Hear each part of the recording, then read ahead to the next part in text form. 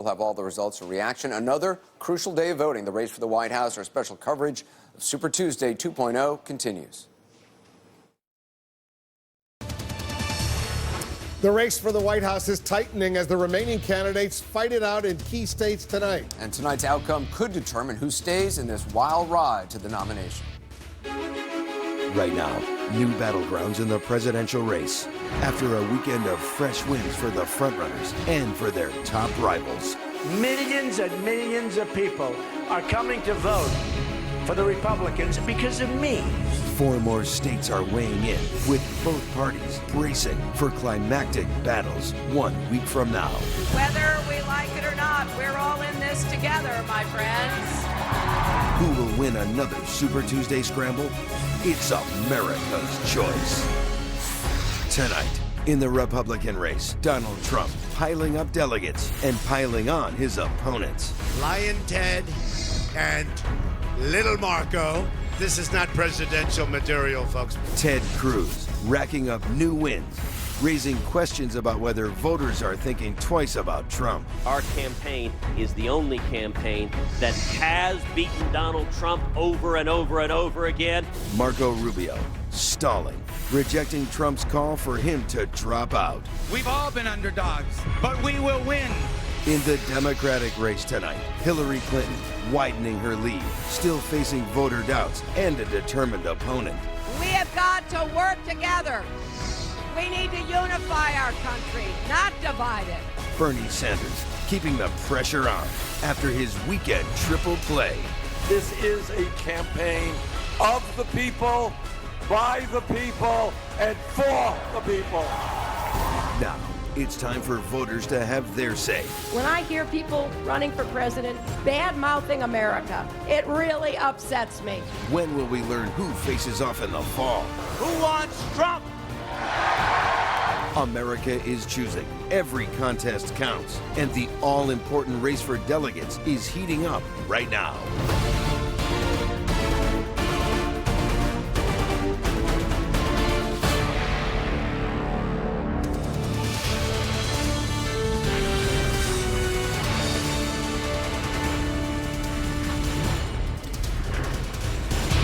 We want to welcome our viewers in the United States and around the world. I'm Wolf Blitzer in the CNN Election Center. The next 7 days could very well decide which of the 6 remaining presidential candidates will accept their party's nomination in July. For the Democrats, 166 delegates are on the line tonight. Hillary Clinton is looking to shut out Bernie Sanders, but both candidates, they have a long way to go. We're not even halfway through this race. While Hillary Clinton's campaign is leading in the delegate math, Bernie Sanders still has plenty of momentum and has vowed to fight until the convention. For the Republicans, 150 delegates are at stake tonight. Trump is the delegate leader right now. Marco Rubio, Ted Cruz, they're hoping the Never Trump movement isn't already past its expiration date. Cruz has won 6 states so far and is arguing the Never Trump movement needs to unite behind him, not Marco Rubio. Rubio says he just needs to make it past his home turf, Florida. That's when he'll win, he says, and derail the front runner. We're counting down to the 8 p.m. Eastern hour. That's when the polls close in Mississippi. At 9 p.m. Eastern, that's when we could make a major projection in Michigan. That's where the most delegates are on the line tonight, and the campaigns are making the biggest play. At 11 p.m. Eastern, polls close in Idaho, where Republicans are voting today. And at 1 a.m. Eastern, vote counting gets underway in the Hawaii caucuses. CNN is taking you to every state and inside every campaign tonight. Our Sarah Murray is with the Donald Trump campaign in Jupiter, Florida. Sarah, what's the latest over there? Well, Wolf, we've all seen this tightening in the national polls, but tonight will be the first real test of whether Donald Trump's momentum has taken a hit. Now, Trump has made it clear he wants to win in Michigan. He wants to win in Mississippi. Just last night, he was campaigning in Mississippi, bragging about how he was leading in the polls there by double digits. So the key thing to watch for Donald Trump tonight is not just does he win these 2 states, but by what kind of margins. We know that he has stalwart supporters. We know he has people who have jumped on the bandwagon early and they have stuck with him.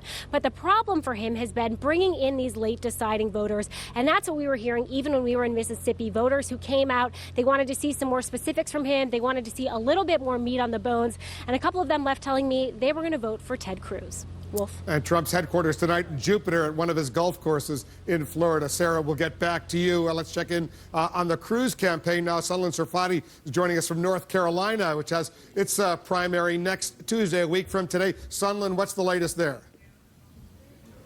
That's right, Wolf. Well, this is really an atypical election night for Ted Cruz. Rather low-key, much different than past election nights. There's no big banners, no blasting music. There will be no big speech at the end of the night here for Ted Cruz. He spent the afternoon and the evening here at this Baptist church in Kannapolis, North Carolina, speaking to voters in advance of the March 15th primary here. And he just held a press conference with reporters where he talked about this anti-Trump movement. In his words, he says Trump has built this image that he is unstoppable, that he is unbeatable. Well, we are starting to see that crash into reality. Now, he will not stick around here to make a big speech at the end of the night. He will be on a plane flying to Miami, Florida, while much of the election results are coming in later tonight in advance of his event there tomorrow morning, really speaking volumes at where his focus is right now in his next big quest to take down Marco Rubio in his home state of Florida. Wolf. Sunlen, thanks very much. Let's bring in Dana Bash and David Chalian. You guys have been going through some numbers right now, exit poll information. That's right. And before we get to that, I think sort of it's important to look at the night and what we're expecting. I have to say, David, I don't know about you, I'm sure you've been on the phone with your sources all day. I was talking to people who I would never in a million years expect to tell me that they voted today for Ted Cruz. But they did. Somebody who in Mississippi, Austin Barber, who is as about establishment as he gets, said, you know what, I voted for Ted Cruz, and it's because I think he is the best person to stop Donald Trump. Not Marco Rubio, not John Kasich, Ted Cruz. And that is the dynamic we just heard from Sunlen and Sarah, that they're certainly seeing and hearing on the ground. And it seems to be the way things are heading, at least tonight. That's right, because now what you have in the Republican primary electorate is that if you are somebody who is opposed to Donald Trump as your nominee, that becomes the most important issue for you, right? And so what you're saying about that, and when you talk to other Republicans, Ted Cruz slowly becoming more establishment of a choice because of that one factor alone, this stop Trump moment. It's something we're going to be talking about all night long, and we're going to be assessing and looking for clues to see, is it really taking hold? Is there something going on with Trump right now that his momentum is being somehow slowed? Now, there are big contests tonight. He can emerge with victories. He was leading in the pre-election polls in these states. But you see the national poll, you see the conversation that's happening among Republicans. I really do think that's going to be the big storyline tonight. And I should say that even people who do not want Trump to win do expect him to. See if that happens, but expect him to do so in Michigan and Mississippi. But let's take a look at Michigan. You've been going through the exit polls and about what the qualities are that candidates have and what the voters are looking for. Yeah, we wanted to sort of look first at the issue terrain that is out there. And we looked at just in Michigan here in both parties to give folks a sense. And I think it's really interesting. So what may not be so surprising is that the economy is the #1 issue. We see it. 35% say the economy on the Republican side, 32% government spending, 22% terrorism, 9% immigration. Democratic side, take a look at this. 42% of Democrats in the Michigan primary, voting in the Michigan primary today, say the economy and jobs are the most important issue, followed by income inequality, health care, and terrorism. But now we dig in, Dana, a little bit further into the economy at the issue of trade. We've heard so much about it on the campaign trail. Watch these numbers. Among the Michigan Republican primary voters, a majority, 53%, say that doing trade with other countries takes away U.S. jobs. 34% say it creates U.S. jobs.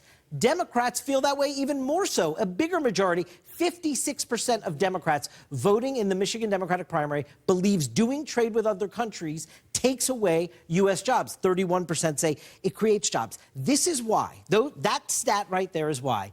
You hear Donald Trump when he says, hey, I'm going to be the nominee, and when I'm the nominee, I'm going to put states like Michigan in play in the fall. That is why. This is an electorate across the aisle that is completely open because of their concerns to hearing the kind of message on the economy and trade that Donald Trump has been selling hard. It is real. You've been in Michigan in the past few days, so have I. It is true. It is a bipartisan sentiment. People still feel economic anxiety and very much blame the trade policies of both presidents, Democrats and Republicans in the past. And that is where both Donald Trump and Bernie Sanders meet. And I'm sure you were there, too. You probably heard the same thing, Wolf. I certainly did. And it's going to be a fascinating night tonight. I think it's going to be pretty exciting for all of our viewers. Anderson, over to you. Well, thanks very much. Joined by some new panelists joining us. Michael Smerconish is here. We all, of course, Nia Malika Henderson. David Axelrod is joining us. Gloria Borger as well. David, let's hear from you just in terms of what you were looking for tonight.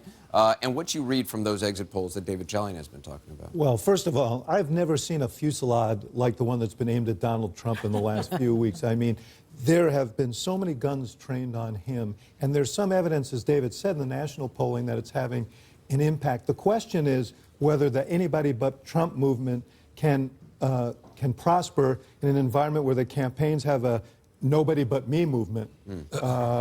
Each one of these challengers thinks they should be the alternative to Trump, and the longer they stay in it, as we've said, week after week, the better he does. And this, we'll see tonight if there's some indication as to whether some are going to fall away and whether he's beginning to fray as a result of all of these attacks, which have been very, very severe. You know, the question is also, we saw this Wall Street Journal poll tonight, which had Trump losing ground tremendously against his top contenders. And I think the question we have to say is, even if people gain on Donald Trump because of this establishment barrage against him, the question is whether it's too late. Right. Because he's already racked up a bunch of delegates. He's going to get a lot of delegates tonight. And if John Kasich wins in Ohio, that's winner take all. So we have to see. And one thing. And to that point, Michael Smerconish, I mean, in the last primary night, even though the margins were closer, Donald Trump still won those states. True, but he's not performing at a 51% rate thus far. So even though he's doing well comparatively, he's not doing well enough to lock this thing up. The question is it going to go on for a while, for another 3 or so months at the current pace? Or is he going to tee this up for next Tuesday to really put it out of contention for the others? And I'm not sure which way it goes, but it's very hard to see how anyone other than Trump can assemble the 1,237 before Cleveland. Yeah, and that's what you heard Kasich say earlier, that nobody's going to get to that 1,237. They like the idea that it's chaos and it's muddled. But there are some, I think, underlying constants about this race, and this is, it might be 3 people, but all the time Trump is winning in states all across the country. So I think it benefits the establishment to keep saying it's muddled. But in fact, if you're the establishment candidate, particular candidate like Rubio, one thing you got to look at tonight is maybe he comes in fourth, and maybe he doesn't even meet the threshold to get delegates. This is really important. There are 2 guys we have to watch closely tonight, and they're not necessarily the headliners. It's Rubio and it's Kasich. Because if Rubio is weakened tonight going into Florida, that enhances Donald Trump's chances of winning Florida. If Kasich does well tonight, perhaps he'll do better in Ohio. If he doesn't, then Trump has a good chance to take Ohio. Those 2 huge winner-take-all prizes next Tuesday. I want to turn to our commentators. Andy Dean is joining us, Trump supporter, former president of Trump Productions. Van Jones, a political commentator, former Obama administration official. S.E. Cupp, CNN political commentator, and Donna Brazile, political commentator and Democratic strategist. Andy, welcome. Good to have you actually here. Appreciate it. We got you out of L.A. We actually got you here. Yeah. So what are you looking for tonight? So we've got Michigan, we've got Mississippi. These are 2 very, very different states, but the one thing they have in common is that they're both primaries. And if we look forward, the next 24 states that vote, the rest of it, 23 of them are primaries. There's only 1 caucus left. Ted Cruz has only been doing well in caucus states. Ted Cruz has only won 2 primaries. He's won his home state and the neighboring state, Oklahoma. So if you look to the future, tonight is going to be a big sign. If Trump can win diverse primaries, then I don't see when the next 23 out of 24 states are primaries how he doesn't win. Do you see any signs of cracks or weakness in Trump in terms of, I mean, to David Axelrod, there's a lot of guns pointed at him, a lot of ads being run against him. Do you see them having any effect? Well, I think when tens of millions of dollars are spent against Donald Trump, yeah, the margins may come down a little bit, but at the end of the day, the voters are going to have their say. And in 2 hours, if Trump wins Michigan and Mississippi, these are very different states once again. Right. I'm sure John King will go through the evangelical population. Very, very different. If he wins both, then I think that there's no way that Trump can't win the nomination. Yeah, S.E., I mean, to Andy's point, Mississippi is a state which on paper, you know, months ago, Ted Cruz would have thought, oh, this is a great state for me. Huge percentage of the voters are evangelical. Donald Trump has been winning evangelicals.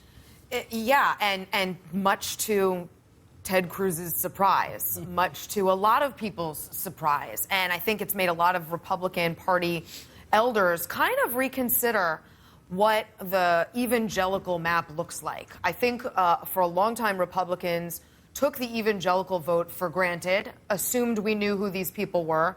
Turns out they're not as homogenous as maybe they used to be, and they're not as loyal to the GOP writ large as they have been in the past. These are people who are now going for the guy who's probably the least, I would say, the least conservative of all 17 candidates that we've offered up, and who speaks evangelical the least fluently. So I think it's sort of a wake-up call to the party to look again at the makeup of our evangelical voters. Van, briefly?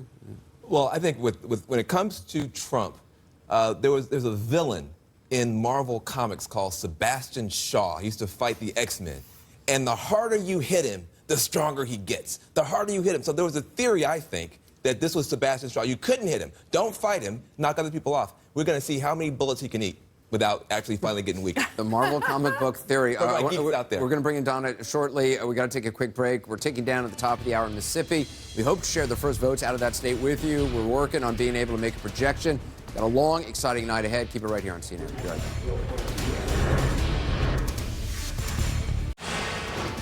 We're counting down to the top of the hour. That's when the polls close in Mississippi, and CNN could be able to make a projection. Both Democrats and Republicans are locked in primary fights in that state tonight. Mississippi could be a bellwether for the so-called Never Trump movement. If it's a tight race, that could be a sign something has pushed late deciders away from the Republican presidential frontrunner. And for the Democrats, Mississippi could be a Clinton stronghold. Could she win big tonight in Mississippi? I want to go to CNN's Jeff Zeleny. He's in Cleveland. He's covering the Clinton campaign for us tonight. So what's the latest over there, Jeff?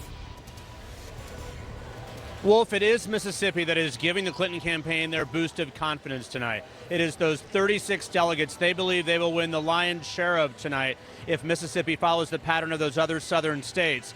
They are, quite frankly, worried about Michigan. They believe the race is very close. And for the next hour and 40 minutes or so until those polls close, they are working at this hour to get the vote out. After people got off their factory shifts, they were encouraged to go work, encouraged to go vote. So they are watching Michigan very carefully. But the Clinton campaign is making the argument, Wolf, this is a fight for delegates. So at the end of the night, they believe they will win the majority of them. But Wolf, the reality here is this. Michigan is the symbolic win. It is the big contest tonight. If the Clinton campaign somehow struggled to win or lost there, that would be a defining moment, would certainly give Bernie Sanders more reason to go forward with vigor here. But that auto industry bailout argument we heard, where Secretary Clinton said that Bernie Sanders was not for the auto bailout, which wasn't quite true, that was intended to play here in Ohio and in Illinois. Across this portion of the Midwest, so key. The auto rescue bailout was so important to all the manufacturers throughout here. So that's why Hillary Clinton is in Ohio tonight. That's why she's in Cleveland specifically tonight, to encourage African-American voters and others to go vote for her in a week. And Wolf, early voting's already started here in Ohio. That's why she's in Ohio tonight. Right. Bernie Wolf? Sanders voted for the auto bailout when it was standalone and was a standalone piece of legislation. When it was incorporated in a much bigger package, he voted against the whole bigger package because he opposed a lot of the other elements in that package. That's the issue. Jeff Zeleny in Cleveland. Let's go to Breanna Keeler right now. She's with the Sanders campaign in Miami. What's the latest over there, Breanna? Well, firing up this crowd ahead of Senator Sanders is Hawaii Congresswoman Tulsi Gabbard, who, of course, recently came out in support of Bernie Sanders and resigned as vice chair of the Democratic National Committee.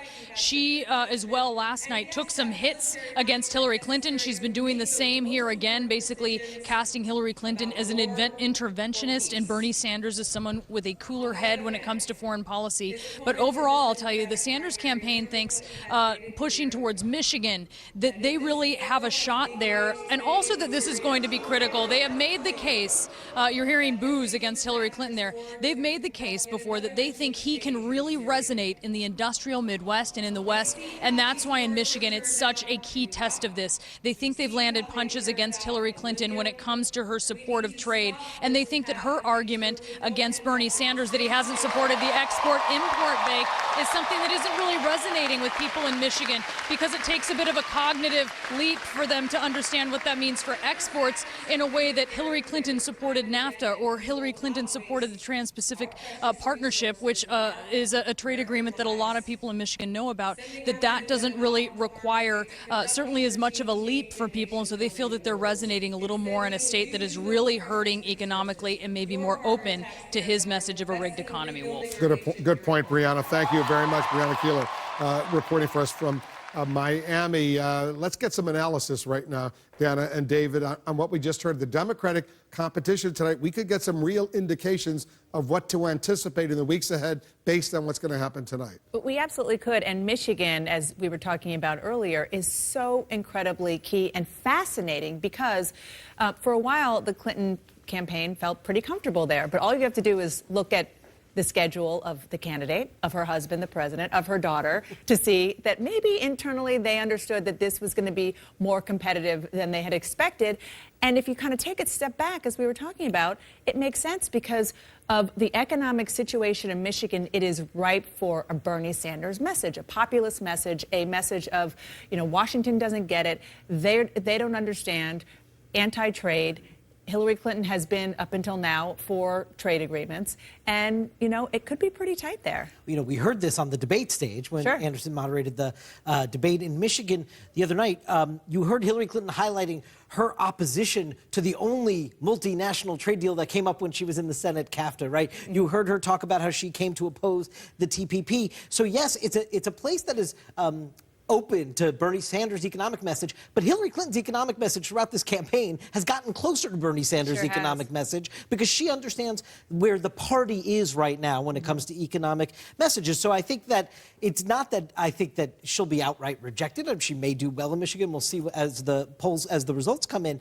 But I do think it is so interesting over the course of the campaign how she has really, especially on these economic populism issues, really moved closer to Bernie Sanders' position than certainly than where her husband was at, or the kind of position she ran on, quite frankly, in 2008. No question. Or the fact that when she was President Obama's Secretary of State, she endorsed the concept of this very trade bill. And Wolf, I will say, as I toss back to you, that I was just talking to some people in Michigan who were saying that some of the union leaders in Michigan who are really critical were not very happy about the fact that Hillary Clinton in CNN's debate went after Bernie Sanders for opposing the auto bailout. They thought that was a low blow. Unclear how much that trickled down to rank and file and to the people who are going out to vote today. Well, the rescue of the auto industry in the United States, especially in Michigan, was critically important. It's a huge issue for millions of people out there. All right, guys, thanks very much. I want to go back to Anderson. Anderson? Yeah, I want to talk more with our commentators. Donna Brazile, in Michigan, are you surprised that Bernie Sanders' message, he's been, there was some talk of would they be pivoting now to sort of focus on Donald Trump. He's been hitting Secretary Clinton hard on trade policies and perhaps with some effect. When it all started, Bernie Sanders was 5, 6, 7% in the poll. He has really been a strong candidate in talking about economic issues, really bringing home the fact that wages are low. Michigan has come back from the recession, albeit not as strong as Michigan was 20 years ago, even 10 years ago. But after President Obama rescued the auto industry, there's no question that jobs and wages continue to be issues that galvanize voters. I'm going to be looking at that issue tonight, the union vote. That's a very important vote in Michigan. I'm also going to look at the Muslim vote in Dearborn, Michigan. Of course, I'm going to look at the college towns, Ann Arbor, East Lansing, because again, Bernie Sanders has put a lot of money, a lot of effort, a lot of energy. He understands by winning Michigan, this will also help him in Illinois and Ohio. A couple of minutes ago, I had a friend of mine from the Jackson campaign. They said in 1988, Bernie Sanders campaigned across the state, it was a caucus state back then, for Jesse Jackson. As you know, Jesse Jackson beat Michael Dukakis. So they're looking for the same results that Jesse Jackson received back in 1988. Van, what are you looking for in Michigan, too? Well, and when it comes to Democrats, if Bernie can't win here, the rationale for his campaign takes a massive blow. He was able to say, well, look, I didn't do as well in the South because I don't have those ties or whatever, but wait till I get up north. Wait till I get there. Then I'm going to show you something. So if he's not able to pull it off, it's tough for him. The Clintons realized they got a chance to put this guy away. They have Chelsea, Bill, Buddy, Socks. I mean, they have every Clinton in the history of They're still around. You know what I mean? They are trying to stop this guy there. So this is I hate to break it to you. I don't think Buddy and Socks are not, well, maybe they're on a nice farm. Maybe that's where they went. This has been the problem. They've been relying too much on Buddy and Socks, and they're just not around. You know, the story of this campaign so far has been Hillary Clinton's firewall in the African-American community, Bernie Sanders' surprising strength among working-class whites. We got to look at both of those things tonight. Can he make any inroads among African-Americans? Can she do better or hold her own among working-class whites? Because when you move on next week to Ohio, where she is tonight, the minority population is actually smaller than it is in Michigan. About 22 or 23% of the vote will be African-American in Michigan tonight. She ought to be able to win that state. If she doesn't, that'll be a sign of concern, at least for Ohio. And Bernie Sanders spent part of yesterday sort of trying to make up for comments he made during the debate. I think it was yesterday, maybe 2 days ago, it all blends together, about African Americans and poverty and his use of the term ghetto. Exactly. So he had to sort of go back over ground that he really didn't want to go back to. And I think the big question for him tonight is whether he can, if he wins this, he denies her the momentum that she wants to just sort of close it up, right? And he also ends the chance for all of those superdelegates who put their fingers in the wind and say, oh, which way is the wind blowing? And the superdelegates will then say, okay, you're giving me a look, Donna. I know, but that's not how it goes. Those superdelegates who are elected officials won't have any reason to kind of say, well, maybe we ought to stick with Bernie. I have to caution everybody. You can win a state, but if you don't win in the right places, the way we reward 15%, but it proportionally and also where the big Democratic votes come from. Right. So you win the Upper Peninsula, great, we'll give you 3, but we won't give you 7 because if you win Detroit and the surrounding areas, but if you'll she get more. wins tonight, the momentum is with her. And if he wins, the game continues. The game continues. Just a quick comment to expand on what Donna said, because what I like about Michigan from a Democratic perspective is that you have all the factors, all the constituencies. There's a union component, the leadership not endorsing, but the members divided between Bernie and Trump. You've got a college constituency, a liberal tradition. He needs to win in an area like this, and if he can't, he'll never be able to get it closer. We're standing by for the first polls to close. We're counting down to the polls closing in Mississippi at the top of the hour. We're also looking ahead to the other big contest, Michigan. A lot on the line. CNN tracking of both races, bringing you live special coverage all night. Keep it here.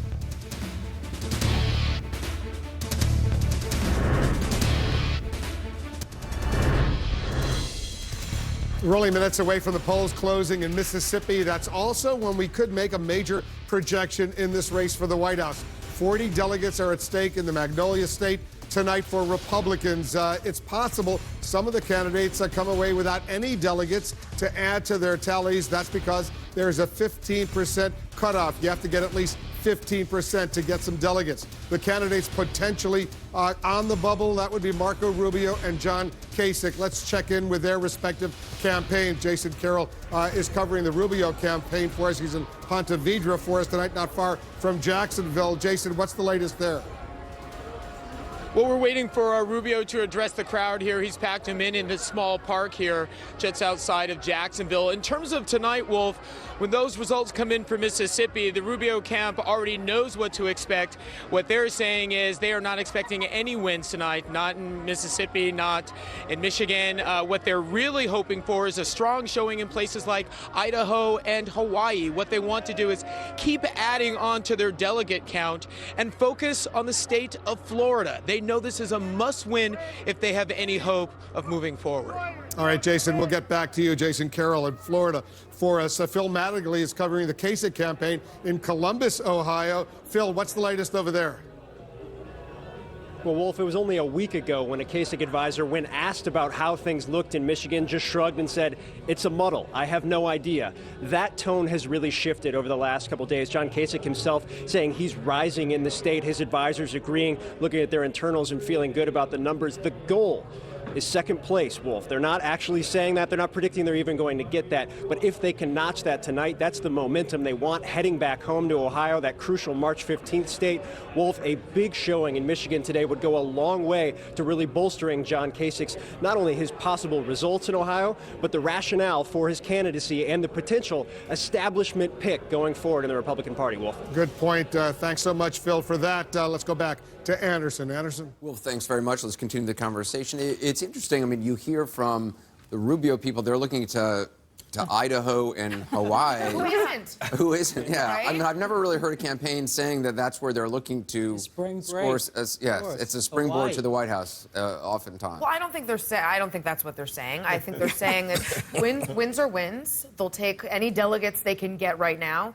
I think a lot of people sort of waved off the 23 delegates in Puerto Rico, but as you know, there are a lot of Puerto Ricans in Florida. They're trying to make the case that this is more than just the smaller states or finding a pathway or a lane, as But you we would like agree to for say. Marco Rubio, Florida is make or break. I completely agree. The Rubio campaign will not say that, but do you think that's true? I completely agree. I think if Marco Rubio can't seal Florida, and I'm optimistic actually that he has a chance there, then I think it's very hard for him to make the case that his entire campaign has been predicated on, which is that he's the electable candidate. I believe he is in a general, but he's got to get there. And if he can't get to the general, what good is it being the guy that can best beat Hillary Clinton? He needs Florida to make that case. As a supporter of Trump, Andy, do you see a divided field? I mean, with Rubio, Cruz, Kasich staying in as long as possible, do you think that benefits your candidate? Well, I mean, or do you Trump, think a Trump is one-on-one winning match these states is fine? anyway. I mean, look, Abraham Lincoln won the White House with 39% of the vote. He ran against 3 other candidates. So you just need to do better than your competitors. I mean, Marco Rubio, I know that people love him in the establishment, but he's getting clobbered. I mean, Iowa 3rd place, New Hampshire 5th place. Tonight, Michigan, he's most likely going to come in last place. He's in last place in the new national poll that just came out for NBC News. So I just don't see a way forward. I mean, literally, I feel bad for the guy's future political career because he's been in politics his entire life. And once he loses Florida, I really feel that the governor's race in 2018, which would have been his, He'll be if he fine. drops out now, he could probably lose that. He'll be fine. I don't think he's moved by your pity. I think he'll be fine. He's still young. He's got a bright future, and he's a very talented guy. The good thing is in American politics, if you're famous, that goes a long way, as your boss can testify. He's going to be one of the most famous people in American politics for a long time. It is very, very, I think, humbling for those of us who have thought he was going to be this incredible force. I felt so moved when he was standing there with Tim Scott, with Nikki Haley, saying this is the way forward for the Republican Party. I thought that was a beautiful moment. And then you contrast that with... Was that a moment you thought of joining the Republican Party? You know what? No, but... He was sipping. I will say this. But compare that to Donald Trump with the hostage video of Chris Christie as the future, and I thought that he had the better case. That's the Nader, right? And the Marco Rubio, Nikki Haley, Tim Scott moment was for a lot of us who have been trying to move the party in a different direction, reach new voters, talk more inclusively. That was the zenith, and it sort of came crumbling down. Right. Well, but the thing about Donald Trump is that he challenges everything about Republican outreach and Republican orthodoxy. By challenge, do you mean destroys? But Republican voters don't agree with you. I mean, Republican voters are going with Donald Trump. About a third of them. Yeah. A third of them more don't than agree. for any of the other candidates. More than for Rubio. But these campaigns, I've said this before, they're less about issues and they're about tests. You're being tested all the time, and the pressure gets ratcheted up. And when the test came for Marco Rubio, he didn't stand up to. So he can be very impressive, but you have to stand up when that pressure comes. David, as somebody who's run a campaign, you read a lot about Donald Trump not having a pollster, having an organization which is unlike really any other of the candidates who are in there, particularly for somebody who has the money that he does. I mean, he could have put resources in. Does that matter? I mean, up until now, he's obviously been doing very well, so you could argue, well, it doesn't really matter. Do you think it actually matters when you start to have large amounts of money aiming at Donald Trump? Well, I think that's what we're going to see. The national polls suggest that's the case. The point is is the one Gloria raised before, which is, did it all come too late? And there is a certain rough justice to this, because there were a lot of Republicans who had private views about Donald Trump that they didn't want to share, and then they panicked at the last minute, and now they're hitting him with everything they can, and it may just be too late for that. Some of yes, those folks I do are actually think running for stuff president. matters. And now the establishment favorite, and I never thought I'd hear myself say this, is Ted Cruz, who doesn't have a friend in the United States Senate. I think has benefited from Rubio's attempted takedown of Donald Trump. Exactly. That really backfired, I think, on Marco Rubio. It put him in Trump's league, not in a good way. Yes. And Cruz was the beneficiary. And Cruz has won contests and has a ground game in several states. Marco Rubio, not so much. Right, caucus says most. We've only got a little time before the top of the hour. That's when the polls in Mississippi close, about 15 minutes from now. CNN is getting ready to make a projection. Stick around for that. A critical night in the race for the White House. What happens in Mississippi could reverberate, of course, throughout the country. A major CNN projection coming up after this.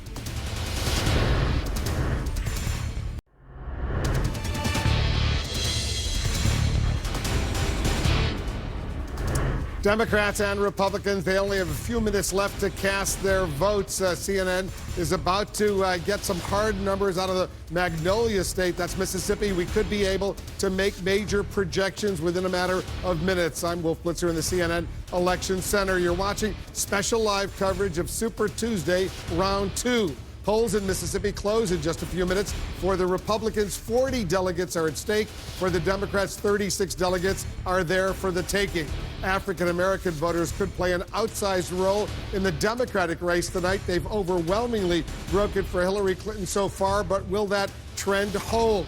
Can Bernie Sanders surprise and rejuvenate his chances at swiping the Democratic presidential nomination? In the Republican race, Mississippi's two neighbors already made their pick. Alabama overwhelmingly went for Donald Trump, but in Louisiana, Trump escaped much more narrowly with a win over Ted Cruz. So which state will better predict what happens in Mississippi tonight? Guess what? We're about to find out. First, let's go to CNN's Sarah Murray. She's covering the Trump campaign. She's joining us from Jupiter, Florida right now. Empty behind you, but pretty soon it's going to fill up. Yeah, that's absolutely right, Wolf. And look, the fact that we're in Florida right now tells you pretty much all you need to know about where Donald Trump's head's at tonight. No matter what happens, he is focused on Florida. And I was just talking to one of his top Florida campaign officials who said there's no doubt that his momentum has taken a hit, that he seemed to be a little rattled, a little flat in the days after Mitt Romney came out publicly against him. This person said there are a couple things that Donald Trump needs to do to really seal the deal in Florida and ensure he wins, not just by a couple points, but by a slightly wider margin. And one of the main things this person said, get there, be visible, and I'm not talking about Mar-a-Lago. This Florida campaign official said it's time for Donald Trump to be spending more time here in Florida, to be holding bigger, boisterous, raucous rallies and ginning up the faithful. Wolf. Sarah, thanks very much. Sunland Sarfati is covering the Cruz campaign in North Carolina right now. What's the latest over there, Sunland? Well, Wolf, the Cruz campaign is setting the bar pretty low for themselves this evening. A Cruz campaign official says the mood behind the scenes right now is good and that they're hoping for a good showing tonight, but that's not exactly fighting words. Their goal really, they're not predicting any outright wins against Donald Trump or anyone else. Their strategy tonight is all about the math, picking up delegates, shrinking the lead with Donald Trump in terms of delegates and moving forward. A Cruz campaign official telling me tonight, this is all about gathering delegates that we need to give Trump a run for his money. And the Cruz campaign is pointing to the results in Louisiana over the weekend, a place that might give them some hope, where they saw those late breakers, last-minute deciders coming to their side, leaving Trump and breaking their way. They really hope to emulate that result today in many of these states. Of course, they think that's a trend, but of course, tonight's outcome will be a big test of that theory and if that trend holds. Wolf. All right, Sunland, thanks very much. I want to go back to Dana and David. Mississippi coming up within a few minutes. We might be able to make a projection. That's right. And even though the Trump campaign is feeling bullish about Mississippi, and even privately the Cruz campaign thinks that he'll do well there, Sunland is absolutely right. I'm hearing this from my sources. I'm sure you are too, David. It is all about delegates, and it is all about racking them up, particularly for Ted Cruz. I mean, look what happened on Saturday night. Donald Trump had the check mark next to his name. That's right. But Ted Cruz got the most delegates. Yeah, I mean, his two wins over the weekend were much wider, much bigger victories than the two more narrow wins that Donald Trump had. The test for Ted Cruz in Mississippi is, again, this was supposed to be part of his whole base. This is where he was supposed to actually, by this point, be the delegate leader, right? And he's not, because Trump has performed well in the South. So this is another test, I think, for the Cruz operation in that way. No, you're exactly right. That's an excellent point, and that is certainly a point that the Rubio people bring up over and over again, that Cruz is doing better, but he was supposed to be winning in the South because of his so-called Southern strategy. But on that note, give us a sense of what the voters going into the polls today in Mississippi and Michigan are feeling about some of the Cruz issues, particularly the federal government. Exactly, which is sort of his bread and butter, right? So this gets at sort of the mood in the electorate. Take a look at this. In Mississippi, the Republican electorate voting in the primary there today, 44% of Mississippi Republican primary voters are angry, outright angry, 43% dissatisfied. Take a look in Michigan. It's a little less angry of an electorate. 32% of the Republican primary voters in Michigan say they're angry. A majority, 55%, say they're dissatisfied. And then, of course, the critical white evangelical vote. In Mississippi, it's pretty significant. 76% of Michigan Republican primary voters today are evangelical Christians. That should be good news for both Trump and Cruz that have been doing well with them. And in Michigan, that's in Mississippi. In Michigan, take a look at this, Dana. 49%, nearly half the Republican primary electorate in Michigan is white evangelical or born again. That is 10 points higher in turnout among evangelicals than we saw 4 years ago in the Republican primary in Michigan. It is now a more evangelical electorate. I am sure if you're in Cruz campaign headquarters, you take that and you're like, wow, that might help us tonight in Michigan. Absolutely, because, you sort of think about southern states like Mississippi that has 3/4 of the Republican electorate say that they're evangelical. That might be expected. But Michigan, maybe not so much. And, of course, Michigan went for Mitt Romney, who, of course, is a Mormon, last time around, and also in 2008. So it was a little bit of a different dynamic since Michigan back then was practically home turf for Mitt Romney because he grew up there. Michigan and Mississippi, two very different states for these Republicans who want to be the next president of the United States. We'll see what happens momentarily. I want to go over to John King over at the Magic Wall. We're looking at Mississippi first. Michigan closes at an hour. Mississippi closes in a few minutes. And so the big question is, there's momentum at stake here, but the math matters more now that we're into the crowded calendar. And we can show you over here, Wolf. You see the states voting tonight. Let's look at the delegates at stake. If you look at it right now, if you look at the two states involved here, you've got Democratic delegates and Republican delegates at stake. There we go, 166 Democratic delegates, 150 Republican delegates. Now, there's some other math here. If you're looking forward, what does each candidate have to win going forward? Donald Trump has won 43% of the delegates so far, up to today. He would have to win 54% of the remaining delegates to get to the magic number of 1237. You see the math for Senator Cruz. He's won a third, which means he would have to win 60%. And for Rubio and Kasich, the math is pretty daunting. Near impossible to see them getting enough to clinch. Their goal is to win their home states, to get in the race, get some wins down the road, and get to a convention. Not impossible for the lower guys to clinch, but they'd essentially have to win everything starting next week. So you look at that math. Let's look quickly at the Democratic side, then we'll go to the map. If you look for the Democratic side and the delegates here, if we get Hillary Clinton has won 59% of the delegates so far. These are pledged delegates. No super delegates involved in this math.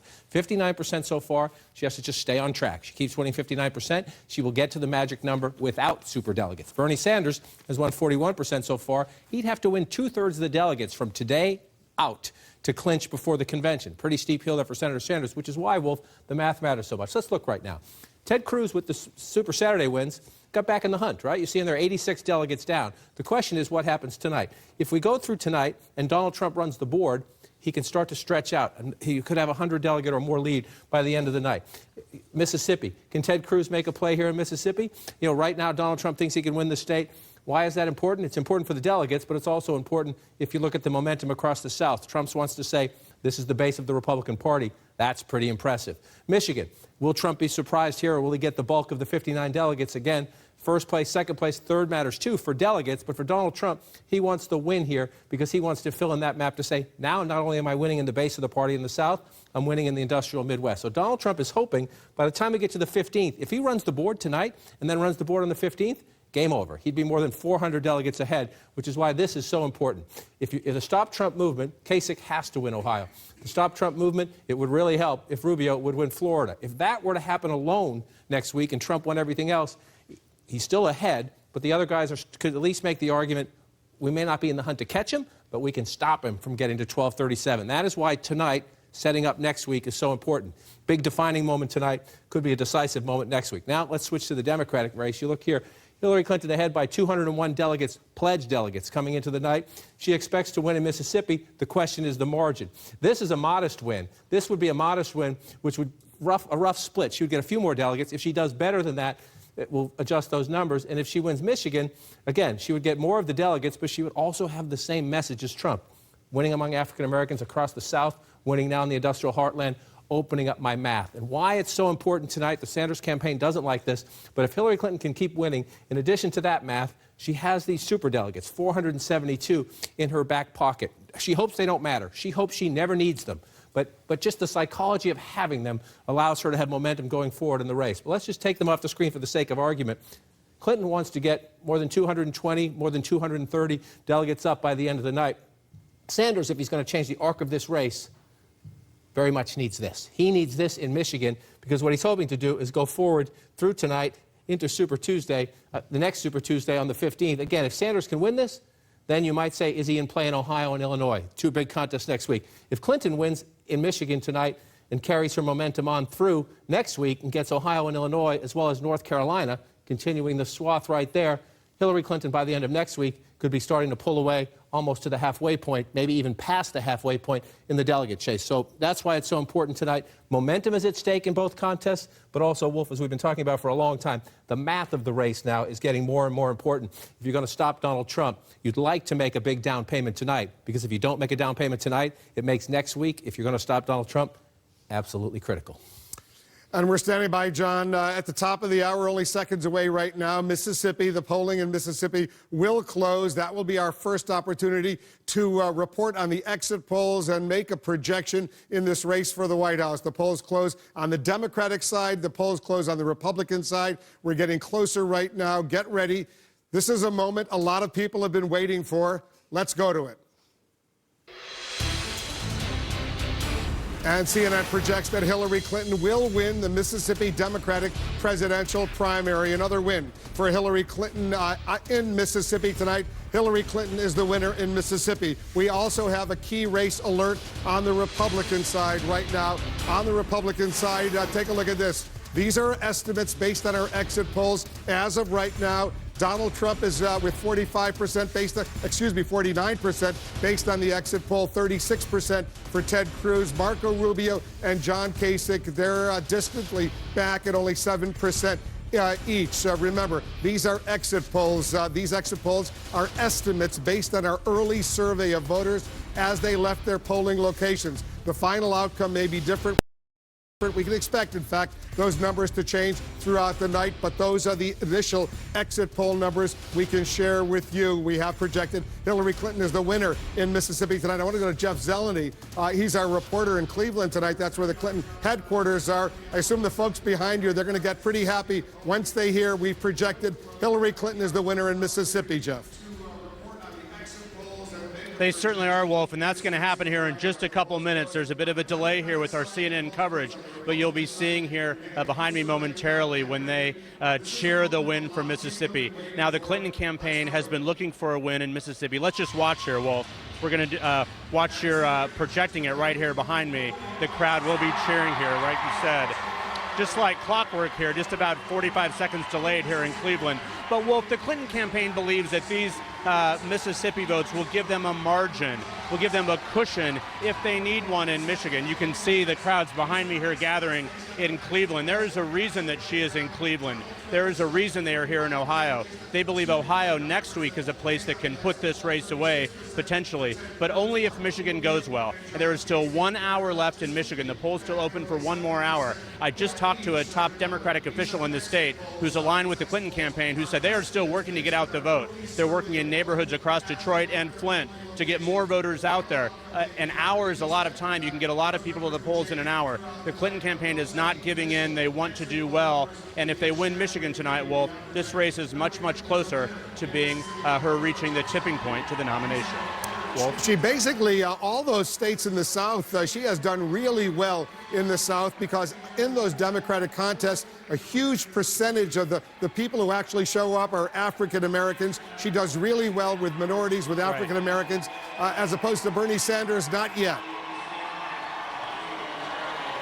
That's right. Well, Bernie Sanders didn't campaign in Mississippi. He didn't go down to Mississippi to campaign because they believe that their best bang for their buck, as one advisor explained to me, is staying in Michigan, a place like Michigan. They plan to fight for Michigan, as they've seen, but also Ohio, also Illinois, and they will be going on to Florida, but that is a tough state for them as well here. So the Sanders campaign really hoping for a good showing in Michigan, but we'll find out in an hour or even more when those polls close in Michigan. Wolf? This is her 12th win so far coming in tonight. She had won 11 contests. Right. I assume at some point we're going to be hearing from Hillary Clinton behind you, right? Do we have any idea when she's going to be speaking?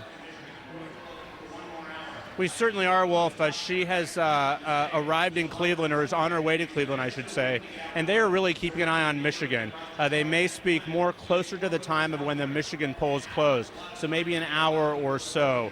But, you know, she's monitoring this very carefully because, as we've said, an hour is a lot of time, and they are not going to give anything up until they can work till that final minute here in Michigan. We'll definitely be hearing from her here at the Cuyahoga County Community College. Cleveland, very symbolic. It's one of where the most Democrat votes are in the state of Ohio. That's why she'll be coming here tonight. She'll be coming here again on Saturday and again on Tuesday, I'm told. Really fighting hard in Cleveland, Wolf, to try and drive up that vote for the Ohio primary 1 week from tonight. Wolf? Ohio, Florida, the states a week from today, they will be critically important as well. Right.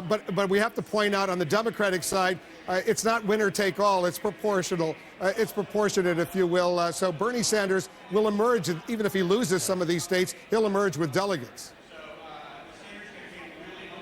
He certainly will emerge with delegates, and that's why this race is likely to go on and on. The Democratic rules here, as we've known, as we kind of got a preview in 2008, it is all proportional. That's different from Republicans. Republicans become winner-take-all next week, but Democrats are proportional all the way along. That's why Bernie Sanders believes he can and will, in fact, stay in until the convention, particularly because a lot of those big states come at the end of the calendar. California, New York, New Jersey, some of the big states are coming at the end of this process, which is much different than 2008. Those big states were on Super Tuesday 8 years ago during the Clinton-Obama fight. That's why Bernie Sanders believes he will stay in this race until the convention. He believes he has hundreds of delegates yet to win. The challenge here for the Sanders campaign, Wolf, is that the math gets very difficult for them. They have to start winning in big states and earning more delegates, not just a few delegates here. So that's the challenge for the Sanders campaign at this point. And it's also increasingly more difficult because she has all those so-called super delegates as well. Jeff Zeleny is in Cleveland with the Hillary Clinton campaign. You know, Dana and David, a big win for Hillary Clinton in Mississippi. She continues her sweep, basically, in the South. Very impressive. Now we're going to see what happens in Michigan. That's right. And can we just say, before we say anything else, that was so impressive what Jeff Zeleny just did. You could hear his voice blasting behind him. It was about a minute delay, so he was talking to us with his own voice blasting and everybody there cheering. I've been there, but that was quite impressive. Back to the results. The fact that, as Wolf just said, Hillary Clinton continues to do well, not just in the South, but in states that have a very high African-American population.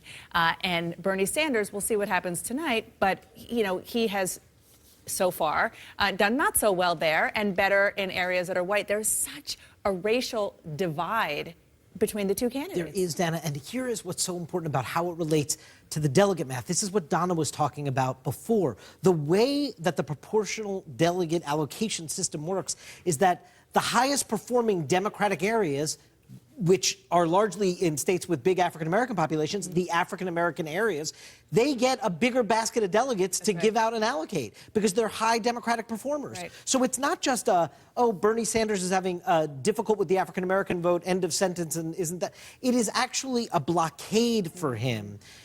towards actually putting the math together that he needs for the nomination. If he doesn't start performing better with African-American voters, the math just gets tougher and tougher. And we have some numbers now to point to how this went tonight. Take a look in Mississippi. This is how Hillary Clinton won the state of Mississippi tonight. Among African-American voters, take a look at that. She wins them 89% to 11%. They made up 69% of the electorate today in Mississippi. Wow. Take a look at senior citizens. I think this is one of the untold stories of Hillary Clinton's success this cycle. She does really, really well with older voters, 86% to 14%. They made up about a fifth of the Democratic electorate down there in Mississippi.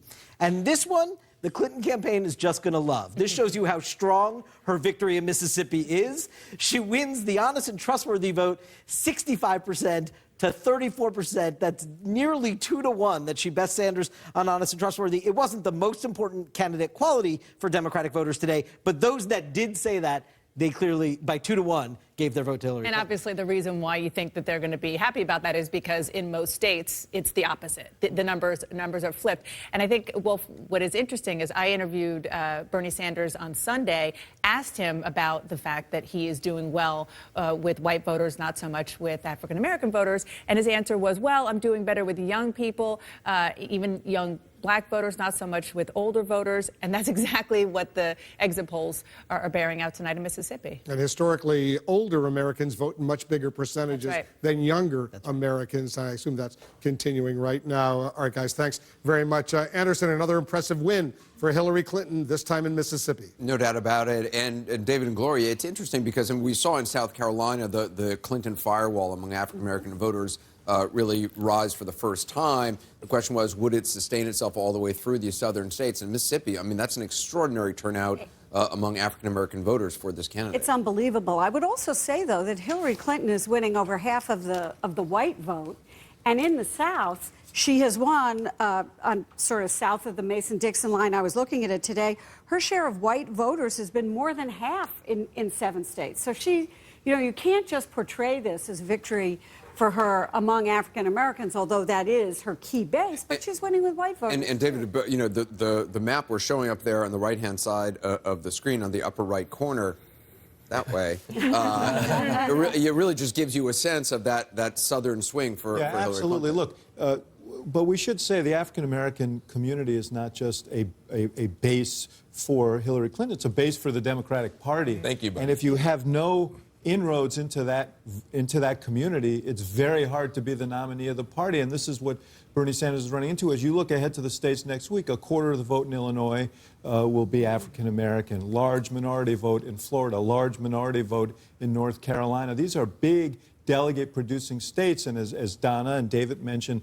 the African-American districts are the ones that have the largest number of delegates. It's really hard to see how Bernie Sanders actually becomes the nominee of the Democratic Party without picking that lock, and it's one of the reasons she's far ahead right now. Nia, Pledged delegate. It is so interesting because Bernie Sanders, after Iowa and New Hampshire, there was a lot of talk about him reaching out to the African-American community. There were some very high-profile African-Americans who came out in support of Bernie Sanders, and yet the numbers are not holding up at all. They're not holding up. They're not improving. And I think the first sort of sign of that was South Carolina. Right. I think even the Hillary Clinton campaign was shocked at how well they did vis-a-vis Bernie Sanders with the African-American vote. Where he goes from here, given the fact that he's done an HBCU tour, he's got high-profile surrogates like Cornel West and Nina Turner and Killer Mike. What does he do going forward? We've got a key race alert. I want to go to Wolf Blitzer for that, Wolf. Anderson, here's our key race alert in Michigan right now.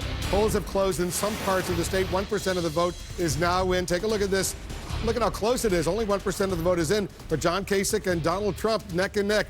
35.8% for John Kasich. 35% for Donald Trump, only 51 votes ahead. Ted Cruz at 19.3%. Marco Rubio in 4th place, 7.8%. Very, very early, but so far, neck and neck between the Ohio governor and Donald Trump. On the Democratic side in Michigan, once again, very, very early. Bernie Sanders with 52.2%. Hillary Clinton with 47.1%. 395 votes ahead for Bernie Sanders.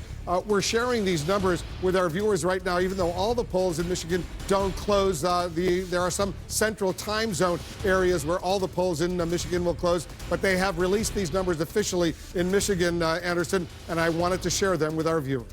Wolf, thanks very much. It's interesting, Andy Dean, and we had John Kasich on, I think, an hour or so ago. He said he felt very confident about Michigan. He thought they were going to do well. He wouldn't actually say whether it would be second or he didn't actually even suggest first place. But certainly those numbers, and again, they're very early numbers, right. Tiny percentage of the vote in, are encouraging for Kasich, even if he doesn't beat Donald Trump in it, just that he's in that conversation. Look, it's less than 1%, so we can't Right. jump to a conclusion there. But it seems to be he's overperforming in Michigan. But to me, the bigger story is what we're seeing out of Mississippi, that if Trump's going to win by double digits, I think that is going to be the key to unlocking Florida, because Florida votes as if it's 3 different states. You've got northern Florida, which is going to vote how Georgia, Alabama, and Mississippi. That's what Mississippi is teaching us tonight. So Trump has already won Georgia by 20, Alabama by 13. If he wins Mississippi by double digits, that means he's going to dominate in Jacksonville and Pensacola. Then central Florida, the I-4 corridor, that's going to vote like Virginia, which Trump has won, and a little bit of mix of Michigan.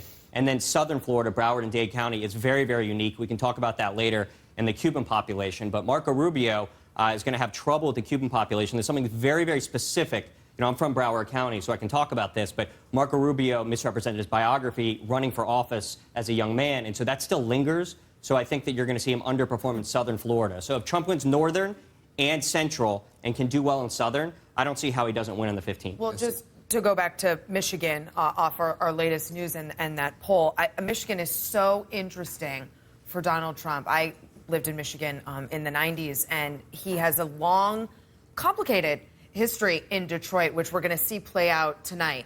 Back in the 80s, he considered building in Detroit, eventually passed. Back in the 90s, he considered building a casino in Michigan, passed. He speaks glowingly about Detroit and was very bullish on its recovery. Counter that with the way he has spoken about auto workers recently in that state. Just last year in August, he basically said that Michigan needs to close up some plants, some auto plants, bring them to other states where they pay workers less, basically telling auto workers to take a pay cut in Michigan. I don't think that went over well. You're going to see this state render its decision on all of that tonight with Donald Trump. But on trade, and we saw the exit poll numbers, for the voters who are saying that they believe trade hurts American jobs, that's a message Donald Trump has been hammering home and is actually pretty close to Bernie Sanders on that, speaking against NAFTA. Even in a general election, if he's against Secretary Clinton, that's another. Secretary Clinton is still going to be arguing the same thing she's been arguing against Bernie Sanders, and we're going to see a continuation of that. Yeah, so that's another complicating but very, very interesting piece of the Michigan puzzle, and why Michigan, I think, is really, really important for Trump and obviously for Kasich as well. But I think we'll learn a lot about how some of Trump's messaging has been playing out when we get Michigan's decision. I just hope everybody gets a screenshot of Kasich over Trump for now. At least we hope his family does. Do you want to take a picture with your camera? I'm going to get my phone out, because that looks really, really cool, and I don't think that's going to hold. So I just think... On the other hand, you look at Marco Rubio at 7.8%. It's not likely he's going to have a good night in Michigan, and there are big implications to that. He started... By the way, it's now 3% of the vote in. It's early. It's tough. Well, there are certain things that you can deduce from all of this. One of them is he isn't going to have a very good night here. You think about how this whole assault on Donald Trump began with Marco Rubio on that debate stage, and you might say tonight he looks like the hands-down loser in all of that. You get the hands reference. It seems to be that this kind of kamikaze effect. Thank you. It's a kamikaze effect in this election. Chris Christie takes on Rubio. He then collapses, but maybe Trump benefits. I don't know who benefits from that. But the person who goes hard, you can sometimes knock somebody else down, but you knock yourself out. Yeah, I think he wounded Marco Rubio. I think that Marco Rubio has never been perceived in the same way, because the issue is there any there? And from the moment that Christie said, there you go again, you're repeating it for the 5th time, you started to wonder, is there substance? But it didn't help Christie. In other words, whoever does these devastating attacks, Christie does the attack and he disappears. I think Rubio actually did some damage to Trump But now he's about to disappear. Well, and then There's he some weird- followed up with what looked like open mic night at the frat house Right. for the next several days after that. You think And that I think was it good. actually diminished him his in a way brand. that hurt him. The guy who benefited from all this was Ted Cruz, who wisely hung back and let Rubio do all And the also dirty perhaps work John for him. Kasich, who continued to try to stick Who to his stands message apart and did from all not of that. attack absolutely. Donald Trump. Don't forget that John Kasich has spent a lot of time in Michigan doing these town hall meetings, the same kind of meetings he did in New Hampshire. And I'm not surprised that he's picking up just a little bit of gas because here's a state that is tailor-made for the kind of message that he's bringing to the Republican Party. Already a good night for Hillary Clinton in Mississippi, and now we're counting down to when the polls close in Michigan. As you saw, early indications show a very tight race for both Democrats and Republicans. Stick right here to our special live coverage.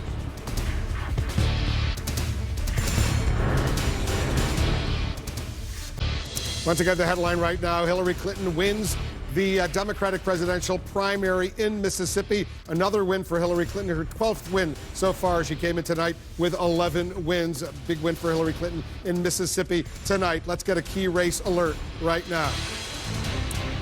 In Michigan right now, 3% of the Republican vote is now in. Look at how close it is between Donald Trump and John Kasich.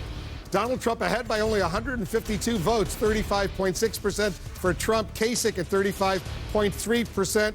Ted Cruz in third place with 18.8%. Marco Rubio in fourth place, 7.8%. But remember, 3% of the votes, still a small number, but those are actual votes in Michigan. On the Democratic side, bigger percentage of vote is now in, 12%, and Bernie Sanders maintaining his lead. Just changed a little bit, 51.9% for Bernie Sanders in Michigan. Hillary Clinton with 47.1%. He's got a lead right now, 4,704 votes. 12% of the vote is in Michigan. I want to go over to John King over here at the Magic Wall. Let's talk about Michigan first and foremost. Very close right now. 12% of the vote is in, but you're looking where that vote is, and a lot of vote outstanding. An early Sanders lead, 12% of the vote, but Senator Sanders happy with the early results, have him up. What do we have so far? As you can notice, if you look at the state, including up here at the Upper Peninsula, not that much of the vote in yet, but we are getting some vote in the urban areas and the Detroit suburbs. This is Oakland County. You're getting out into the suburbs, or your so-called Reagan Democrats live out here. 52% to 47% so far, but 0%. So just the first vote starting to come in Oakland County. You come down here to Wayne County. This is the big ball game here. 18% of the population. You have the African American Center in Detroit. Some of the suburbs as you get out here, car country, auto country right in here, as well as the suburbs. Senator Sanders again at 0%. So we've got just a few precincts in. You see 187 votes to 157 votes. So nothing to write home about or bet on yet, but the early results coming in for Senator Sanders. What are we looking for? We want more down in Detroit. We obviously want to get over to Grand Rapids and Kalamazoo. But for the Democratic primary, most places we're going to look for Ann Arbor, the university vote, and in the Detroit and the suburbs here is where the bulk of your vote will come in. We'll watch it play out. Let's flip over to the Republican side. Doesn't get much closer than that. Very close early on. Again, just 3% of the vote in. Trump up a little bit over John Kasich. Ted Cruz running third right now. Marco Rubio well behind in fourth. But again, it's only 3% of the vote. If you look at it filling in, let's come to Wayne County again. Look at Detroit. Trump leading at the moment, but again, just a handful of votes there, a couple hundred votes when you add them all up. Then you start moving out into the suburbs again. Oakland County, this is a big Republican area right here, and you look pretty split right there. Again, very early results as you look on it. I want to go back in time and show you. Remember, Michigan was tighter than we all anticipated. Mitt Romney, the son of a former Michigan governor, had a run for his money from Rick Santorum in 2012. Santorum getting the conservative votes up here. Also in the western part of the state, Grand Rapids, good conservative pocket there. So this is something we'll keep an eye on tonight. If you look back at this history, Santorum came in, did very well with evangelicals, but also started to switch his message to more blue-collar economic appeal. Again, gave Mitt Romney a run for his money, surprised him in the state of Michigan. So if you look at the Santorum vote and then come forward and think about the race this year, this will play out. More candidates competitive in the race, we think. Anyway, we'll see what Cruz does. But if you're going to see a Cruz comeback, it'll be up here and over here to the west. Trump and Kasich fighting in the Detroit area and the suburbs, much like we've seen Trump and Rubio fight in some other states. Yeah, still very early on the Republican side and the Democratic side, but close contest in Michigan so far on both. Anderson, back to you. Yeah, thanks very much. David Axelrod, you've run campaigns, you know Michigan well. Too early to tell anything, or? On the Democratic side? Yeah. You know, I think that this figures to be a close race because Bernie Sanders has made some inroads with working-class whites, and there are a lot of them in Michigan. But again, and do you think he's been able to do that on trade issues? Is that particularly where? I think I think those trade issues are important.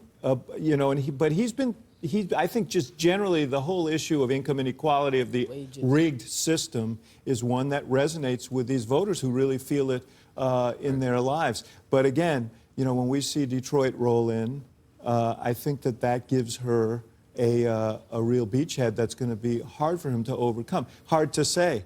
But the fact that he's struggling here and that she may win this state is probably better news for her than it is for him. And on the Republican side, I mean, John Kasich has spent, I mean, we were talking to him an hour or so ago. He was saying, I mean, how much time he has spent there. Live there, right. He said he should pay taxes there. He didn't predict he would win, but I think what he needs to do in Michigan, if he can't beat Donald Trump there, is come in a very good second. If he comes in a very good second in Michigan, it portends very well for him in his home state of Ohio, where he has a 70% approval rating, winner take all. We all know that. And it's important for him because he hasn't been anywhere, and except for New Hampshire, right? So he needs. He also should pay taxes. Right, that's right. And he's had the same strategy, as you point out, going all along. This is so important for him because it will show the progress that he has made in his campaign, and he's run a very different campaign from everybody else. But he needs, I think, to beat Cruz here. And we'll just see. You know, it's very close. Obviously, it's a hard business, you know, because these are the optics of presidential politics. Right. You can be a point ahead into third or a point into second, and everybody will give you either a win or a loss, and that's where Kasich is tonight. No, a good second. No, but I agree with you. Yeah. I think it's important for him to finish second to Trump here. And trouncing Rubio, who, according to these early polls, is way down. So that's he kind of makes the argument. Michael? I was going to say, the big picture tonight, just to come back to where we are, I think, is can Donald Trump get to 1237? He needs to win Michigan, teeing up Ohio and Florida. If Kasich can dent him there, he's more likely to win Ohio and take Trump off that track, which I think then means we hobble along all the way to Cleveland.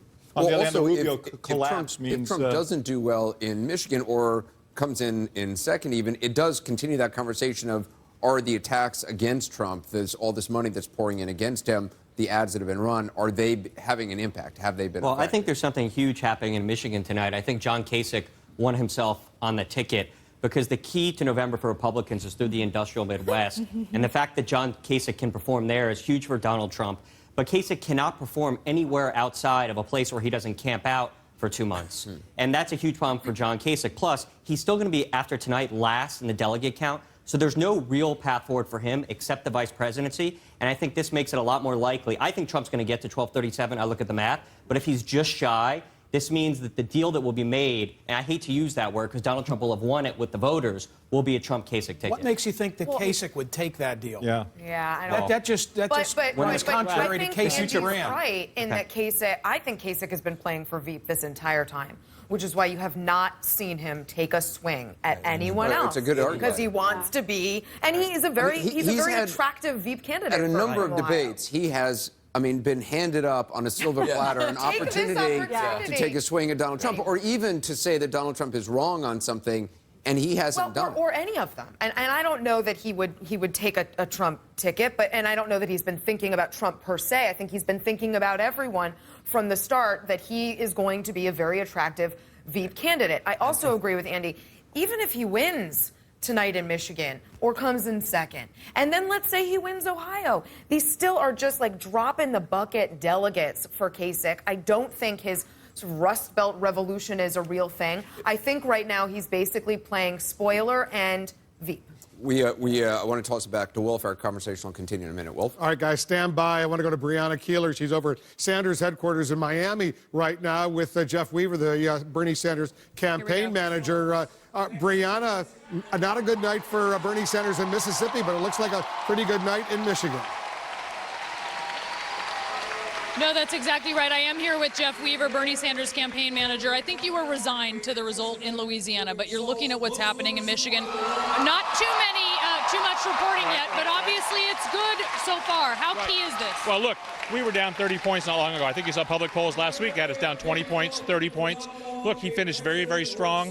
We'll see how it turns out, but it's obviously going to be very close in Michigan one way or the other. I think his debate performance, despite the pundits, was well received in Michigan on substance. I think he scored all the points. And I think, frankly, that Secretary Clinton's negative false attack, which has been exposed over and over again in various media around the auto rescue, really backfired on her, because I think you have to be very careful. Rightly or wrongly, she's perceived to not always have the most authenticity, and then to launch a negative attack that is shown to be false, I think is really devastating. So we're seeing 15% reporting at this point. Bernie Sanders with a bit of a lead here. Do you think that will hold? Well, it's hard to know. I don't know where the results are coming in from, right? And I'll talk to my people and see where I think they're coming in from. But I mean, it's difficult to know this early. You're pivoting now, and you're here in Florida, to these series of contests that we're going to see in a week. What is important for Sanders to do in order to really make up some ground? Right. Well, look, so the 15th, we got 5 very important states. It's very important in these states that we hold our own in terms of delegates, because after the 15th, the calendar changes radically in our direction. In the second half of this primary and caucus process season, much heavily tipped in our favor. Why is that? Why do you feel like it's tipped in your favor? Well, look, Secretary Clinton was First Lady of Arkansas for years and years, over a decade. She has a lot of strong relationships in the South. She's very popular there. And all the southern states were front-loaded, right? And so after the 15th, there are no more southern states. And if you look at the states that Bernie Sanders is winning by double digits, in some cases by 30 points up north, there's a lot more states that look like that.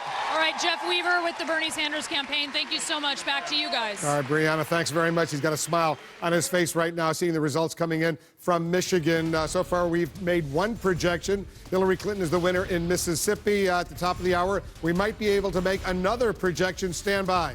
Much more of our coverage coming up right after this.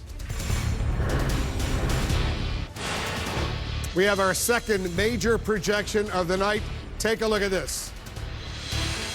CNN projects Donald Trump will win the Mississippi Republican presidential primary. An important win for Donald Trump tonight. He's won 12 so far coming into tonight. This is his 13th win so far. Donald Trump, we project, is the winner of the Mississippi Republican presidential primary. We also have a key race alert we want to share with you right now. Take a look at Michigan, what's going on. On the Republican side, 12% of the vote is now in. Donald Trump expanding his lead, 37.5% to John Kasich, the Ohio governor, with 29.8%. That just changed. Ted Cruz in third place with 20.5%. Marco Rubio in fourth place, 8.5%. Once again, 12% of the vote is now in Michigan. We'll see what we can do at the top of the hour. On the Democratic side, 18% of the vote is in, and Bernie Sanders maintains his lead over Hillary Clinton, 51.4% to 47.2%. He's got a lead right now, Bernie Sanders, of 6,266. 18% of the vote is in. Still plenty of votes outstanding. Just changed, by the way, in Michigan. 20% of the vote is in. Bernie Sanders getting a little closer, 50.6% for Sanders, 47.8% for Hillary Clinton, a difference of about 4,400 votes. I want to go to Sarah Murray. She's our correspondent covering the Trump campaign. She's in Jupiter, Florida right now. The crowd's going to get a little bit bigger behind you. Good news for Donald Trump. We've projected he's the winner in Mississippi. Wolf, that's absolutely right. It's good news for Donald Trump. And what it also tells you is that even in the face of this barrage of attacks that have been hitting Donald Trump, he is still managing to notch these victories. Now, of course, we know Mississippi is a state that awards its delegates proportionally. We're waiting to see where all of this shakes out. But no doubt this is a good night for Trump. And I think a couple things work to his favor in that state. One is, of course, his immigration message. This has been a cornerstone of his campaign. This has rallied voters to his side. But the other thing, in talking to voters in Mississippi and just looking at how the crowd responded, people really liked his call to ban Muslims, at least temporarily, from coming into the country. There was a certain sense that was really resonating with voters. These are not necessarily the traditional Republican messages you might think that a candidate would go to a state like Mississippi with, but it's clearly something that worked out for Donald Trump tonight, Wolf. Sarah Murray, thanks very much. I know that Donald Trump's going to be having a news conference and delivering a speech there. We'll, of course, have live coverage of that. Dana and David, good nights in Mississippi for both Trump and Hillary Clinton. That's right. And again, we've talked about this, David, in many different election nights past, but a billionaire from New York who tells it like it is, doesn't speak Southern, if you will, winning in Mississippi. because he's speaking to where the voters Exactly. are right now on a That's whole exactly host right. of issues. The Republican primary voters, his message is clearly resonating. This is a big victory, right? We were able to project it pretty early. It's funny to see also a similar pattern to Hillary Clinton. They're doing well in the same region That's of the true. country, Yeah. which is interesting to see as well. Although, to be fair, Donald Trump is doing well in every region of the country. That's true. That is true. But, you know, I was down in Mississippi 2 years ago when there was a big intra-Republican fight. The incumbent Senator Thad Cochran was fighting for his life against an insurgent Republican. And so Republicans down there shouldn't be surprised that somebody like Donald Trump with that kind of message is winning. What is our exit polling telling us about exactly how Trump won? Well, let's first start talking about those evangelical voters that we talked about before. Take a look at this. Trump and Cruz are pretty close. Trump wins them, though. 45% of evangelical voters in Mississippi go for Trump, 40% for Cruz. We looked at the non-evangelical voters, and he wins them overwhelmingly. But this was 76% of the electorate, and he wins them by 5 points. Now take a look at this. The angry electorate, we told you how angry the electorate was before. 40% say they're angry. Trump wins them going away. 57% to Cruz's 33% to Rubio at 6%. And then how about the 58% of voters who want an outsider? This is Trump's base, basically. 65% of them want Trump. 27% want Cruz. 4% Rubio. You know, for Ted Cruz, who made his entire time in Washington with the label outsider, he is not winning that outsider vote. And when nearly 6 in 10 voters who went to the polls want an outsider and Trump wins them by 40 points, he gets that he is winning that angry outsider elected, the folks that are just so pissed off at Washington and want nothing to do with anyone who's attached to it. That is what the electorate's screaming for, basically, in a place like Mississippi tonight, and Trump is answering their call. That's right, and Ted Cruz really thought that he was going to be that guy without anticipating that Donald Trump would be the one to come up. And we'll go to any Trump rally, and the number one thing that pretty much every voter there will say is, we like him because he's not a politician. Period. End of story. And that just showed up tonight in Mississippi. You hear again. that all the time, and that's an important factor. Guys, thanks very much. I want to go over to John King over at the Magic Wall. John, Michigan, Mississippi, we know the winners, Trump and Hillary Clinton. But Michigan, it's close right now. Look at this. 21% of the vote is now in Michigan. Bernie Sanders with 50.2%, Hillary Clinton 48.1%. That's a significant number so far. Up to 21%. That's a very close race. The gap has closed a little bit. What are we waiting for most of all? We're waiting for Wayne County, where we have 0% officially. Just you see that little over 300 votes there. Bernie Sanders leading in the early returns, but this is the African-American heart of the state. This is where Hillary Clinton expects to do very well, but Senator Sanders leading in that county as we begin the count right there. Detroit and the suburbs out this way. Then you move up into Oakland County, again, big part of the auto industry and the industrial base of the state. Pretty close right there so far, right? Big chunk of the voters in there. Half of Oakland County's in. This is an important county in the state. It's a good chunk of population, more than 12%. Very close race, competitive in Oakland County. Then you move over here. Macomb County is the county we spent so much time on in the 1990s. This is where Bill Clinton's pollster, Stan Greenberg, did big studies of so-called Reagan Democrats. This is where you had the crossover voters who went over to vote for Ronald Reagan, Democrats, blue-collar workers who voted for Ronald Reagan, and the Democratic Party studied them very clearly. Hillary Clinton with a decent lead right now, only 4% in Macomb County as we watch this play out. So out here, blue-collar workers, that has been the struggle in the race. She's up by a decent margin in Macomb County. They're fighting in Oakland County.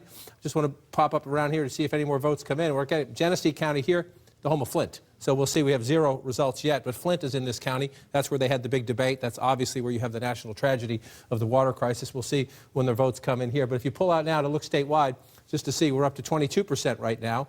Senator Sanders holding that narrow lead, but we got a lot to wait for. We got to wait for in Detroit, and we got some more rural counties up here. Fewer votes up here for the Democrats, but if it's a close race, they all count. We'll take a look. Let's just switch over to the Republican side real quick.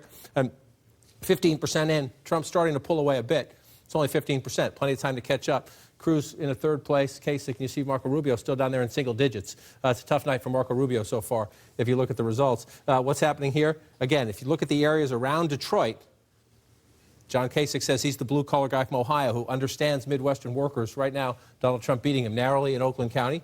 who voted in Macomb County. Very early results, only 4%, but beating him quite convincingly in Macomb County. Donald Trump says he can make Trump Democrats in the land where we used to have Reagan Democrats. More affluent suburbs here, St. Clair County, Donald Trump winning by a decent margin. There, a very healthy margin, and you bring it around. So you start to see the map fill in. If you're Donald Trump, you're happy with that. For obvious reasons, it's filling in your colors. Ted Cruz winning down in Kalamazoo, but only by a narrow margin, right there. Another spot to look for the Republicans, Wolf, is Grand Rapids. Nothing in there yet, and then more conservative votes up here in the northern part of the state. But Trump's starting to inch ahead, only 15%. We got some counting to do. Yeah, Kasich, if he comes in second, that bodes well next week for Ohio, his home state, maybe Illinois, which is next week as well. Stand by. We're going to keep checking in on what's going on in Michigan. We know the winners. We've projected the winners in Mississippi. Much more coming up right after this.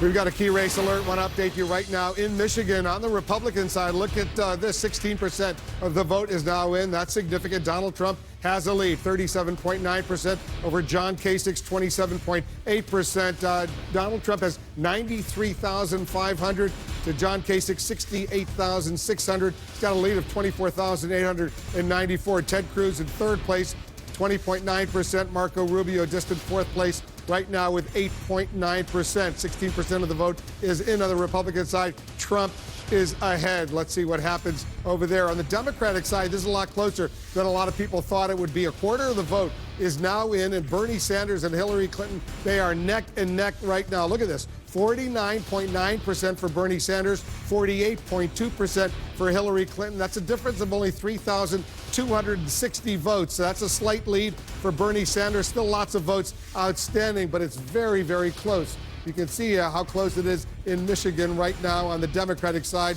On the Republican side, Donald Trump has the lead, but only 17% of the vote is in. Anderson. David Axelrod, when you look at those Michigan numbers, particularly for the Democrats, are you surprised at how well Sanders is doing? And do you think to Jeff Weaver's point from the Sanders campaign, who we just heard from a moment ago, he was saying he thought Hillary Clinton attacking Bernie Sanders on the auto bailout at the debate hurt her. Well, I don't know whether it hurt her or not. I do think it was, in my view, it was kind of a cheap shot because he voted against the bailout for banks from which some funds were used to help the auto industry. And so he was clearly registering his disapproval of the bailout of the banks. And I thought it was a little too cute by half. I really don't think that's what made the difference. And if you look at these exit polls, it looks like the late deciders basically split evenly, so it doesn't really support that goal. I just think this, given the demographics of the state and the way these races have been going, this figured to be a fairly close race because he does have some support. He's shown support among working class whites. You see the same age divides in all these states where he does fantastically well among young people. She does very well among older people, but more older people vote. I mean, the dynamics are not terribly surprising. Here's the deal, though. Time is running out here. You look at poll. The Chicago Tribune had a poll today that had, in the Illinois primary for next week, Hillary Clinton up 67-25. She's averaging a 25-point lead in Florida, 21-point lead in Ohio, 18-point lead in North Carolina, and the same in Missouri. So this is really a critical moment for Bernie Sanders. A win here would have been a really big help for him. And I don't know how it all plays out mathematically, but I do know that there's been a fight inside the Bernie Sanders camp. There have been kind of two different points of view. One is go hard on Hillary, be merciless, vet her, hit her with everything. There's the people that don't like her, she can't win. There's other people saying, listen, you are Bernie Sanders. You're somebody, we love you because of the elevation of your message. When Hillary did that cheap shot, and tries to pretend that he was somehow against the auto workers, it gave a lot of energy to the people who said, see, we should have never held back. We should have thrown the kitchen sink at her. I think she's got to be very careful because she does have to bring the party back together. She doesn't have to do stuff like that to win. She looks like she's on the pathway to win. I think she's got to think about the long term. She's got to pull these folks back together. Well, they have another debate tomorrow night. It'll be interesting to see how Sanders, the natural thing is happening here, which is you go down the road in these campaigns, and even if you have a lot of things in common, candidates get grouchy. They begin to dislike each other. The campaigns begin to dislike each other. But Bernie Sanders has to feel a certain urgency here. He has to pull something off in the next few days, because if he loses these big states next Tuesday, it's really going to be hard with proportional representation, proportional delegates to win. The constant in the internals that I'm seeing in these states and the prior states that have voted is this solid support that she enjoys among African Americans. And earlier there was conversation here as to what can he do to make up that ground. Shy of immediately joining the administration and becoming Barack Obama's Secretary of State, nothing. I think that she is being rewarded. She's being rewarded by people of color for the support that she has given this president over the duration, the loyalty over 2 terms. It's extraordinary having been involved in that race in 2008 to see this thing unfold because it's the mirror image of that race. And in fact, I've said this before, Barack Obama's become kind of her firewall, her relationship with him. She has relationships in that community, but I agree with what Michael said. I think that she is being rewarded for coming after that bitter race, supporting him, joining the administration, becoming a teammate of Barack Obama. 7 out of 10 voters in the exit polls show that they would like the next president, the next Democratic president, the next Democratic president to continue to protect and preserve and expand upon the policies of Barack Obama. He's a very popular figure within the Democratic Party. I'm not surprised that Hillary Clinton is out there talking about the things that she supports because African American supporters back the president. But, you know, I want to go back to the delegate math for me. I want to be a little... Well, you know, don't let me show you all my hands. But, you know, Bernie Sanders, you got to win these big states, and you got to win in the cities, meaning Hillary Clinton understands that you got to put together a diverse coalition. She's doing that. That's why she's doing well in these states. But in a few weeks, we have Hawaii, Idaho, some of the states that you Republicans like to hold a little early. We Democrats wait until the end of March Madness. And Bernie Sanders, I believe, Washington State, will try to accrue more delegates. But here come April. April is another big bonanza for Democrats. And if Bernie's not able to put together the coalition now in March, it's going to be very difficult when you get to New York and Pennsylvania and the remaining states, because the math won't change. Can I just Are you saying we have to wait till April for things to clarify? I'm sorry. I know you're looking for spring Every few break. weeks, people say it's going to clarify next week. I think it'll be Florida, Anderson, you can get that tan fine. Good luck with that. This is not just about the math, though, for Bernie Sanders. Bernie Sanders has had a huge impact on Hillary Clinton and on this Democratic race, because half of the things that they're talking about now, I don't think they would have been talking about if it hadn't been for Bernie Sanders and, to a degree, Elizabeth Warren, and that group within the Democratic Party that is growing more and more powerful. So whether or not Bernie Sanders wins, he's going to have a real presence at the convention. Well, don't you think it's interesting? She says he is a single-issue candidate. But then a lot of her issues are, if he is a single-issue candidate, it's because she stole all his issues and left them with all, I mean, she's saying... But also, Nia, I think we've talked about this before, he has made her a better candidate, a lot of her supporters believe. That's right. I mean, if you look at some of the ads that she has been running in Michigan over this last week, we remember that her tagline has been, "I'm with her." But there are a couple that are running where the tagline is, "She's with us." So she is realizing that this idea that this is a candidacy that was all about her initially, she is now, this is about other folks. It is so interesting to me how, and we see this every election cycle, but how the race itself, I mean, this marathon that it is, it does make all the candidates better. If you think about Donald Trump, never having been in debates before, he's a better debater, maybe, you know, for whatever you think. Well, whatever you think of his most recent ones, or whatever you think of him, he has certainly gotten better as a debater. G to PG to R to however you would define better. But I mean, it does make all these candidates. It usually makes them better, and the ones who don't are the ones who fall away. And it's so interesting. Van talked about, on our side, Van talked about all the kamikazes. You know, Chris Christie goes after Rubio and sort of a suicide mission. Well, there are also the conscientious objectors in the beginning who decided, you know, I don't want any part of this, really. I thought I did, thinking of Scott Walker, who got out early, who really, I think, read this election well. They know how long this takes. They know how nasty it was going to get. They saw the writing on the wall and they thought, this is not going to make me a better person. He may also have read the polls, which saw him go from top to bottom. But there were 17 people. Really, anything could have happened. And I think really astute, you know, people like Scott Walker and Rick Perry saw this process is not going to be good for me. I am not going to get better through this But it's process. interesting, the kamikazes, as you call them, I mean, the kamikazes knew they were kamikazes. None of these ones seem to have known it. I mean, they're all sort of like accidental. Intentionally knew he was on his way out and he's going to take one last swing. Well, he at also was on his Marco. way out because Marco Rubio's super PAC ran millions of dollars of negative ads against him in New You Hampshire. think Jeb that's knew? how it goes. You think Jeb knew when Jeb Bush was attacking Donald Trump that it was a suicide mission? No, I don't don't think think so. Jeb did. I don't think Jeb so. did. But Mr. Trump Rubio? understood the mood of the Republican electorate. He understood that they feel betrayed. They feel like the national Republicans are not paying attention. They don't respect him. And so you have to give Donald Trump a little credit for understanding that mood and tapping into it. I think the theory I appreciate it. Thanks for hand. Yeah. No, I think the theory is that maybe there was no path for any of these other candidates. No matter if Rubio behaved outlandishly like the past week, or if he was this, very proper, prim and proper Rubio the past few months.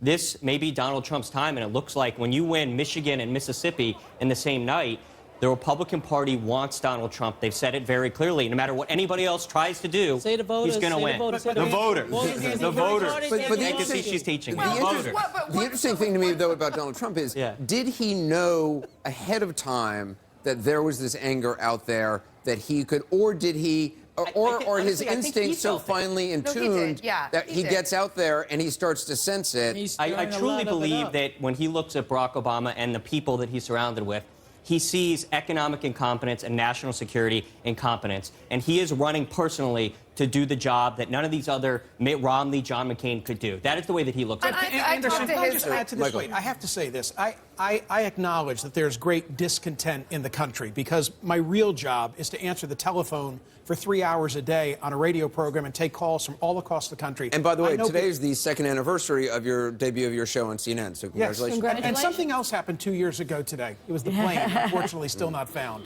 But I want to make this observation about Donald Trump. We're giving him the credit for having seized upon this opportunity that he knew the country was angry. He's fomented so much of this anger. He's the guy going around on a campaign trail with a hat that says, "Make America Great Again." He's the one perpetuating this notion that America is not a great place. He's also. So I know we're not doing great in the nation, but he stirred the pot. That's what I want I to say. disagree. Look, the idea that right now economically people are struggling isn't a Donald Trump concept. There's a reason why people are angry because wages haven't risen in the past 10 years. They're worried about the Middle East and ISIS attacks. We've seen San Bernardino. So this isn't like Trump is fomenting fake subjects. If the data, this is very real. If the data points today were the same and Mitt Romney had been elected, people would say, see, all we needed to do was get rid of Barack Obama. We would have 5% unemployment. We would have a stock market that's this robust.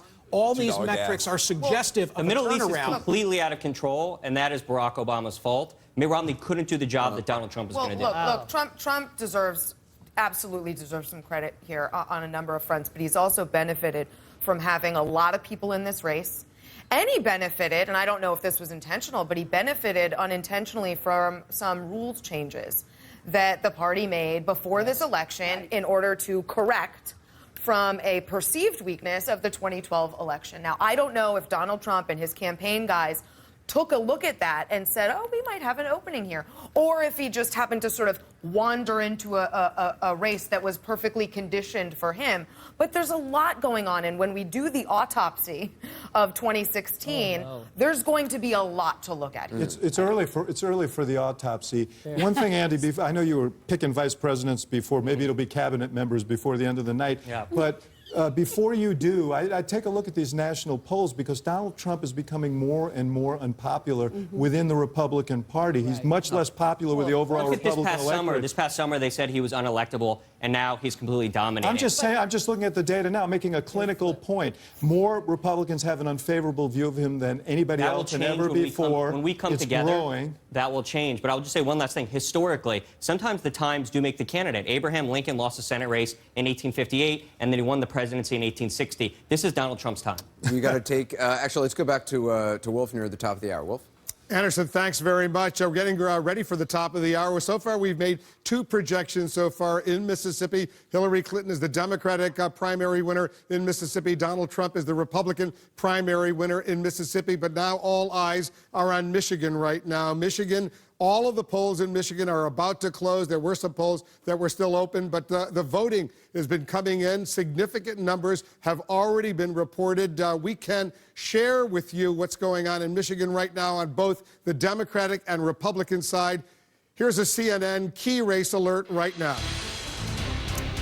We can't make a projection in Michigan right now on either the Republican or the Democratic side, but we can tell you that on the Republican side, 21% of the vote in Michigan is in, and Donald Trump maintains his lead. He's at 38% to John Kasich's 26.4%, Ted Cruz 22.1%, Marco Rubio distant fourth with only 9%. Once again, 21% of the vote is in Michigan.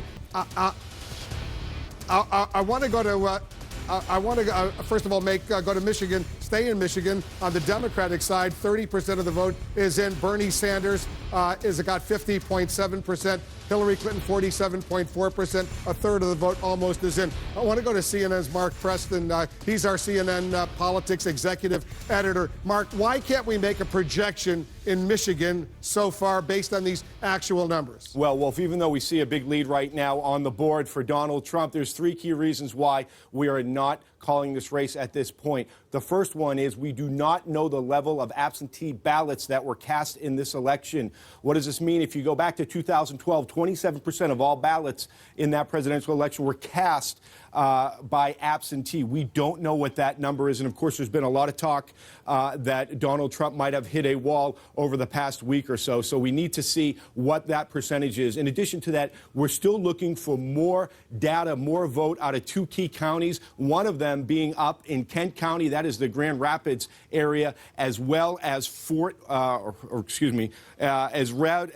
Wayne County, which is the Detroit area. So right now, we're looking for data from two key areas of the state, and we also need to find out what the absentee ballot scenario is for this election. Wolf? Well, we want to be cautious, obviously, even though Trump does maintain a lead with a significant number of the percentage is now in, but we want to be very, very careful. I want to go to Sarah Murray. She's over at Trump headquarters right now in Jupiter, that's just north of Palm Beach.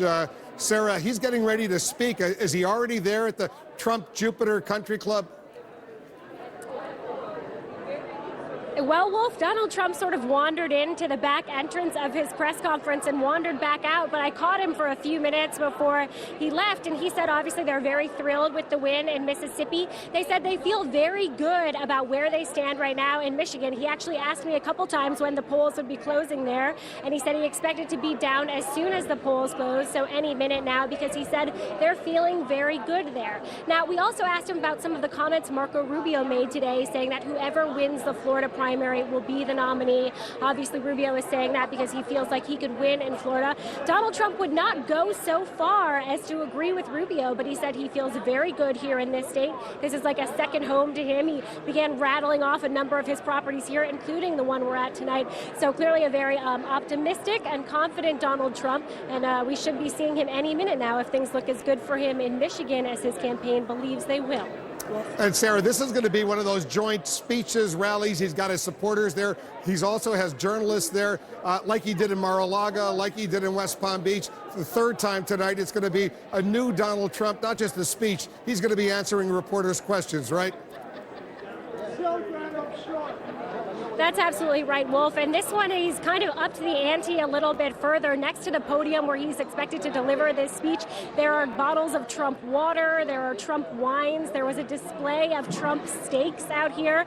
Remember, he's been facing a lot of fire from his rivals and from outside groups about his business history, saying that some of these are failed companies. And so I think he's trying to do this as a way to tout some of his products and sort of restore some of his brands as he comes out here, and it has at least one win under his belt tonight. But, you know, Donald Trump never really prepares a speech. He doesn't work off a teleprompter ever. So I think he sort of feels like this press conference environment works a little bit better for him. But, of course, he always stalks the front rows with his friends and supporters. So it's at least a couple friendly faces looking back at him. Wolf. Like he's waiting for a projection in Michigan. Shortly thereafter, we will see him. But we'll stay in close touch with you. Sarah Murray's in Jupiter over at Trump headquarters on this night. The other night, he waited for the projection before he came out and spoke. Once we made the projection, he won. He went out and spoke. And I love that he asked Sarah several times what time the polls are closing in Michigan for that exact reason. Also, could we just take a step back and talk about what she was just reporting, that he's got Trump wine there, he's got the Trump meat there.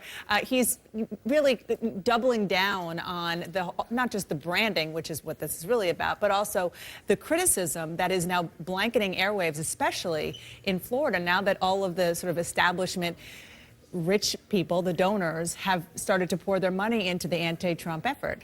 Yeah, no doubt. It's a pushback on that. But it is, this man is the master marketer of our time, right? So the fact that he is able to use his presidential campaign and the success he's having in the campaign and parlay that into a reminder of all of his products and properties is no small thing. I also think the optics, he is doing something that I don't recall ever seeing before, holding news conferences on election nights where you just take questions from reporters who are placed behind your supporters. It's in a room that looks kind of like the East Room in the White House. The optics are really good for him, too. And before we go off this topic, the fact that Sarah was also reporting that he has what's called a step-in repeat there, which is, if anybody watches Entertainment Tonight or Access Hollywood, it's the place where people can come and talk to reporters before they go in to the event. The fact that he has that there for his supporters, it's such a nexus of, you know, Hollywood, reality TV, and politics. But putting that aside for a second, let's turn to Michigan and the incredibly tight race on the Democratic side. And if you look at the numbers right now, 31% reporting Sanders is ahead. That is not what the Clinton people thought going in, and certainly isn't what some of the polls going into Michigan. I mean, talking to the Clinton campaign all day, they were nervous, doing a lot of spinning in advance and being like, hey, we don't really need Michigan for the delegate count. So there was definitely some nervousness there, as Jeff Zeleny was reporting as well. But let's take a look at why it's so close there. We dug into these exit polls to sort of find out what's making it close. Take a look at this. Remember, it's an open primary there, so Democrats and independents can play in the Michigan primary. Democrats made up 68% of the electorate, and Hillary Clinton wins them here by 12 points. 55% of them go for her, 43% for Bernie Sanders. Independents in Michigan make up 28% of the electorate tonight, more than a quarter of the voters in the Democratic primary. Sanders wins them huge, 73% to 26%. That's one aspect that's keeping it close. We talked about trade before. Take a look at this. Among those voters that believe trade takes away U.S. jobs, 60% of them are voting for Sanders, 39% for Clinton. That's 58% of Democratic voters in Michigan today who feel that way, and 60% of them are cutting towards Sanders on that trade issue. But then we ask about Obama's policies. Do you want to continue Barack Obama's policies? Half the electorate says that they do, and those are Hillary Clinton voters. She has successfully really positioned herself as the Obama candidate. 63% go for her, 35% go for Sanders. And again, that was half the electorate that wants to continue Obama policies. Half the electorate, and that's obviously good for her in Michigan, as it has been in many other states. But those other numbers, now we know why the Clinton campaign they sort of trying to lower expectations today. I know with you and with me and with others. Those people who are concerned about trade, that economic concern there, that's what Sanders is using right now to fuel what is a very, very close race in Michigan. That's right. And we should say that we're waiting for the Trump press conference. That is going to happen momentarily. And you know what? Look at this stagecraft. It's right behind us here. That is, as we were just talking about, and as Sarah was just reporting, this is not something that we have seen before. You have his supporters, people, there you see George, who is his advanced person. Maybe this means that Donald Trump is coming shortly. But you have all of these people kind of milling around in front of the reporters. Not a rally, not a big event, but something that is really unusual. As you said, it's a bit of a hybrid. And very, very, very much of a hybrid. It's a combination rally, combination press conference, but only Donald Trump. Do you think they're serving Trump steaks there? I'm sure they're serving delicious food, whatever they're serving. Guys, stand by. I want to go over to John King at the Magic Wall. We're waiting for Donald Trump to speak. But on the Democratic side, in Michigan right now, almost a third of the vote is now in. Look at how close it is. 51% for Bernie Sanders, 47.1% for Hillary Clinton. It's a lot closer than a lot of the polls had earlier suggested. Sanders is doing very well. Well, the polls coming in showed Secretary Clinton ahead. So not only is it closer than we expected, but the other guy's on top. If you're the Sanders campaign at 31%, that lead has held pretty steady. So on the one hand, you're encouraged because your lead has held for a long time now as we've gone from 5 to 10 up to 31%.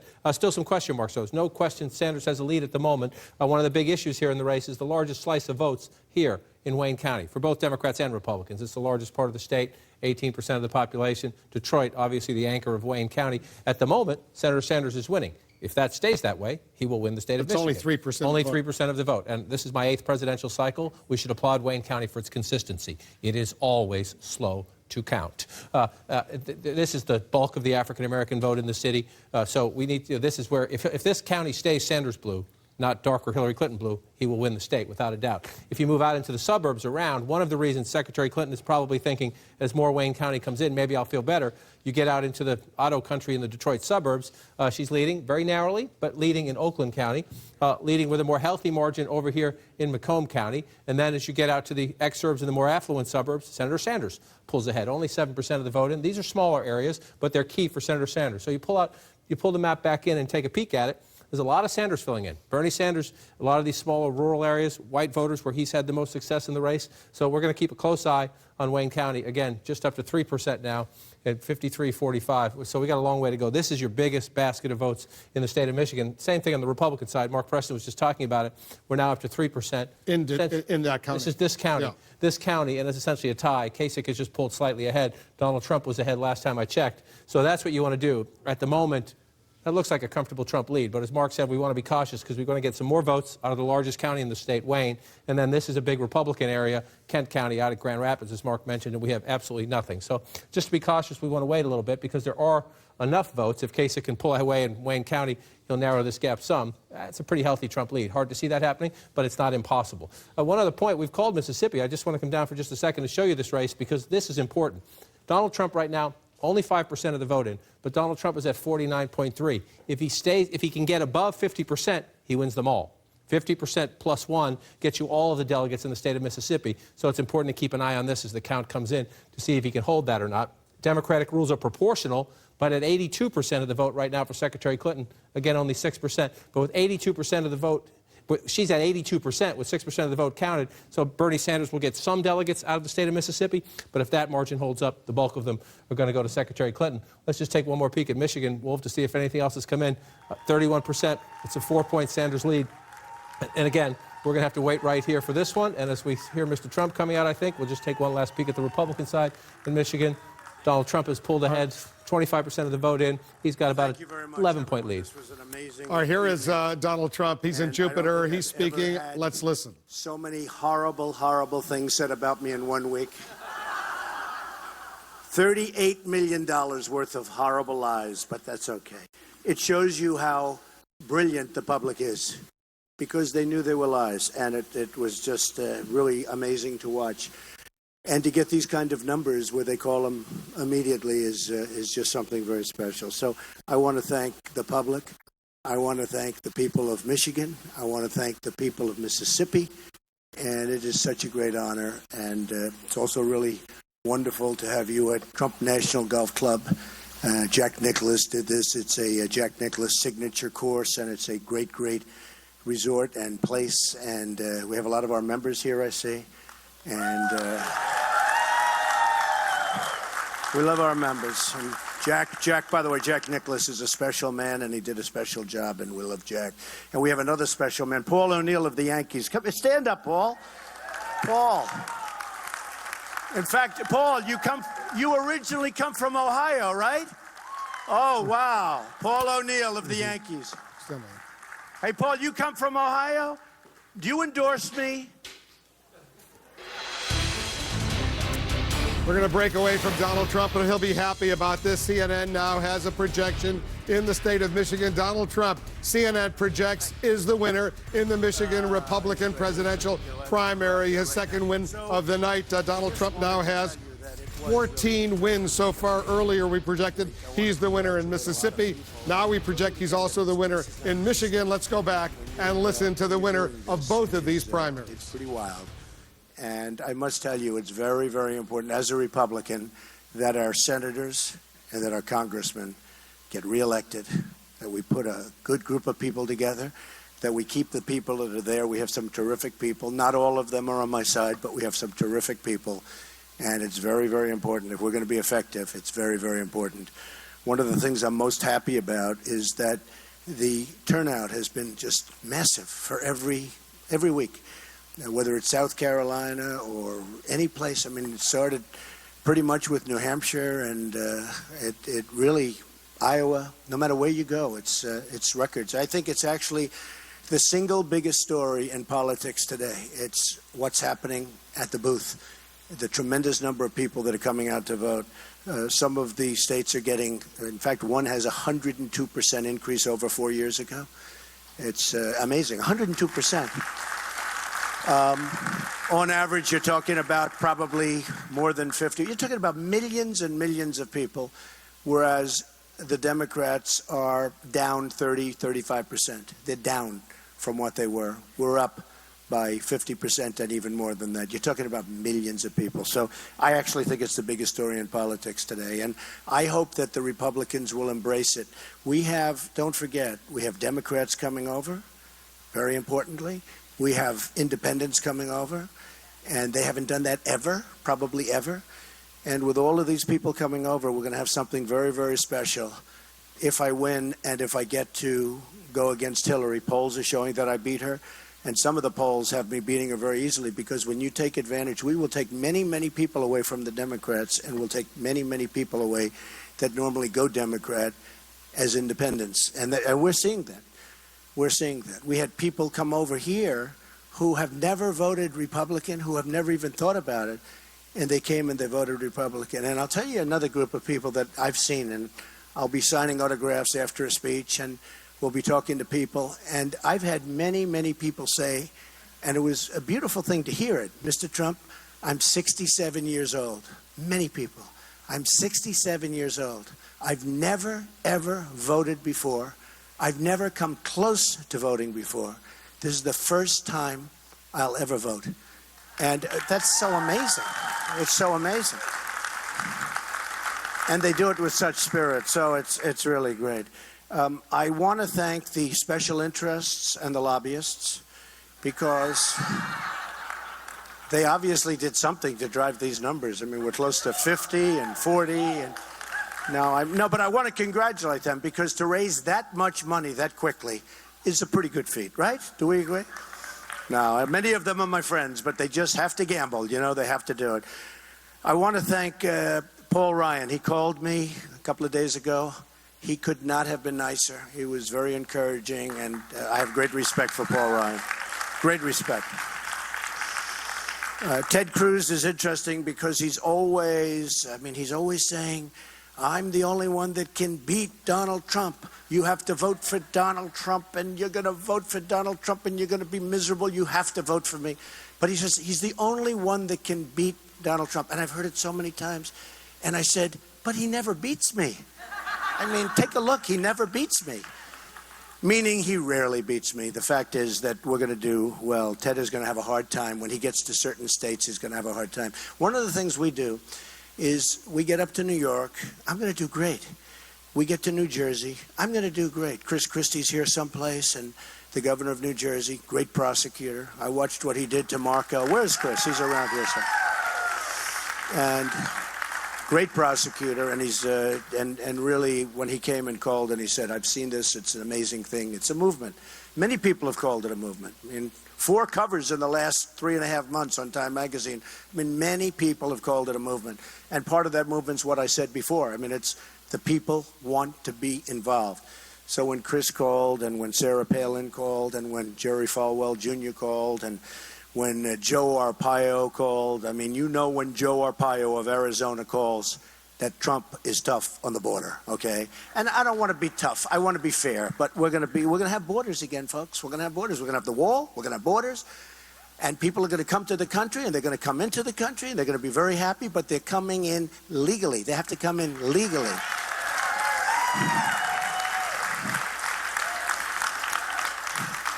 Mitt Romney got up and made a speech the other day. No, that's okay. Look, no, I understand. No, he's a very nice man.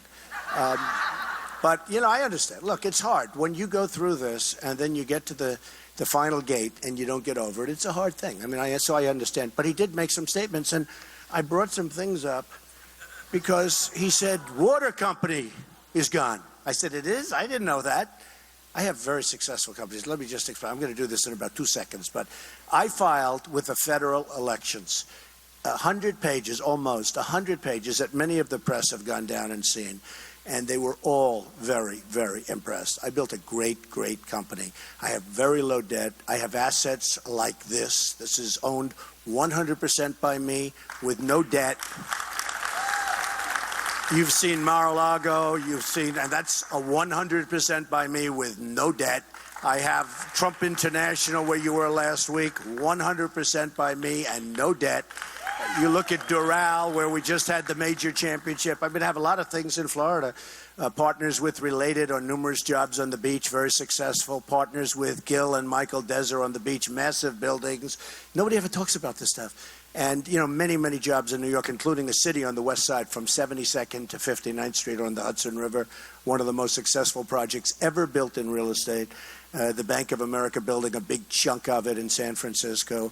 1290 Avenue there, many, many things. And Mitt got up, and he really shouldn't have done it. It wasn't becoming, honestly. And he talked about the water company. Well, there's the water company. I mean, we sell water, and we have water, and it's a very successful, you know, it's a private little water company, and I supply the water for all my places, and it's good, but it's very good. Trump steaks. Where are the steaks? Do we have steaks? We have Trump steaks. He said the steak company, and we have Trump steaks. And by the way, if you want to take one, we'll charge you about, what, $50 a steak? No, we have Trump Magazine. Let me see the magazine. Let me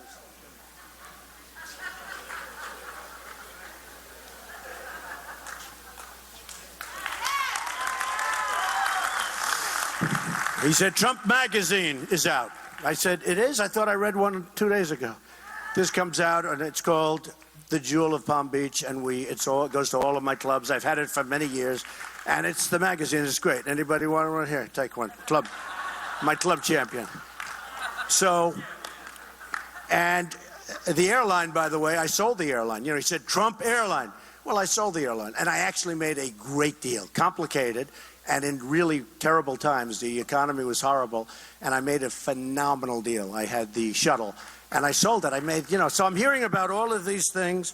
And by the way, Trump University, we're holding it when I win the lawsuit, which I'll win. They did an ad, Rubio did an ad the other day. He had 2 or 3 people, and the 3 people were saying, it was so terrible. The reason I didn't settle, every one of these people, in fact, we sent them out, and the reporters don't like to report it, but we sent their letters out, their report cards. Their report cards were all excellent. Beautiful statements. We love it. You can't settle cases when the person suing you has given you letters and in some cases tapes saying how great it is. It was a very nice thing. So we're putting it on hold. If I become president, that means Ivanka, Don, Eric, and my family will start it up. But we have a lot of great people who want to get back into Trump University. It's going to do very well, and it will continue to do very well. But we have a lawsuit where they're trying to get, you know, we have one of these class action lawyers guys, and it's ridiculous. But we'll win that lawsuit. And I just want to explain. And the United States should be this. I don't settle lawsuits, very rare. Because once you settle lawsuits, everybody sues you. Very simple. It's like business. I teach it. When you settle lawsuits, it's easier to settle. Sometimes it's cheaper to settle. But once you settle, I had a friend who taught me a long time ago. He was sued very rarely, and everybody else in the same business was sued all the time. He said, Donald, I never settle. The lawyers learn you don't settle, they don't sue. So I don't settle lawsuits. When I watch these banks, they're settling lawsuits all the time. They get paid $40 million a year, a banker. And then he settles lawsuits with governments and other people, giving billions and billions of dollars. I don't do it. So when I saw the different things, and by the way, the winery, you see the wine, because he mentioned Trump vodka. It's the largest winery on the East Coast. I own it 100%, no mortgage, no debt. You can all check. You have to go check the records, folks. In fact, the press, I'm asking you, please check, because you can see if there's any debt. It was the Kluge estate, John Kluge. He was the richest man in the United States. He died And he built one of the great vineyards of all time. I mean, there is nothing like it. Close to 2,000 acres. It's in Charlottesville, Virginia, right next to the Thomas Jefferson Memorial. And we're very proud of it. We make the finest wine, as good a wine as you can get anywhere in the world. And I know the press is extremely honest, so I won't offer them any, but if they want, they can take a bottle of wine home. The members have plenty, right? The members have plenty. But we have one of the greatest. Actually, I believe it's the largest vineyard and the largest winery on the East Coast. And so I wanted to put that to rest. So you have the water, you have the steaks, you have the airline that I sold. I mean, what's wrong with selling? Every once in a while you can sell something. You have the wines and all of that. And Trump University, we're going to start it up as soon as I win the lawsuit. Does that make sense? I mean, that's it. Okay. And I want to thank my friend Paul O'Neill, because that to me is a big deal. I had such respect when Paul was a Yankee. He just didn't make mistakes. Tough, smart. We could use him right now. And he just didn't make mistakes. I love that kind of a guy. I think what this shows, really more than anything else, is that advertising is not as important. It really isn't as important as competence. Because there has never been more money spent on hitting somebody than was spent on me. And between that and people saying things, and, Lindsey Graham goes, and he's a nasty person. First of all, he's wrong on the military. This is why he said, I've been doing this for 15 years. That's right, we've been fighting a war for 15 years with this kind of thinking. I mean, if you're going to fight a war, win the war, and let's get back to rebuilding our country, okay? But Lindsey Graham, I mean, he's been so nasty. I think he's probably a nice guy, but he's been so nasty. I watch him, I say, man, does he hate Donald Trump? And I watch him, and if you think about it, every single person that's attacked me has gone down, okay? I don't want to mention names. Let's not mention names, okay? They're out. They're gone. But you could take a look at virtually every single person. We started off with 17. We're down to 4. Of the 4, they're pretty much all gone. Okay, pretty much. They didn't do so well tonight, folks, okay? I'm not going to say anybody didn't do well. They didn't do well. There's only one person did well tonight, Donald Trump, I will tell you. It's true. I mean, it was actually amazing. I was impressed. And even Megyn Kelly said, boy, Donald Trump really did well tonight. Thank you, Megyn. Thank you. That was a very unusual. I was shocked, actually, to hear that. But that was very nice. And Charles Krauthammer said that. He was very, very nice. Thank you, Charles. It's about time. I've been waiting like 5 years, Charles. But it is true. I mean, I have had such hostility. Like with Lindsey, he was at 7. He attacked me, and we took him down to 0. He leaves in disgrace. He then goes to his own state. And they do a poll in South Carolina. He endorses somebody else. And the poll in South Carolina has me at 47, him at 2, and he's a sitting senator. And then he went down from there. And you know what? I don't like to bring it up, but I tell you, it's enough, Lindsey. Just relax, go home, relax for a little while. Everyone knows you take this big defeat. And the problem is the press never calls them out. They go to this horrible defeat. And then they go and they start immediately on the attack, and it's like he never ran and made a fool out of himself. At what point do you call people out? So I call people out. But it is true. They've attacked me viciously, and every single one who's attacked me is gone. And I'm very proud of that because that's what we should have for our country. That's what we should have. ISIS should not be beating us. We don't win anymore. We don't win with our military. We don't win with health care. We don't win with anything. And we should be in a position where ISIS is dictating terms. And, the other day at one of the debates, the one before last, they asked Lion Ted. I call him Lion Ted. He holds the Bible high, and then he goes down, he puts the Bible down, and then he lies. Lion Ted. He'll say, I'm the only one that beat Donald Trump. I said it before. I beat him. But he doesn't say, yeah, he won like 4, and I won like 12 or 13, right? He forgets the other part.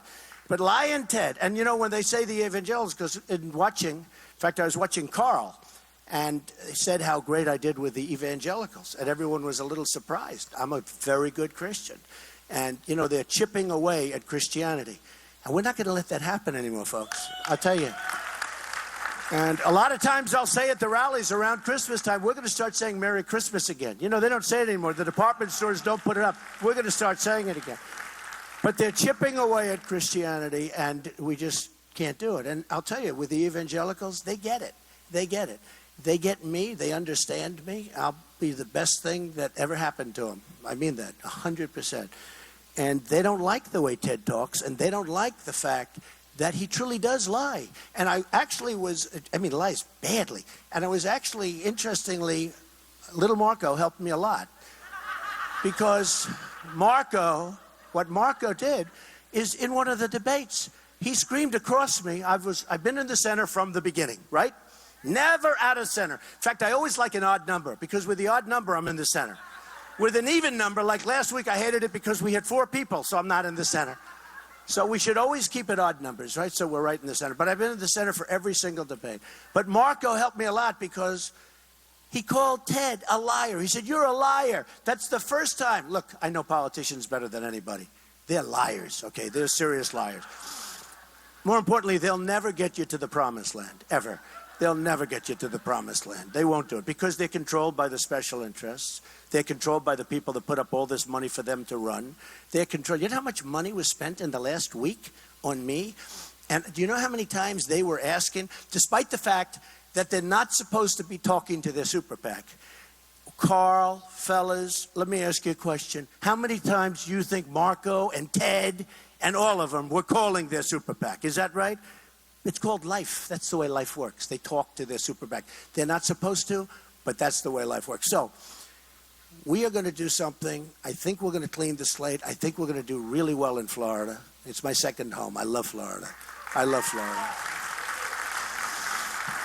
I love Florida. Special place. And I think we're going to do really well. I think we're going to do really well in Ohio. Now that I have Paul O'Neill's endorsement, I know I'm going to win Ohio. But I love Ohio. I have so many friends in Ohio. It's an amazing place. And we're going to go have a lot of fun. And then what we're going to do is we're going to beat Hillary Clinton. And we're going to beat her badly. We're going to beat her badly.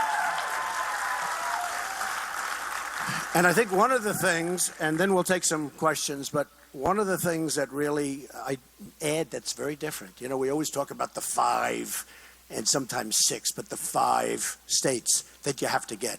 Whether it's Ohio or Pennsylvania or Florida, you know, if you don't get one, because the Republicans structurally, it's much tougher. It's much tougher for a Republican to win the presidency, like by a factor of 5. But I add things that nobody else can do. I have a chance of New York. Now, can you imagine if you won as big as New York, all of those delegates? Upstate New York, I poll higher than anybody ever, because they are really in trouble up there. And they know that I would have done things, they wouldn't be in trouble right now if they would have taken my advice. But they're really in trouble. But I'll get Michigan. I mean, I'm going to get Michigan because we're going to bring the car industry back. We're going to take it back. We're going to bring the car industry back into Michigan. I'm going to win Michigan. It's never even a question. When these candidates are talking about running, it's never even a question. Michigan's not something they even talk about. I'll win New Jersey. I'll win Ohio. I'll win Florida. I'll win Virginia. I have great properties in Virginia. Charlottesville, we just talked, winery. On the Potomac River, we have one of the great places in the world. I have 600 acres on the Potomac River, one of the great pieces of property in the world. Very, very successful place. You know, I have a lot of employees in Virginia. And it seems that when I have something in a location, like when I'm in Virginia and I have a lot of employees, I have great places, Florida, where I have Doral. Doral was great last week with Adam Scott. I mean, 2 days ago, Adam Scott. How good was that? Who's a great young man, and the way he won the tournament, the Cadillac World Championship. But when you have property in a state, it means you love the state. It means you have a lot of employees. You pay these employees. You take care of their health care. You take care of their education for their families. You take care of so many things. And you just do well. So I think I'm going to do great there, and I think I'm going to do great in Ohio, and I really look forward to it. I'm going to be working very hard between the two. And Illinois, I mean, I have one of the greatest buildings in the world. I mean, in Chicago, I have one of the greatest buildings, rated the #1 hotel in North America, and I'm very proud of it. It's a great, right on the river, and it's a great, building, and maybe that's where we have our next news conference. And, you know, maybe we'll do it right in Chicago. So let's see what the press has to ask, and we'll then go home and we'll go celebrate a lot of victories. Yes, go ahead. CBS.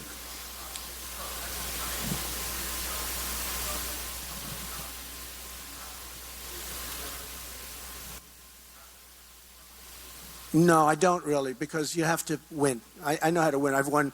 These people will tell you, have I won many club championships? Stand up. Stand up. Stand up. Have I won many club championships? Does Trump know how to close? You know, believe it or not, it's not so different. Winning is winning. You got to be, not easy to win club championships, believe me. And I'm not talking about with strokes. I'm talking with no strokes. But the fact is that I like to close things out. So until the last person is gone, you know, again, we started with a field of 17, and now we're down to 4. And I really want to close things out. I don't want to start thinking in terms. I have not even focused on Hillary yet. I'm doing well. Numerous polls have me winning, but I haven't even started with her, other than 4 weeks ago when I actually hit her very hard because what she said was wrong. Oh, there are many cases. I mean, many cases. The case I have all night. Okay, I mean, you'd have to go on for hours. Hillary is going to be very easy to beat. She's a very flawed candidate. Very, very flawed candidate. And it's going to be, I believe it's going to be a very, very easy target if she's allowed to run, because there's a real question as to whether or not she's even going to be allowed to run. And if the government is going to do its job properly, she will not be allowed to run. Okay. Go ahead, Tom. Well, I have no message to Marco. I think that, he has to make his own. It's been a tough night for him, but he's going to make his own decision. I've actually had a good relationship with Marco, believe it or not. He became hostile about 2 weeks ago, and it didn't work. See, hostility works for some people. It doesn't work for everybody. Okay? No, but he became very hostile. And you know what? It doesn't work for him. He was better. He would have been better off had he kept the original pitter-patter going. But this didn't work. Say it, Tom, a little louder. Well, I've been outspent by everybody. I mean, part of the beauty, look, I have much more money than all of them put together times 20, okay? But I'm a businessman. I don't have to spend. Why should I spend the money? I've spent probably $25 or $30 million. Other people have spent $160 million. You know, you have the numbers. In New Hampshire, as an example, I spent $1.5 million, and somebody else spent $48 million. I was 1. The other person was number 5. Wouldn't it be nice if we had a country that worked that way? Right? Right? So the CNN poll came out, and I was 41. In fact, I was 49, and second is 15 and 15. And, and I've spent less money than anybody else. Now, the phony Wall Street Journal poll just came out, where I'm still number 1, but that poll, if you remember the poll from South Carolina, the Wall Street Journal NBC poll was the phoniest, most disgusting poll I've ever seen, okay? I don't believe that poll, and I don't know who's making up that poll, but they should not pay their bill. You know, I don't do that. People say, oh, Donald Trump doesn't pay the bill. That's true. I never pay bills when somebody does a bad job. They did such a bad job during the South Carolina run. They had me practically dying in South Carolina the day before. I mean, they did that with viciousness and vindictiveness, and it looked like I was really in trouble. And then I won in a landslide. The poll was wrong. And then the following day, they came out with a national poll that was ridiculous, too. So they came out with another one. NBC, Chuck Todd, NBC, Wall Street Journal. I'm saying, what's wrong with them? It's not right. Now, CNN came out with a poll 49 a couple of days ago. They came out with a poll 30. Again, I'm still in first place, but I really believe their poll is wrong. And boy, did they turn out to be wrong in South Carolina. Okay? Yeah, go ahead.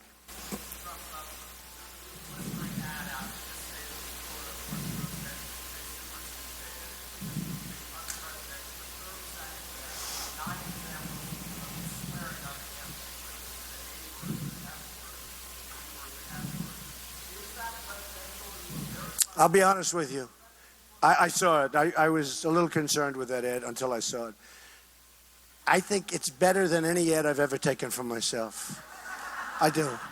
You know why? Let me just tell you why. No, I really mean it. I really mean it. I heard about the ad and I said, oh, I'm not going to like this. But when I looked at it, and I can be, by the way, I can be more presidential than anybody. I can be more presidential if I want to be. I can be more presidential than anybody. You know, when I have 16 people coming at me from 16 different angles, you don't want to be so presidential. You have to win. You have to beat them back, right? But I would say more presidential, and I've said this a couple of times, more presidential than anybody other than the great Abe Lincoln. He was very presidential, right? But the truth is that I saw that ad, and people are sick and tired of being politically correct. And I actually think that ad is good for me. Because in some cases, as you know, I was kidding and I was joking. I have a big audience and I was joking. With words not so bad, by the way.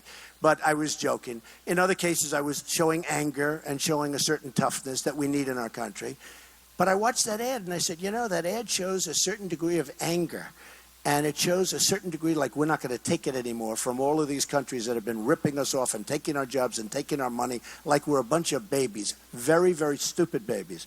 So I watched that ad, and I don't think it's a bad ad for me. I actually think if I had my choice of saying I could have it down or let it run, let it run.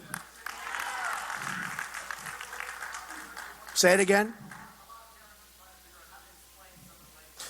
Oh, you're so politically correct. You're so beautiful. Oh, look at you. Oh, he's so... Oh, I know. You've never heard a little bad, little off language. I know. You're so perfect. Aren't you perfect? Aren't you just a perfect young man? Give me a break. You know what? It's stuff like that that people in this country are tired of, okay? It's stuff like that.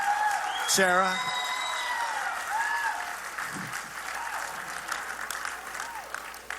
Mr. Trump, it sounds like Say it again, Sarah, a little louder. Negative attacks. It sounds. Well, maybe at some point they will, but look, I hear $39 million has been spent. I'll be honest with you. I'm very surprised. I looked at the numbers. In Mississippi, I'm close to 50%. That's not 50% with 2 people. That's 50% with 4 people. That's a lot. That's shocking. That's like record setting. Big difference. You know, if you're running like you're Hillary and you're running against one guy, I mean, you're running against Bernie. Okay? And you get a 50 or a 52 or a 56. I'm running against 3 very competent people, and I'm getting 50%, and in Michigan, I'm close to 40% against a big group of people. I think that, I will say this, I am a little bit surprised that I was at Doral, and I was watching Adam Scott hit that last great shot. And I went back, and I was watching the news in one of the rooms, and every single advertisement was about me. And it was during my tournament. I'm turning my tournament. I go from tournament to horrible ad. The most vicious ads.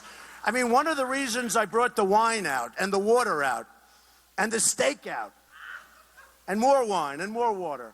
And I told you about Trump University, where we'll win that case. That's going to be an easy case to win. Everybody signed a document. One of the reasons is just because of that. They hit me with this Trump University. It's not even a big case. We're going to win the case. I could settle that case so easily. I don't want to settle it. It'd be easier for me to settle it. I wouldn't have all you people writing about it. But I don't want to settle it. I could settle it so easy. The fact is that, look, you have to do in life, Sarah, you have to do what's right. And if you live by principle, and believe it or not, I'm a very highly principled person. If you live by principle, you're going to do very well. So, but I just to finish, I must tell you, I was a little surprised when I saw the viciousness of the ads. And the viciousness of really Mitt was very vicious. I mean, he gets up and he just, I wish he used that same energy against Obama. I think he would have won. No. If he used the same energy against Obama, he would have won. Carl?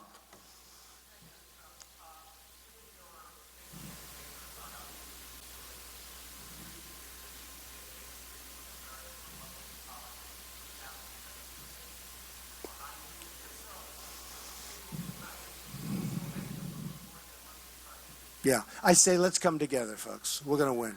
I say let's come together. Carl, the answer is not 100%, but largely I would say yes. You know, some people you're just not going to get along with it. It's okay. But largely, I would like to do that. And believe it or not, I am a unifier. I unify. I mean, you look at all of the things I built all over the world. I'm a unifier. I get along with people. I have great relations. I even start getting along with you, right? Huh? Campaign Carl. But no, I get along with people. And I really say this, Carl, I think it's time to unify.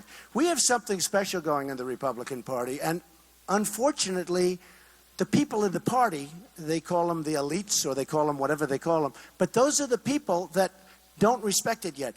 We have millions and millions of people, I discussed it before, we have millions and millions of people coming up and voting, largely for me, in all fairness, but for other people also.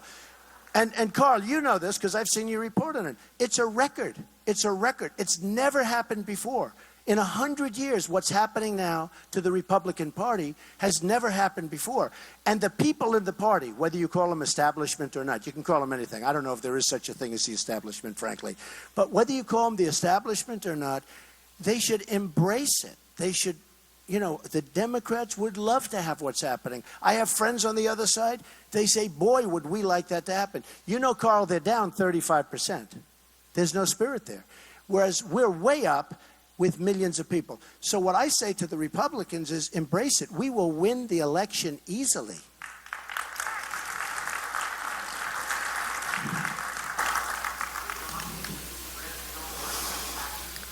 Yeah. Well, I don't know that you have to win everybody, Carl.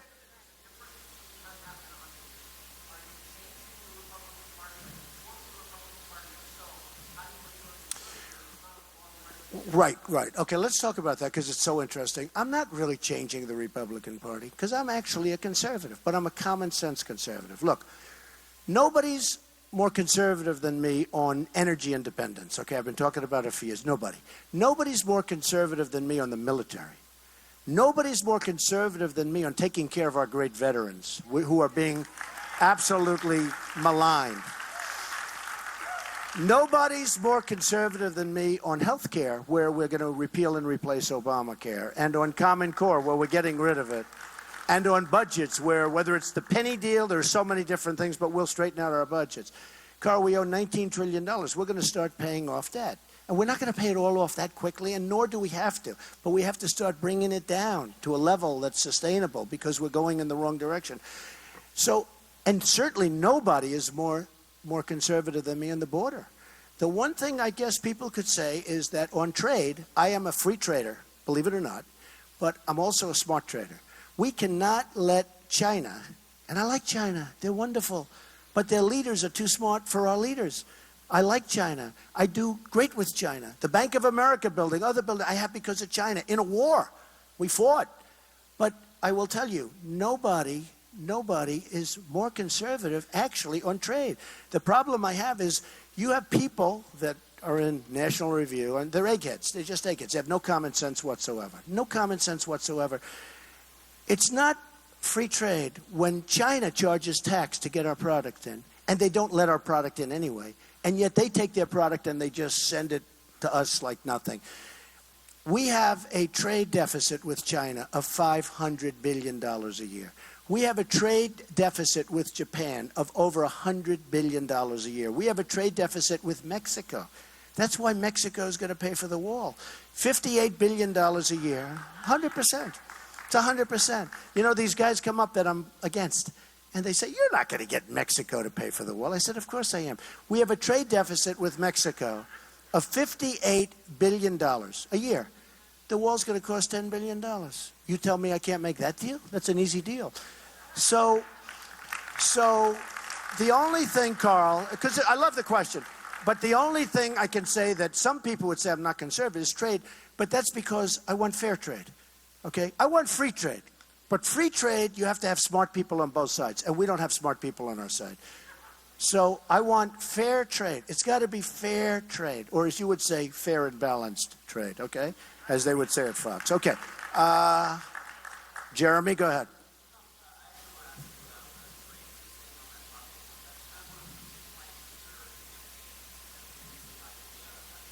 Very important.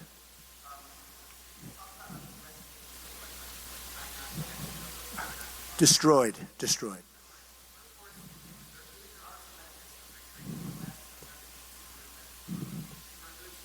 Yeah.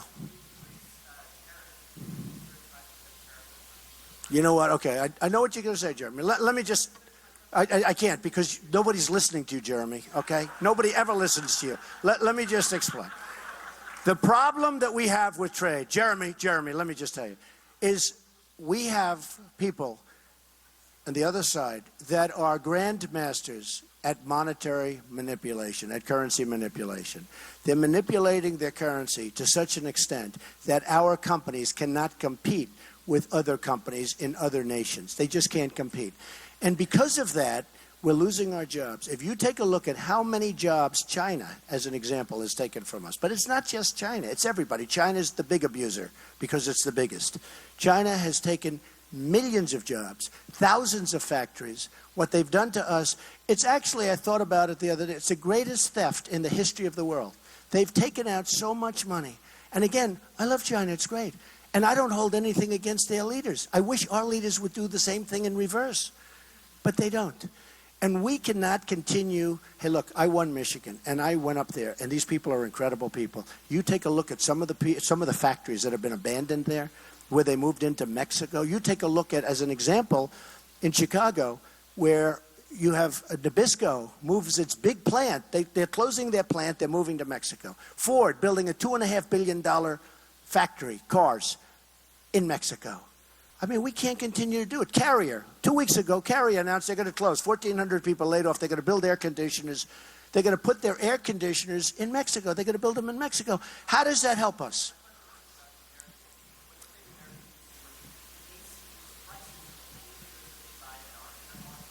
Yeah, sure. Okay, no, you know what's going to happen, Jeremy? Let me tell you what's going to happen, okay? Can I tell you what's going to happen? When China thinks you mean it, when they think you mean it, they're going to stop manipulating their currency. And you won't even have to do anything. And you might even have free trade, okay? You didn't hear me. When China thinks you mean it, when Japan thinks you mean it, that we're not going to let them sell the cars like that because they're killing us. You know what we sell to Japan? Practically nothing. They have cars coming in by the millions, and we sell practically nothing. When Japan thinks we mean it, and they'll stop playing around with the yen, they're almost as good as China. You look at what's happening with Komatsu tractor, and you look at what's happening with Caterpillar, and Caterpillar is being hurt very badly by Komatsu, not because their machines aren't, but Caterpillar makes a better machine, but because of the fact that they currency manipulate. And we can't have that. And they're not supposed to do it. But they have no fear of our government. They're dealing with babies. We're dealing with babies, okay? They are grandmaster players, and we have people that shouldn't be negotiating for us, all right? We shouldn't. All right, one more question. Go ahead. Let's see if she'll finally give me a decent after 12 years. I'm not going to finish with her because she never asks a decent question. Okay, go ahead. I'm only kidding. Go ahead. That's right. Well, I don't know. I'm going to say, you know what? I think Lindsey Graham's probably a nice guy. And I was very tough on him because he was tough on me. But I think he's probably a nice guy. I think I could probably get along with Lindsey Graham. I could probably get along with Mitt Romney. I mean, I have nothing against Mitt Romney. And I understand how he feels. I mean, he worked really hard. Should have worked a little harder. But he worked really hard. And he didn't get there. I mean, I understand it. I could probably get along with Mitt Romney. I don't know Mitt Romney very well. I endorsed him. I backed him. I helped him. But I don't really know Mitt Romney. I could probably get along very well with Lindsey Graham. But he goes on television. He's very nasty. And when they're nasty, you have to be nasty back. I can get along with people. Look, the bottom line is we have something going that's so good. We should grab each other and we should unify the party. And nobody's going to beat us, okay? Thank you very much, everybody. Thank you. I appreciate it. Thank you very much. And Donald Trump holding a press conference as only he can and has been doing on these primary nights. Andy Dean, Trump supporters, joining us. What do you make of it? What did you hear tonight?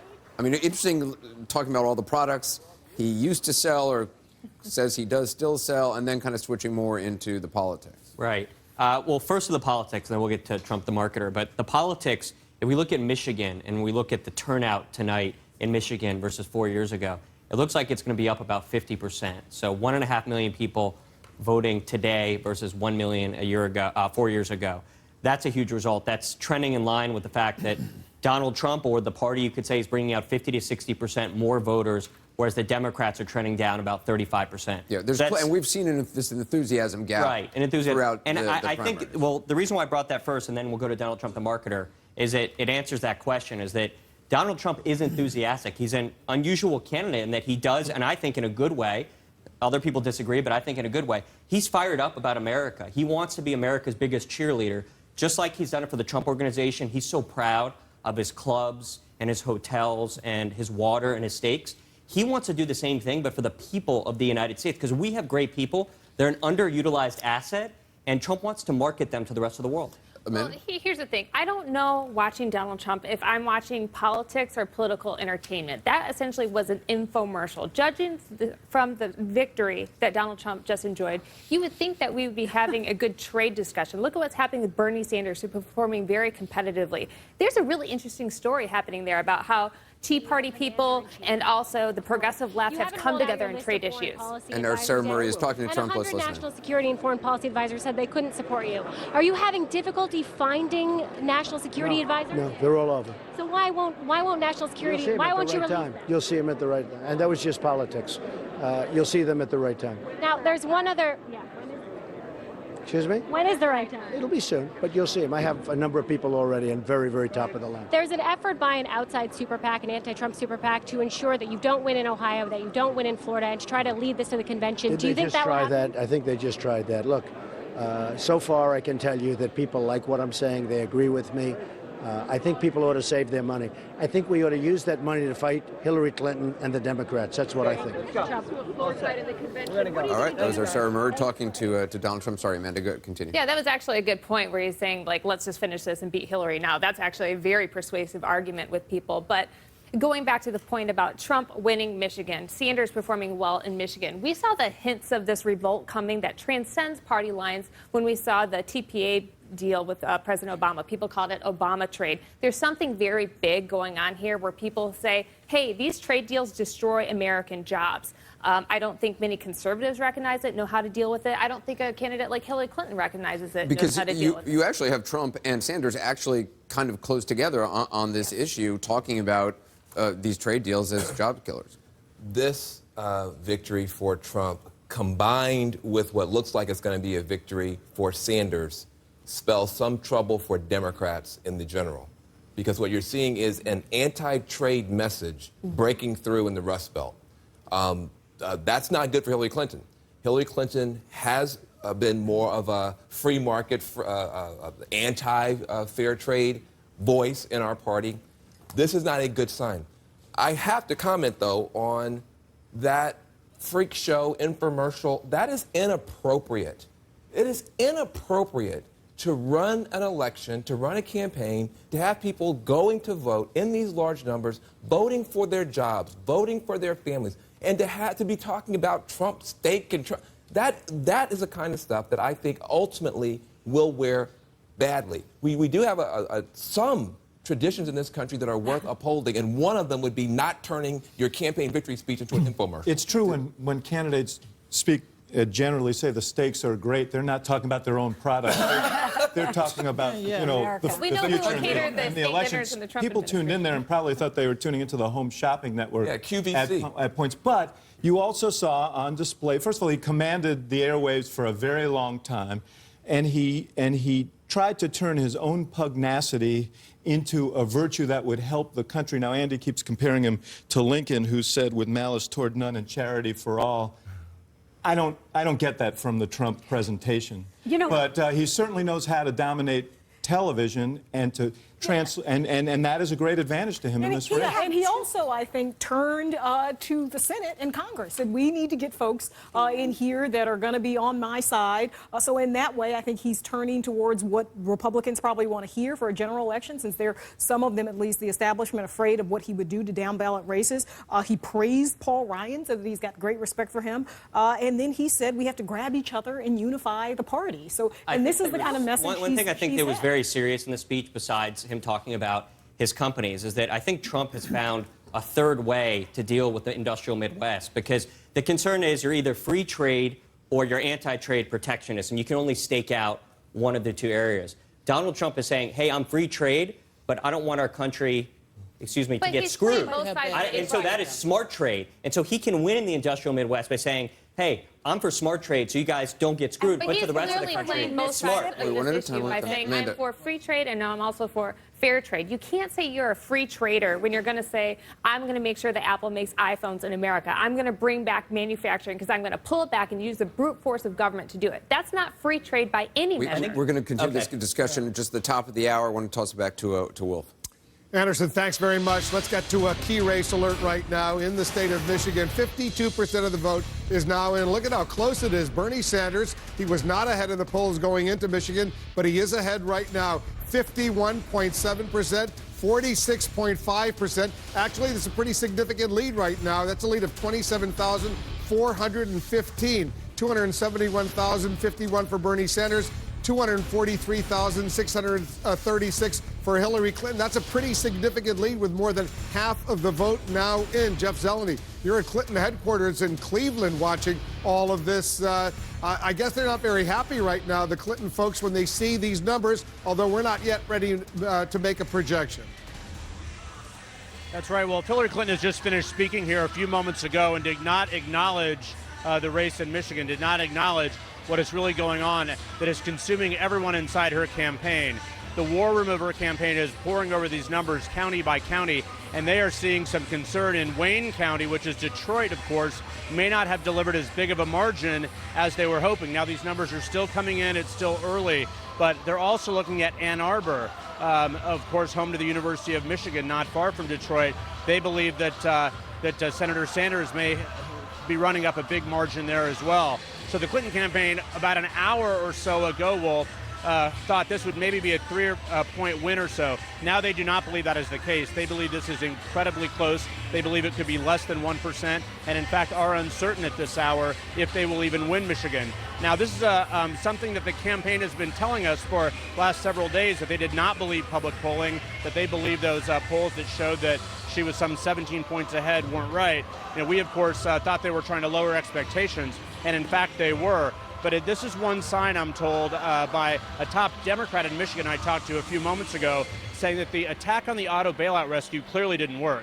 We don't know if it backfired yet. We'll have to look at all these numbers here and see what the outcome is. But that trade message that Bernie Sanders was talking about for the last couple weeks clearly resonated in Michigan, and it clearly, if Bernie Sanders were to win, this would reset this race. The Clinton campaign is still pouring through the numbers and believe that they can pull out a victory, Wolf, but they're watching Wayne County, Ann Arbor, and some other pockets around. And quite frankly, now they're not sure what is going on. They're looking at these numbers, and we'll have to wait for a while as these votes are counted, Wolf. Right now, he's ahead by, 5 points, which is pretty significant. 53% of the vote is in. That's a significant lead for Bernie Sanders right now over Hillary Clinton. It's just changed. Well, take a look at this. 56% of the vote is in. All of a sudden, it got a whole lot closer. 49.9% for Bernie Sanders, 48.3% for Hillary Clinton. That's only a difference of 9,003 votes. So all of a sudden,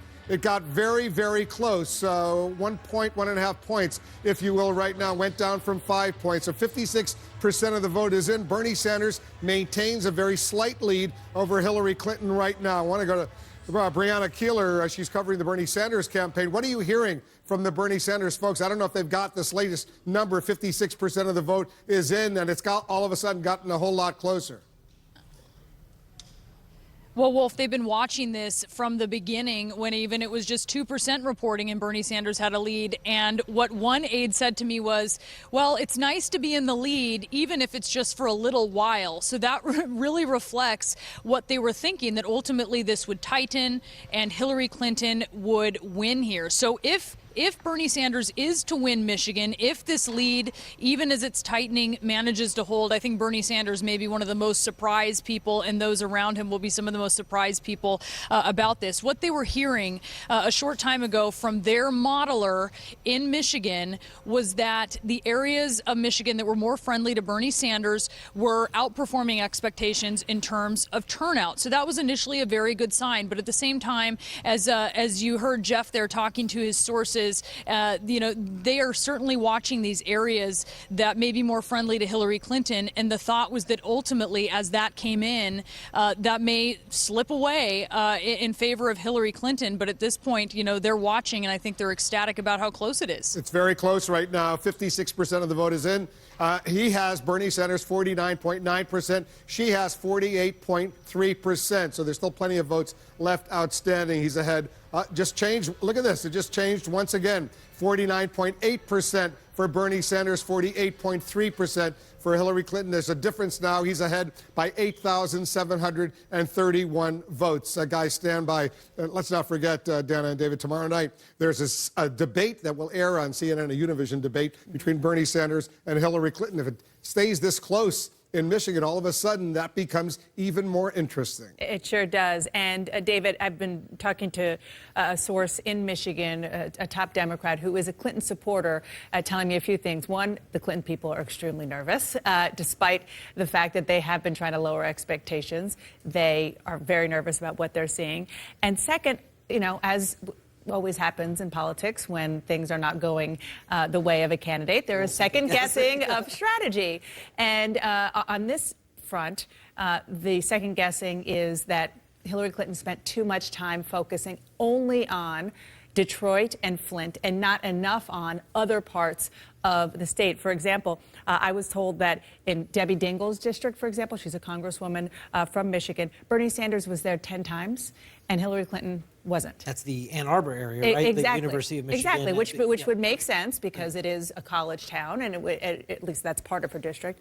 So that's some of the second guessing. The other is, as we've heard sprinkled through all of our colleagues reporting tonight, the moment it's CNN's debate on Sunday night when Hillary Clinton went after Bernie Sanders for not supporting the auto bailout. I was told just briefly that the vice president of the UAW, the United Auto Workers, in Michigan, Cindy Estrada, wrote on her Facebook page something pretty scathing. I'm not sure exactly what it was private, but about that being effectively what David Axelrod said, a cheap shot. So, the combination of those things certainly were not a positive in the last couple of days for Hillary Clinton. Our first clue about Michigan being closer than maybe any of us expected was that debate probably on Sunday night. One of the things that struck me as the debate was going on, I thought, wow, I didn't know if these Democratic candidates had another debate in them. And they fully engaged. She launched this opposition research. She just unloaded it on the auto bailout. So clearly they knew that there was still a fight to be had. And well, very close, but Bernie Sanders is ahead. Yeah, well, I'm going to walk over to John King, who's studying in the state of Michigan. I suspect we're going to learn a lot more about Michigan's geography, population in the coming minutes and maybe even hours. 57% of the vote is in. Look at how close it is, 49.9% for Bernie Sanders, 48.2%. So the outstanding vote where the people haven't voted, does that sort of trend in his favor or her favor? You can find examples of both. This has been an arm wrestle. Senator Sanders had it down here about a half an hour ago, and it's back up here now. Hillary Clinton came back because of this. We've been talking about this all night long. It's a very slow count in Wayne County. This is your African-American population here in the city of Detroit and just around the city of Detroit. We're now up to 46% in Wayne County. Hillary Clinton had a very small lead until just a few moments ago. Big dump of votes came in Wayne County. She got up to 60% lead in the county, and you can see that. There's more than 20,000 votes there, almost 24,000 votes. And this is right 18% of the population. 18% of the population, and we're just shy of 0.5%. So if you think of that lead right there, 20,000 plus votes, if it stays the same, there's no guarantee of that. But if the other, so there's potentially a big basket of votes there. We have to count Wayne County. But if you're the Sanders campaign, you're looking out here. In Kalamazoo County, you're winning big. You still have a third of the vote to be counted. So there are some little basket of votes for Bernie Sanders here in a population center. You come over here to Lansing, only 39% of the vote counted in Ingham County, and Sanders is winning by not a great margin, but a decent margin there. So if that trend continues, there are votes there for him. Kent County, which is Grand Rapids, only 6% of the vote in. Sanders with a huge lead. If he keeps that percentage as the rest of the vote comes in, there are baskets of votes for him there. And I want to come out here and just go just to the west of Detroit. Come down one, sorry, wrong tap. You come here in Washtenaw County. This is Ann Arbor, University of Michigan, a college town that Bernie Sanders expects to do very well. He has a 10-point lead, just shy of a 10-point lead in the county so far, but less than 20% of the vote counted. So another basket of votes here for Bernie Sanders. You come back over, if you look at the map statewide, Bernie Sanders is running it up in most of the state. A lot of these counties are very small, so there's not a big margin. This is the key for Hillary Clinton, Detroit and the suburbs. But look how close this is. This has been a fight for blue-collar voters, the debate over the auto industry, the debate over whose economic plan is best. Oakland County, this is auto country, just outside of Detroit, 50 to 47. Most of the vote in this county is in, 91%. Most of the counties in. I'm just saying this, among blue-collar voters, if suburban voters, largely white voters when you get out here in the suburbs, this is Genesee County, this is where Flint is. Hillary Clinton was ahead by a larger margin early, only a little more than a quarter of the vote there. So this is a hand-to-hand combat race, if you will, in the key counties. And you come over here just outside of Detroit, you come up, we just did Oakland a moment ago, you come over here to Macomb County. Hillary Clinton was leading earlier. Bernie Sanders now, by small percentages, has caught up in Macomb County, home of the so-called Reagan Democrats, Warren, Michigan area. Again, areas where you have the auto industry, General Dynamics and the like. 23% of the vote in. This is a literally hand-to-hand combat, rock'em sock'em robots for the blue-collar vote in the Detroit suburbs. The key to this race, down here for the most part, we're still at 46%. You just see her lead right there, jumped up a little bit there. So we're going to have to count the votes here. But there are, even if Hillary Clinton keeps running it up here, still some pockets of Sanders votes out there. I suspect, my friend, I'm going to be counting a while. Yeah, 1% difference. It's very, very close right now. Statewide, 49.9%, 48.1%, a little bit more than 1%, but it's a significant moment right now. It could still clearly go either way. And look, the delegates will be roughly split if you keep this percentage, but for Bernie Sanders, if he can keep that, it's so important for Bernie Sanders. Bernie Sanders wants to end the night with that. Bernie Sanders blue in the Midwest, even if it's by a couple hundred votes, even if it's a delegate split, that would be a huge moral victory for Bernie Sanders. Hillary Clinton will end the night with more delegates because of down here in Mississippi. But Bernie Sanders, this is a battleground. That could be game changer in the race. And let's not forget tomorrow night there's another debate between Bernie Sanders and Hillary Clinton in Miami. We'll be down there for that as well. It'll be seen right here on CNN. Much more, this very close race in Michigan when we come back.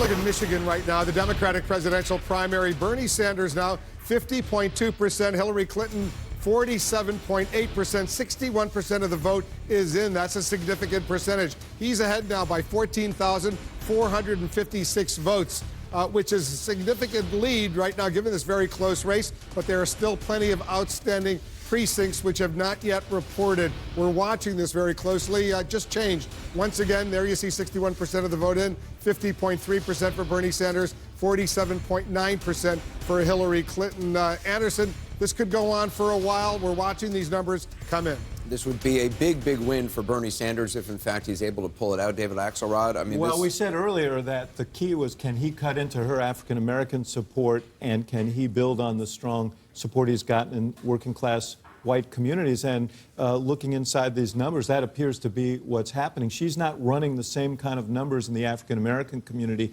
that she has in some of these southern states, which have been in the 80s, in some states even beyond that. It seems right, still formidable, but more modest. So that's her firewall is buckling a little bit. Why do you think that is in Michigan? You know, it's hard to say. I don't know how the interplay over Michigan has been fraught with a lot of these racial issues. There's a reason for African Americans there to be less embracing of the status quo, perhaps. I don't know. I would defer to you guys. You were over there this weekend. If you look at these numbers, I just want to show the numbers. She is winning 65% of African Americans, which is not as high as she's done in the South, and he is winning 57%. Of white voters, 73% of independent voters, of course, younger voters, as we know. And the question about where she may be vulnerable is cares about people like me, which is important to Bernie Sanders and his coalition. He is ahead of her 57-39 at this point. Trust and honesty. These are the issues that have been dogging her throughout. Exactly. But one of the issues, I mean, you got to give credit where credit is due. Bernie Sanders is talking about the economy. He's talking about jobs and wages. He's not only talking about, criminal justice reform. He had an ad out or something out on foreclosures. African Americans were hard hit by the foreclosure crisis. He really, I believe, ran a very strategic campaign targeting those voters. They've lost their homes, they've lost their jobs, and unlike in these other states where the Clinton campaign may have not put the resources, Bernie Sanders, they put a tremendous amount of resources in educating people, and I think that made a difference here. And not just the financial resources. They unleashed people like Ben Jealous who were able, they were doing the hard work of making the case. Part of the thing is it does take a little while to get your legs under you when you're trying to appeal to an African-American electorate. When you're Bernie Sanders, you never had to do that before. But you had Ben Jealous, you had a lot of others. There's a younger African-American left. We always act like the black vote is just one thing. There's a left, there's a right, there's a center in every community. And the African-American left came out, whether you're talking about a Harry Belafonte, a Danny Glover, a Michelle Alexander, and others, making the case that the Clintons should not have a lock. And now you're seeing that beginning to pay off. I also think that the trade message hurts across the board in the Rust Belt. I think African Americans and whites and others are having a difficult time digesting this present global reality where our jobs seem to be on the oxygen. Which is why you think, in a general, if it's Hillary Clinton and Donald Trump, it spells trouble for Clinton. But tonight, if this holds up, what you're going to see is an improvement. And can he improve with the black vote? Can he improve? He said ghetto. He's going to make all black people mad. People aren't focused on that. They're focused on more important things, and if this holds up, you can see he has a case to make in the North. To Van's point, while the race is deadlocked, what is absolutely deadlocked, 47-47 according to the exit surveys, union households. They're split evenly between the two candidates. I think we're going to see a very interesting dynamic in the fall. The Teamsters, the UAW, the AFL-CIO, they sat this out. I think those votes will be up for grabs if, in fact, it's Donald Trump who is the Republican nominee. He's going to compete like Reagan competed. He won't get the union leadership, I suppose, but I think he'll get a lot of rank-and-file voters. And in fact, I'm getting emails from friends in Michigan who are looking at the more unionized counties, more blue-collar unionized counties, and they're seeing numbers for Bernie Sanders that they didn't expect. And I'm sure the trade issue is part of what's driving that. Because she hasn't been there all along, as Bernie Sanders points out every opportunity he gets, that Hillary Clinton called the TPP the gold standard, and then changed her mind about it. Now it's not the gold standard, and she supported NAFTA, et cetera, et cetera. She's now talking about clawback provisions, but that's relatively... And this sets up, I think, tomorrow night's debate. And this is going to be a fight for Latino voters. It's on Univision. It's obviously on our air, too. And Bernie Sanders has done well so far with Latino voters, something like 30 or 40%. We're going to take a quick break. We expect to hear from Bernie Sanders at any moment. We'll bring that to you live in just a moment.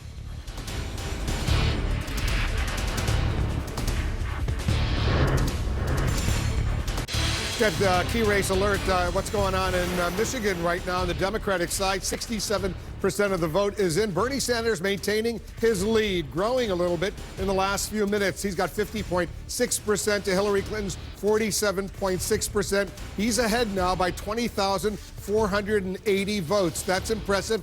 It was not supposed to be like that if you believe the polls going into Michigan. He's got a lead right now. We'll see if that changes as more votes come in. We're watching Michigan very, very closely right now. By the way, we're going to be hearing momentarily, we're told, from Bernie Sanders. He's about to make a statement. We'll have live coverage of that. He wasn't supposed to, but he's probably very, very happy with what's going on in Michigan right now. Let's go over to John King. Take a look at the outstanding vote. He's ahead. He's got a nice little lead right now. You got to give him a lot of credit for that. But you got to wonder if 68% of the vote is in. There's still a lot of votes that are not in. It's a lot of votes out, and some of them are in a place where she's winning big. That would be right down here in Wayne County. As more of this vote has come in, we're just over the halfway mark now, Wolf. As more of this has come in, she's opened up this bigger lead. She would probably like that to be above 60. 58.6 is pretty good. She'd probably like it to be above 60. I'll get to the math in a minute. But if you look at this, it's 23,000 votes, right? 23,000 votes plus a few hundred at 51%. So if you doubled that, there's no guarantee of that, but just assume the vote came in double that. Let's say she had 23,000 more votes there. Well, that would put her ahead of Bernie Sanders if she got that. If that's how Wayne County came in, essentially the second half came in exactly as the first half. Again, no guarantee of that, but it's one way you That's the biggest county in the state. It's one way you try to game this out. That would put her up there. But look, there are a lot of places where Bernie Sanders is running well ahead of her that still have votes out. A third of the vote out here in Kalamazoo. Bernie Sanders getting 65%. Come back out. Come over here in the middle of the state. This is the state capital, Lansing, Ingham County. Only a little less than half the vote counted. Bernie Sanders with an 8-point lead in that state. You come over here just west of Detroit. You get here to Washtenaw County. This is where Ann Arbor is, University of Michigan. Less than half the vote counted.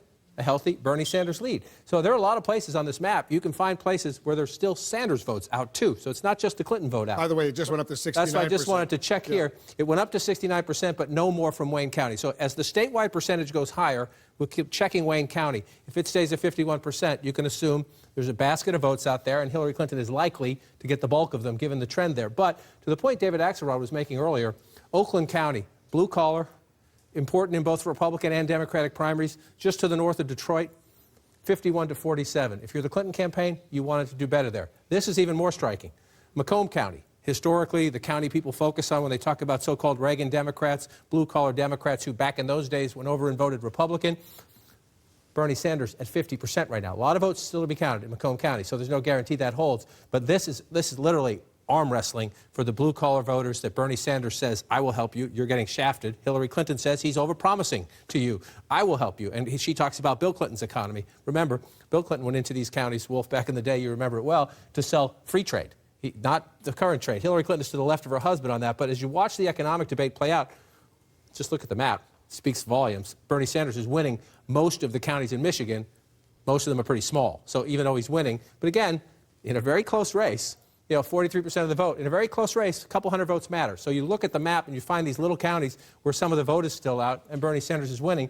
It tells you, yes, the Clinton campaign can look at Detroit and say, if they get the turnout they wanted, they're getting a pretty healthy percentage. There's some votes to be gained here, but I can find a lot of places on this map that also tell me there's a lot of Bernie Sanders votes still out, too.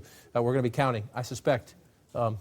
What do we call it, CNN After Dark? Yeah, 71% of the vote is now in. Bernie Sanders, 50.6%. Hillary Clinton, 47.6%. He's doing very well, much better than the polls suggested he would do. Very impressive night, irrespective of whatever happens for Bernie Sanders right now in Michigan. Anderson, the debate that will air on CNN tomorrow night, 9 p.m. Eastern, in Miami, between these two Democratic presidential candidates should be lively. Yeah, no doubt about that. Probably more even than a lot of people thought it might be. We're also expecting live comments from Bernie Sanders tonight. We're going to bring those to you as soon as they happen. Obviously, we'll cover that live. But Donna Brazile, let's continue the conversation. Does the race change in terms of the expectations for Hillary Clinton? I mean, does she have to now kind of recalculate or rethink the strategy in terms of how seriously she's taking Bernie Sanders? Well, first of all, I think they've been taking Bernie Sanders very seriously, especially after New Hampshire. But no question, if Bernie Sanders is able to begin to attract a broader base of the Democratic Party, then absolutely. I mean, look, Illinois, Ohio, next week, Missouri. I mean, if he's been able to make an argument on trade, on jobs, on wages, on home foreclosures. And that's the sleeper issue. That's a sleeper issue. And Ben, do you think that to his Wall Street message? Yeah. Then yeah. And that plays better among African Americans in the north than in the south?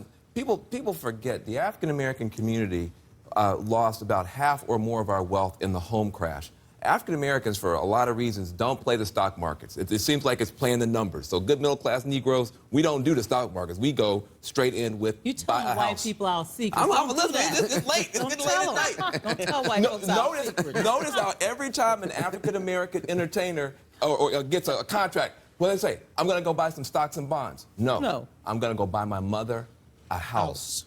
That home ownership is so important to us culturally because it was denied. And so when we put so much money into our homes and those homes were all gone, we were devastated, especially in the north. And so that is the big sleeper issue. Bernie Sanders went on the air with an ad about that issue, and I'm getting response from people. That moved the needle. So now that connects with Wall Street in a very different way. Can I just raise a different kind of real estate issue, and that's the real estate Hillary Clinton is holding right now in terms of delegates. She's got a substantial lead right now, pledged delegates more than Barack Obama ever had in the race. And tonight she's going to net out whatever happens in Michigan. She will net out ahead of Bernie Sanders and add to her lead because she did so well in Mississippi. And Donna knows this math more than anyone else. Once you get a lead like that in the nominating fight, because of proportional delegate apportionment, it's very hard to catch up. But just yesterday, she was saying on the campaign trail, and John King was talking about it, saying maybe she wanted to rethink actually saying that, or she should wait until Michigan. She was simply saying, you know, the sooner we get these votes over, the sooner I can turn to Donald Trump. I can turn to the general. May. I mean, I think that she won't clinch. If she clinches, she's not going to clinch until May. And as we've said before, the thing that drives candidates out is money. Bernie Sanders has a spirited group of donors and millions of them, and he will be in the race to the end, if not to win the nomination, then to push the Democratic Party in the direction of responding to these economic issues. If he wins tonight, we could go to June. We could have a repeat of 2008. And tonight, by the way, just my little delegate math, she will come out ahead, regardless of the results, by at least 22 delegates because of Mississippi. You know, Anderson, I was just communicating with a senior Democrat from the state of Michigan. This person said, I predicted this for 3 weeks, that Hillary Clinton was not campaigning in the right places, and this person says that they have to pivot on their demographics, that you just can't depend on African-American voters. You have to understand the trade issues, the issues that Bernie Sanders is playing to, and this person says we'll know sort of within the next half hour. And I would say this person is a Hillary Clinton supporter who was very upset about the way the campaign was conducted in the state. You did have Bernie Sanders also. He was fighting for his life. Exactly. He spent money, he deployed surrogates, he threw ads up, he did everything he possibly could. Hillary Clinton was playing a bigger map. She was pivoting to the general election, right? But you can talk about Hillary Clinton changing her tactics, but listen, I am from Genesee County, which is home to Flint. I watched all that very closely. CNN invested a lot of time and resources in drawing attention to what's going on there. It was great. I saw how Hillary Clinton was messaging that. She put out this graphic on Twitter, said, I'm going to explain the Flint water crisis. This looked like something that some graduate assistant had photoshopped into a complaint of every single thing wrong with Flint. It talked about racism, it talked about bad infrastructure, it talked about poor education. It didn't talk about the problem. Bernie Sanders can talk about the problem and relate it to voters. Hillary Clinton cannot relate these issues to voters in a meaningful way, and I think that's the core problem. You were there. Yeah, no, I was there. I saw her. She was in Flint, Michigan. She went to an African-American church, 800 or so people there. They were very drawn to her message. She got a standing ovation. This was mostly African-American women. It looks like she's doing well with African-American women, according to these polls. But again, I do think Bernie Sanders speaks to kitchen table issues, and he speaks in a way that I think is very easy to understand. It's on a ninth grade level or so, and that's a good thing. It's almost like Donald Trump. Can I just say they have one more debate left in them? If we were saying that they didn't, that tomorrow night is going to be amazing to what. Well, you say ugly. I thought that our last debate they were very engaged. Right? I think for Hillary Clinton, the question is, can she really go that negative on Bernie Sanders? Oftentimes women, when they go negative, they pay a higher penalty than male candidates. So it'll be interesting to see if she can do that. Let's take a closer look at the numbers where the race is now, Wolf and John. Thanks very much, Anderson. John, it's 75% of the vote is in, and he's still maintaining a lead. I think it's a significant lead right now, 50.6%, 47.5%.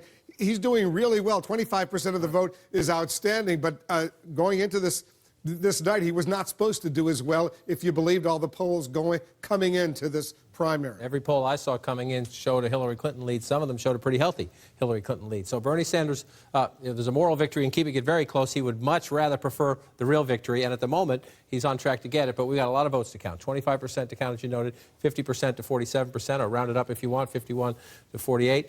Let's come down here. We're up to 54% here, and Hillary Clinton, this is Wayne County, the largest county in the state, and where Hillary Clinton is hoping African-American vote delivers the state. It's 18.4% of the population. It's by far the largest county in the state. We're just She's just shy of 60%. She may want that number to be up a little bit higher, again, as we count the votes. It's not just a percentage, too. The question is, what are the final turnout numbers? Did they get to their targeted turnout level?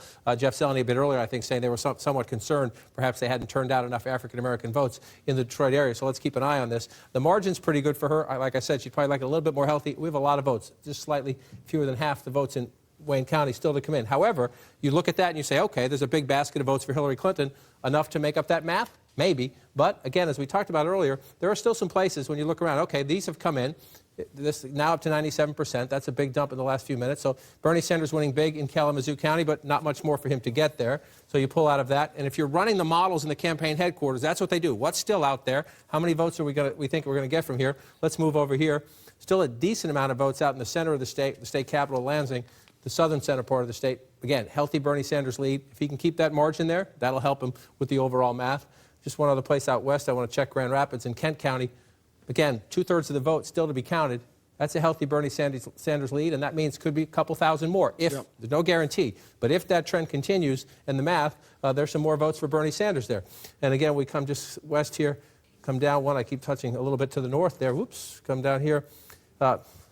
College County here, Bernie Sanders still more half the vote to be counted. 10-point plus 12-point lead, 11-point lead in that county. So the biggest basket of votes is right here in Detroit. And if there's high turnout and if the percentages sticks, there's math here for Hillary Clinton. But I'm telling you, as we get higher up in the statewide count and seeing there are still places for Bernie Sanders to get votes, I'd be encouraged in the Sanders campaign. We talked a few minutes ago about this. Last time we talked, what was that, 8 minutes ago? Bernie Sanders was leading in Macomb County. Now Hillary Clinton is leading, but look. How close it is. 70-something votes. Yeah. 70-something votes. Literally arm wrestling in the blue-collar Macomb County here. Oakland County, you move to the west here.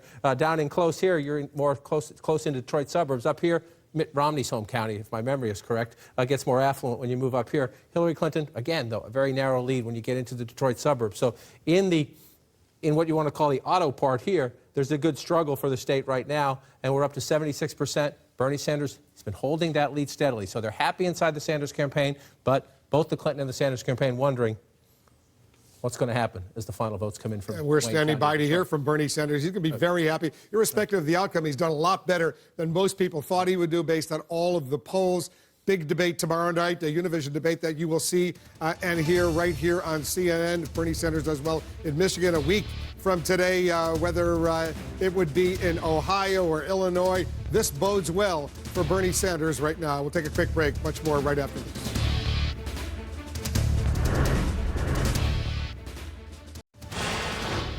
We're counting down to the next closing. Idaho on the Republican side, they will close all the voting at the top of the hour. We'll see what we can do at that point. In the meantime, let's get a key race alert right now, update our viewers. First of all, on the Democratic side, a very dramatic race between Bernie Sanders and Hillary Clinton. 78% of the vote is in. Bernie Sanders maintaining a lead, a significant lead right now of more than 25,000 votes. He has 50.7%. Hillary Clinton has 47.4%. Still, 22% of the vote is outstanding. We'll see what happens in Michigan. Very close right now, but Bernie Sanders maintaining an impressive lead. On the Republican side, earlier we projected Donald Trump is the winner. Right now in Michigan, with 64% of the vote counted, Donald Trump has 36.7%. But look at this fight for second place between John Kasich and Ted Cruz. Kasich with 24.7%, Cruz with 24.6%. Doesn't get much closer than that. A very close race for second place in Michigan between John Kasich and Ted Cruz. For Marco Rubio, a very disappointing fourth place, only 9.2%. If he stays under 15%, he will emerge from Michigan. He will emerge from Michigan with 0 delegates from Michigan. There's a 15% threshold you need in Michigan. I want to go to Brianna Keeler. She's watching what's going on for us. So she's over in Miami at the Bernie Sanders headquarters. We're told, Brianna, that Bernie Sanders is going to make a speech shortly. Is that right? Yeah, that's right. He's actually at his hotel here in Miami, and he is about to have an unexpected press availability and talk to reporters. And here I am. I'm at his completely empty former campaign rally site, which tells you everything you need to know. This is not exactly how the Sanders campaign thought tonight was going to play out. This is so much closer than they thought. I guess you could say they're pleasantly surprised. That's an understatement, but they think this is a very, very big deal. I spoke with Jeff Weaver Bernie Sanders' campaign manager, and he said, we can't complain right now.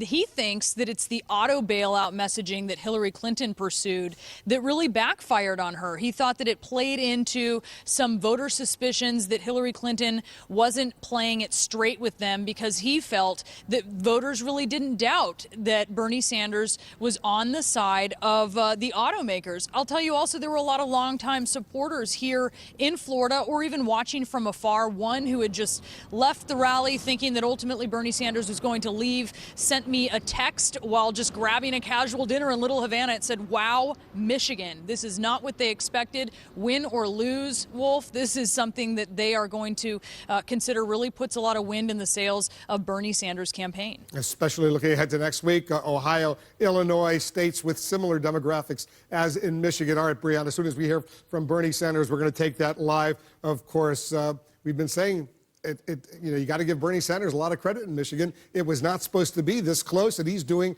remarkably well. That's right. And David, you and I have been talking about the fact that the Clinton campaign has been trying to lower expectations for the past couple of days. I'm already getting emails saying, remember, if you look at the delegate numbers and in Mississippi, she's still going to do quite well tonight, which is true, but... Yeah, it is true. I mean, she will emerge tonight with a delegate lead. There's no doubt. A couple things, though, on this Michigan thing to look at. First of all, the folks on the other side of the studio were talking about the generational divide that exists among African Americans. We see it here more than anywhere else.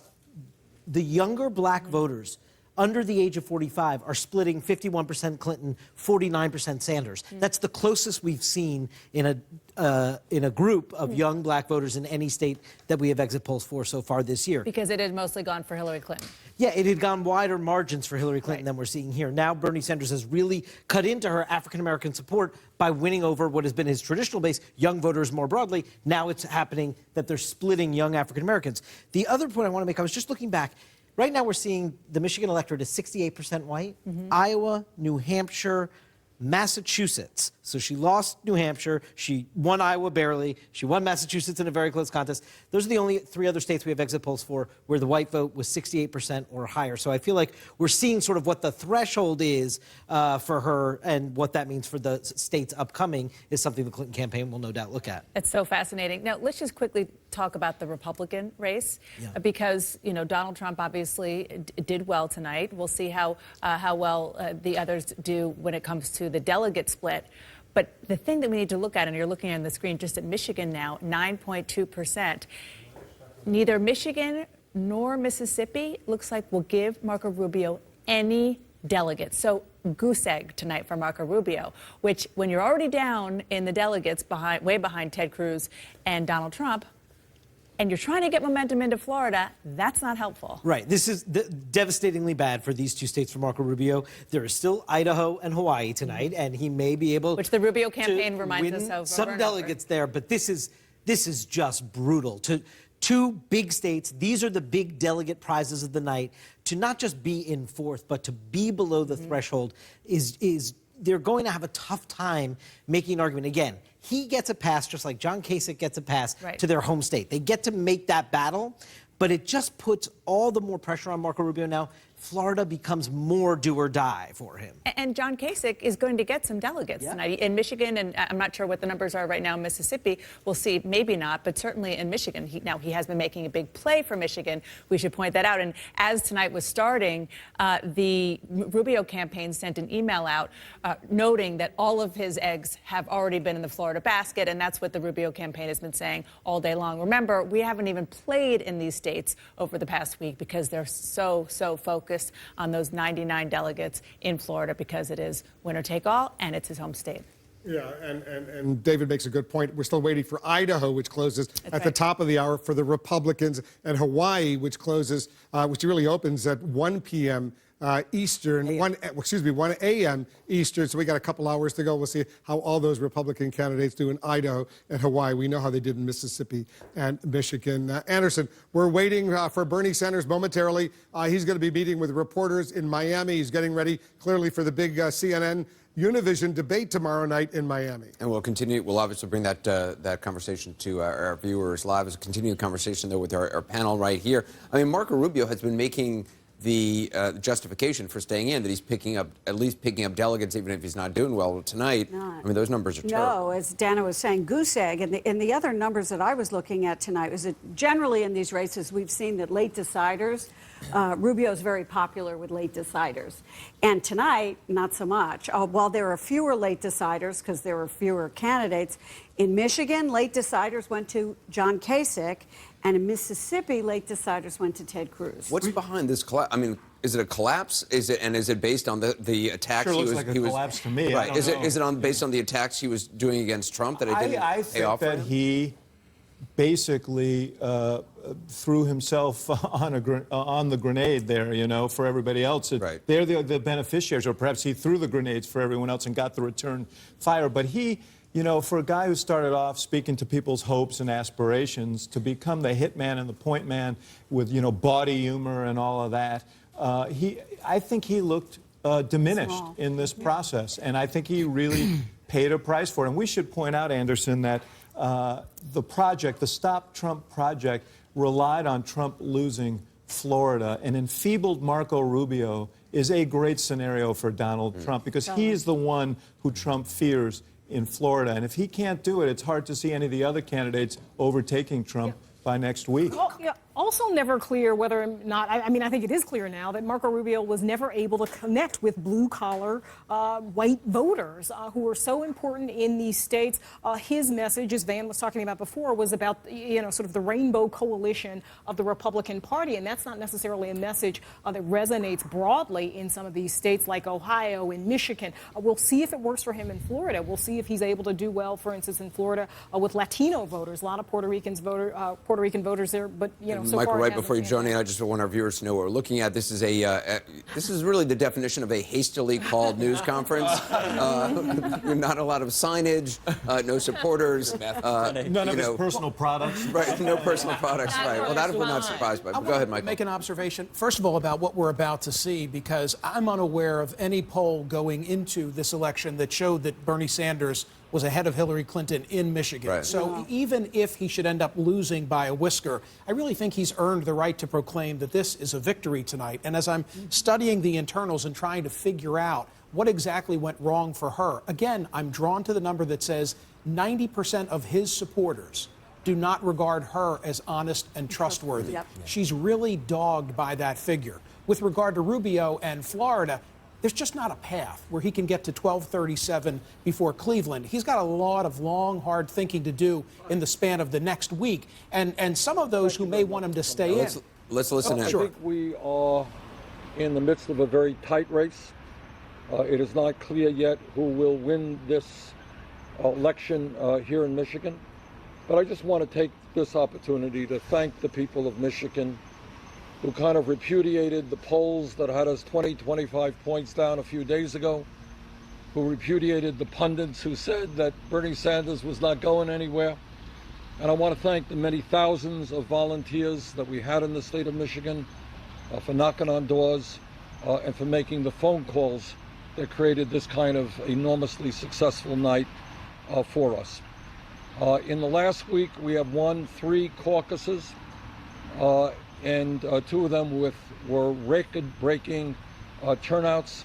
And whether we win or lose tonight in Michigan, basically the delegates here are going to be split up because of proportional representation. And what tonight means is that the Bernie Sanders campaign, the people's revolution that we are talking about, the political revolution that we are talking about, is strong in every part of the country. And frankly, we believe that our strongest areas are yet to happen. We're going to do very, very well in the West Coast and other parts of this country. What the American people are saying is they are tired of a corrupt campaign finance system and super PACs funded by Wall Street and the billionaire class. They are tired of a rigged economy in which people in Michigan, people in Illinois, people in Ohio are working longer hours for lower wages, worried to death about the future of their kids, and yet almost all new income and wealth is going to the top 1%. And the people of America are tired of a broken criminal justice system in which we have more people in jail, largely African American, Latino, Native American, more people in jail than any other major country on earth. So we started this campaign, as many will remember, 10 months ago. We were 60 or 70 points down in the polls. And yet what we have seen is in poll after poll, state after state, what we have done is created the kind of momentum that we need to win. So once again, this has been a fantastic night in Michigan. We are very grateful for all of the support that we have gotten from this state. And we look forward to going to Illinois, Ohio, Missouri, and the other states that we will be competing in next week. Thank you all very much. That was a very brief statement by Bernie Sanders. We thought he might be actually talking to reporters or answering some questions. Clearly not. He was doing that from Florida. We're obviously now moving forward. The focus of the next week for him is the state of Florida and the big primary on Tuesday. But clearly, I mean, this was an unexpected boon for Bernie Sanders. Oh, yeah, I don't think there's any question. I think there was concern on the part of the Clinton camp that this would be closer than people expected. Right, we saw a former president out there, Chelsea Clinton as well. Yeah. I don't think there was an expectation that Sanders would actually win the primary, which he may be in a position to do. And either way, you'd have to say it was a really strong night for him. The question is, what does it portend for the future? Illinois, as I mentioned earlier, now polling there is astronomical in her favor right now. She was born there. She's got roots there, and a 24-25% African-American base there. North Carolina, large African-American base. Florida, large minority base. But if Bernie Sanders starts cutting into that base, given the numbers he's been showing among white voters, and particularly white working-class voters, you know, it'll become more interesting. She still has a great advantage in delegates, but, you know, this will be interesting for some time to come. Let's go back to Wolf and John at the Magic Wall. All right, we're taking a close look at the state of Michigan right now because it's 85% of the vote is in, so 15% of the vote is still outstanding. 50.9% for Bernie Sanders, 47.1% for Hillary Clinton. He maintains this is a nice little lead right now, going in with 85% of the vote in. I can find places and show you that there's math for Hillary Clinton to make this up, but it's getting increasingly hard to do so, Wolf. Right now, Senator Sanders, as you noticed, keeping that lead consistently. We're up to 85%. It's still very close, and the main point the Clinton campaign is waiting for is down here in Wayne County. We've been coming back to Wayne County all night long. It's the largest county in the state. You see 18% of the population. It's also a large center of the African-American vote in Detroit. Hillary Clinton needs that vote. She's winning 57%. I think she'd like that number to be closer to 60. May seem like a small difference, but that could be the votes that make the difference here. Bernie Sanders getting 41%. Again, we're going to watch the last third of the vote come in Wayne County. It's enough to make the difference if there's high turnout, if she keeps that percentage, but I'm guessing at the end of the night she's going to wish that percentage were a little bit higher. Why do I say that? Macomb County has been a back-and-forth tug-of-war all night long. 48.8 to 48%. This was the laboratory in the 1980s where they studied so-called Reagan Democrats. It may be a laboratory in this campaign, as you have these two Democrats fighting to say who's the best economic messenger for blue-collar workers. Wow, what a fight. What a fight for a big county, an important county in the state of Michigan. You move over next to Oakland County. As you get out here, Mitt Romney's hometown, it's more affluent. Down here, you have some blue-collar, a narrow lead for Hillary Clinton in this suburb here. That's very close. And look, see, the point is not many more votes to come in. Hillary Clinton has a lead, but not much more to come in. If you walk across the southern part of the state, I'll start in the west. Kalamazoo County, up to 97% now. Big college county here. Bernie Sanders winning by a huge margin. You come over back to here to the center of the state. Lansing, the Michigan State crowd's been mad at me all night. I've been talking about this as a state capital, Michigan State as well. Bernie Sanders with a big lead right there in the college town. The youth vote, in addition to making inroads among African Americans, college-age voters are going to be part of the Bernie Sanders win if he pulls this out tonight. Washtenaw, this is where you find Ann Arbor, the University of Michigan. Huge lead for Bernie Sanders, still some votes to be counted. So even as you make the case, Wolf, that we're waiting to see what comes in Wayne County, and it's the largest population center. When a big dump comes in, it can be a sizable amount of votes. There are votes here for Hillary Clinton still, but as I just showed you, there are also a lot of places that Bernie Sanders is winning by decent and in some cases wide margins where there are votes still out there. So as you look at this right now, we're up to 86%. He has a full 4-point lead. The trend line is going in a way the Sanders campaign likes, but we still have a little bit more math to do. And if you take a look, he's got a lead of what, about 32,000 votes, which is a significant number with what 86% of the vote now in. It's hard. It's going to be hard for Hillary Clinton to overtake 32,000 votes in this very close, in this critically important state of Michigan right now. She needs a giant vote dump from Wayne County, and I'm not sure there's enough votes there. And how many votes are still outstanding in Wayne County? Still, you only have 64% in, so there's still a big chunk of votes there. And again, you get when this one goes up by 5 or 10%, you get a big chunk of votes. But she's getting dangerously close to the line. And it's still almost 20% of the state right there. All right, Anderson, back to you. Very much. We've been joined now by Bakari Sellers. You're a Clinton supporter. What do you make of tonight? This is a good showing for Bernie Sanders. I mean, Bernie Sanders needed to do extremely well. He needed to broaden his base in Michigan with African-American voters. He did that. He cut into African-American voters through voters under 45. But Axe may remember this. As a former big-time supporter of Barack Obama, this eerily reminds me of New Hampshire back in 2008 when everything was going Barack Obama's way. When we thought that after Iowa, Barack Obama, he was up at the polls 13, 14, 15 points. And then New Hampshire came in, and it just didn't show up that way. So I think you'll see a little recalibration. But next Tuesday, super Tuesday, you have Florida, you have North Carolina. The demographics are still there, and it'll be up on.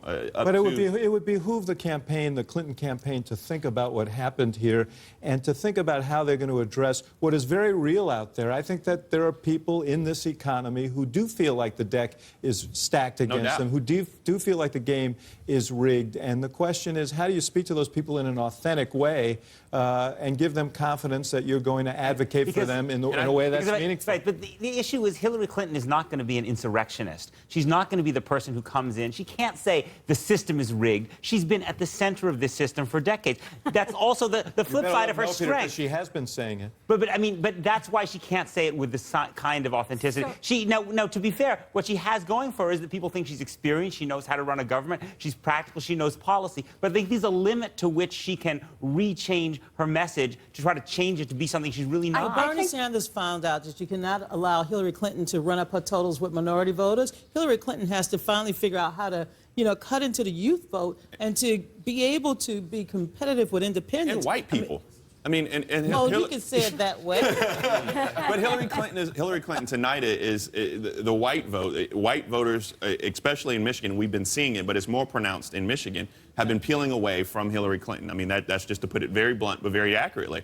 And so we have to see, the Clinton campaign has to see how they can recalibrate and talk about these issues of trade, but talk about it on a level which Van Jones talks about often, which you talk to people's pain, which you talk to people's specific pain that they're going through, whether or not it's foreclosures or whether or not it's the economy. And so you have a test in North Carolina, you have a test in Ohio, and Bernie Sanders is picking up steam, and this race is going to go on for Ohio could be a problem for him. Yes. Axe and I were just talking about the poll that you mentioned in Illinois, where she's far ahead. But if you look at the trade issue and the resonance of that in a state like Ohio, that could be a problem. We're coming up at the top of the hour. I want to toss to Wolf for our continued coverage. Wolf? Anderson, thank you. Let's recap where the elections tonight stand. Let's start with the winners that we know of right now. Donald Trump, he's the winner of the Republican primary in Mississippi. Donald Trump, he's the winner of the Republican primary in Michigan. Hillary Clinton, she won the Mississippi Democratic primary. So those are the three winners. Let's get a key race alert on the outstanding race in Michigan right now. In Michigan, Bernie Sanders maintaining a significant lead right now over Hillary Clinton with 86% of the vote in. He's ahead by almost 35,000 votes, 51% to 47% for Hillary Clinton, 439,711 votes for Bernie Sanders, 405,343 votes for Hillary Clinton. So 14% of the vote is still out. It's just changed a little bit, but you see Bernie Sanders maintaining a lead of about 35,000 votes. That's pretty significant for Bernie Sanders. I want to go to Breonna Keeler. She's over at Bernie Sanders' what was his headquarters earlier. It's a pretty empty room right now, Breonna, but we just heard from Bernie Sanders. Whatever the final number is, this is still considered a big win for him tonight. Yeah, that's right. I mean, the Sanders campaign feels like this gives them a lot of momentum going into these series of contests coming up here in a week, Wolf. And he's really looking toward Ohio. Even before seeing his showing tonight, his campaign felt that his message attacking Hillary Clinton for her past support of some trade pacts that are very unpopular in places like Michigan and Ohio was working. And they were going to double down on that in Ohio even before seeing how they ended up playing here in Michigan. So that's something that I think we should watch as we go into the next week here. I do also want to talk about some of the polling. The Sanders campaign on Friday did their final private polling, their internal polling, and what they found was that Hillary Clinton was up by what I was told by one aide was high single digits. That was on Friday. They didn't bother polling over the weekend because they found it's really difficult to get a hold of young people, which are so key to his sort of block of support. So they hadn't polled since Friday, and it's really unclear if what we're seeing is something that changed between Friday and now, or if we just weren't really getting a state of the race. But they think overall polling in general in Nebraska and Kansas before this as well did not reflect his support with young voters and also his gains with minority voters. He's doing Wolf? very well in Michigan right now. I want to go to Jeff Zeleny. He's with the Clinton campaign over in Cleveland right now. Ohio, the big contest, one of the big contests a week from today. What are they saying, the Clinton folks, about it must be a disappointing night for them in Michigan? It is a disappointing night, Wolf. No question. We've moved outside because what was to be a victory party is now over. Secretary Clinton is on her way to Florida. She's flying overnight there. So all this is just coming into her. But I talked to one top Democrat who's aligned with the Clinton campaign who told me this.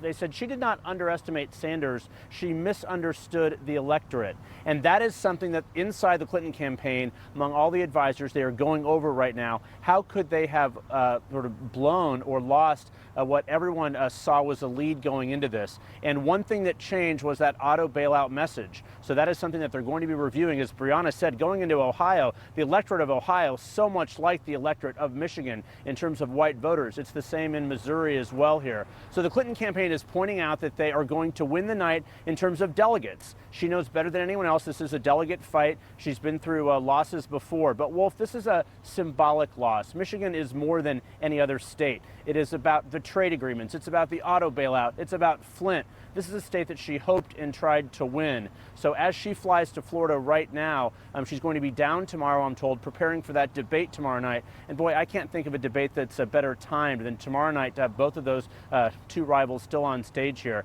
Bernie Sanders is going to win or lose, even if he narrowly loses Michigan, he's going to raise money off this considerably so. But now I am told by a Clinton aide that their modeling is showing them to be slightly pessimistic. They are now preparing for a narrow loss. We'll see if that happens. The votes are still coming in as John is watching over there, but the Clinton campaign is now prepared for a narrow loss in Michigan. Yeah, they won, the Clinton campaign won impressively in Mississippi, but not so much in Michigan. I suspect Michigan more important as far as delegates are concerned than Mississippi, but she was impressive in Mississippi. She was, and that's certainly what the Clinton campaign is arguing tonight on my text and email, and I'm sure yours as well, David, that overall they're still going to do quite well in delegates. But what Jeff just said, that she misunderstood the electorate, is kind of stunning, given it is the fact that you kind of have to be living under a rock not to understand the anger out there, and also not to understand that people on both sides of the aisle, they don't like to hear politicians speak. And when she went after him for the auto bailout, may be something that really hurt her, don't you think? Yeah, it could have. Obviously, it didn't resonate in a positive way for her. There's no doubt about that. I also think that you think any candidate, as you know, you cover a lot of presidential campaigns, when you have a string of victories, you are convinced you are fully understanding the electorate and tapping into it, and then all of a sudden you're faced with this reality. Jeff mentioned Ohio and Missouri, and this is true. They are both, if you look back at 2008, the electorate was about 76% white in both states in the 2008 primaries. So that looks like a good area for Bernie Sanders to focus on these upcoming states. If you add the delegates available in Ohio and the delegates available in Missouri, they equal the delegates available in Florida. So they are big prizes next Tuesday, and they are going to be really good turf for him potentially. They certainly could be. But let's look a little bit more at why we think that this is so close and perhaps a Bernie Sanders win in Michigan. Well, let's take a look at the two key demographics that we've been talking about a lot tonight. Let's take a look at age. Among 18 to 29-year-olds, Bernie Sanders defeats Hillary Clinton 81% to 18% among the Michigan Democrats today. They made up about 20% of the electorate. Seniors turned out in the same numbers. So 65 and older, this is a Clinton category, 69% to 30%. She didn't win seniors by as large a margin as he won young people, and they came out and turned out in equal parts. Now here are the racial breakdowns here. If you look at white voters, Bernie Sanders wins them by 15 points, 57% to 42%. Among African Americans, which we've been saying made up about a quarter of the electorate, 65% to 30%. That is a narrower margin than we saw Clinton win black voters in a state like Mississippi tonight, where she, I think, won 90% of the African American vote down in Mississippi. So a narrow margin, and as we said before, put those two things together, among the younger African Americans, they drew to a tie. It's so fascinating, and obviously the time that Bernie Sanders spent in college towns, Ann Arbor especially, paid off. I mean, he does it in every state, but here it really seemed to have mattered. Yeah, he's doing remarkably well with young voters out there, college students among others. You got to give him a lot of credit for that. Let's go over to John King, take a closer look at Michigan right now. 91%, John, of the vote is now in Michigan. 9% still outstanding. Bernie Sanders with 50.3%. Hillary Clinton 47.7%. He's still got an impressive lead right now. But let's take a look at the largest county, Wayne County in Michigan. Is that vote in yet, or are we still waiting? More of it's in, but this is why Jeff Zeleny just said at the Clinton campaign headquarters they are preparing for a narrow loss because we're up to 75% now, and she is winning 58.3%, and she keeps, as the vote's gone up, she's racked up a margin there. That's a very healthy margin in this county. The question is the turnout high enough to as high as they wanted? I suspect not, if you had access to their targets. And that number there, they would like to be above 60%. They would like every last vote, that to be a little bit higher. No question, Bernie Sanders made some inroads among urban African Americans in the industrial Midwest, something he has not been able to do in the South yet. There's no question he had a better night. She still won, but a better night here. Now, you're waiting for 75%. So there's still a big chunk of votes to come in here, and we'll see the final math. But now you start looking, where else can Hillary Clinton get some more votes? Because Bernie Sanders has a pretty big, healthy lead. Macomb County, it's been a tug-of-war all night long at 93%. She's opened a very slight lead, but there's not a lot of votes there. Even if she continues that for the rest of it, there's not a lot. Oakland County, where she is winning 100% in. You come up here.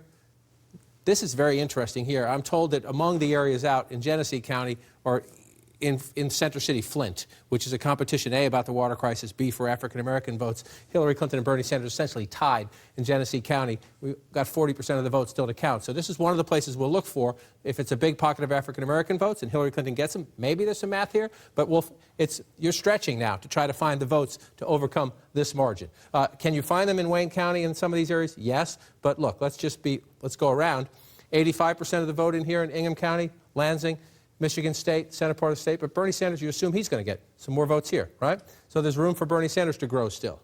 And you come out here to Kent County, less than half of the vote counted in Kent County, and Bernie Sanders at the moment winning it by a lopsided margin. If that continues there, as the rest of that votes come in, that's going to add a couple thousand to his total, several thousand to his total as well. So, yes, there are some big population centers in Detroit. We're still waiting for a big chunk of votes, but there are many other places where Bernie Sanders' number is going to grow too. So that's not a static number, the 461, and it's getting late, and the places are getting short to find enough votes to overcome that. Yeah, more than 25,000 votes they've got to deal with, so that's a significant, almost 30,000.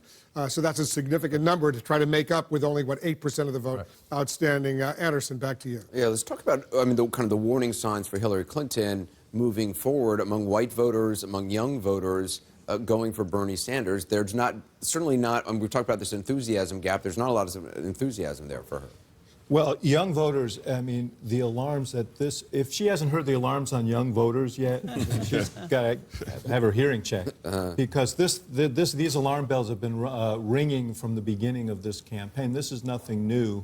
The fact that it's bled into the minority community, and particularly African-American community here, is something that I think would be disturbing. One thing I want say, though, is just, and exit polls are inexact, but according to this exit poll, she was leading narrowly, 51-48, among people who said they decided more than a week ago, and she lost narrowly, 51-45, among those who made their decision the last week. So it's not just the Clinton campaign who has to ask what they didn't see in this electorate, but pollsters who gave her an enormous lead. There's nothing in this data that would suggest that she ever had an enormous lead. And then you have to ask we had an open primary. You got to remember, when you have an open primary, you know what your mother said, if you let the door open, there's a draft. Well, when you if you have an open primary, you have independents, and Bernie Sanders is winning independents 70-28. That's another problem for her. But Donna, you think this should be a surprise? This has been true. Bernie Sanders has done well with independents every I'm just saying that you want to know why the pollsters may have underestimated. Well, they may have oversampled Democrats, and you don't have enough Democrats to offset. Anderson, I just want to say one thing about our debate. I mean, we don't know what impact the debate had on Sanders supporters. My point, though, is if it had a big debate, you would have seen a wider gap in the late deciders. I think she struck a false note on the auto bailout. I have a hard time believing that is the sum total of the story. Actually, let's just pause here, because we actually are now getting some votes in from Idaho. It's the first time we're getting them in. Wolf? Anderson, thanks very much. We have a key race alert. This is the first time we have some votes coming in from Idaho, where there's a Republican primary. 3% of the voters in. Ted Cruz has a lead right now at 38.5%. Marco Rubio's in second place with 28.4%. Donald Trump in third place, 22.3%. John Kasich is in fourth place with 7%. But this is very, very early. Cruz has a lead of 447 votes over Marco Rubio right now. But once again, very early. This is the first votes we're getting in from the Idaho Republican primary. The Republicans are voting in Idaho tonight, not the Democrats in Idaho, Anderson, just the Republicans. All right, let's continue the conversation, Andy. Okay, I was saying,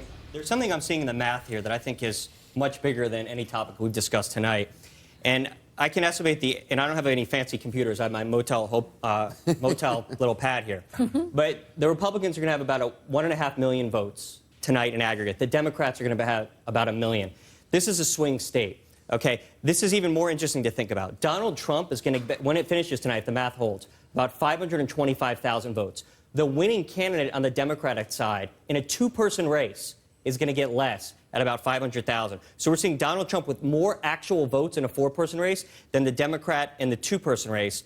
And then one last thing I'll say is that Michigan is a snapshot of the industrial Midwest. So we're going to see Ohio and Pennsylvania go the exact same way. You've got Hillary Clinton losing to Bernie Sanders. I mean, from the Trump campaign, this is shocking and it's a dream, because you've got Hillary Clinton doing three things wrong: running badly with blue-collar voters, very badly with African Americans in the North, and a depressed turnout. I just do not see a Hillary Clinton victory in November. Well, first of all,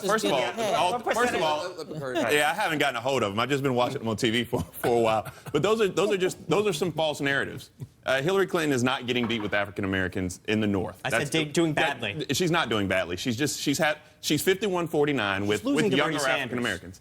And the second thing is, if we step back and really want to look at the numbers, one thing that we did find out is that Hillary Clinton is delegates closer to the nomination. Hillary Clinton tonight walks away with the delegate basket. She walks away with what's most important. But you don't think there's any troubling signs for a general election for Hillary Clinton tonight?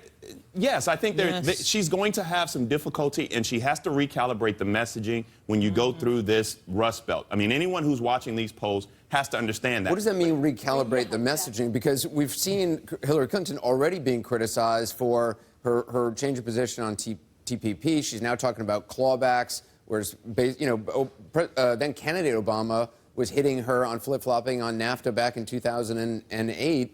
Bernie Sanders has certainly been doing that as well. I don't think it's a question of flip-flopping. I think what Hillary Clinton is doing and what she has been doing is talking to that progressive streak in the Democratic Party, talking directly to them, going out and talking to those voters. Now, whether or not that was enough tonight in Michigan is still yet to be seen, as we still have some votes coming in. But this is all of, we have to back up a little bit. This is all of a sudden not just, this is not a total reversal of the Democratic primary.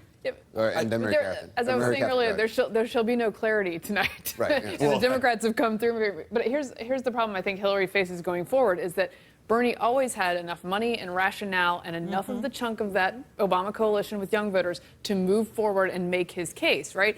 Well, now when he's a winner, people respond to a winner, and even among minority communities, there aren't a ton of ideological hurdles to getting to Bernie if he looks like a winner. Yeah. You could leak more.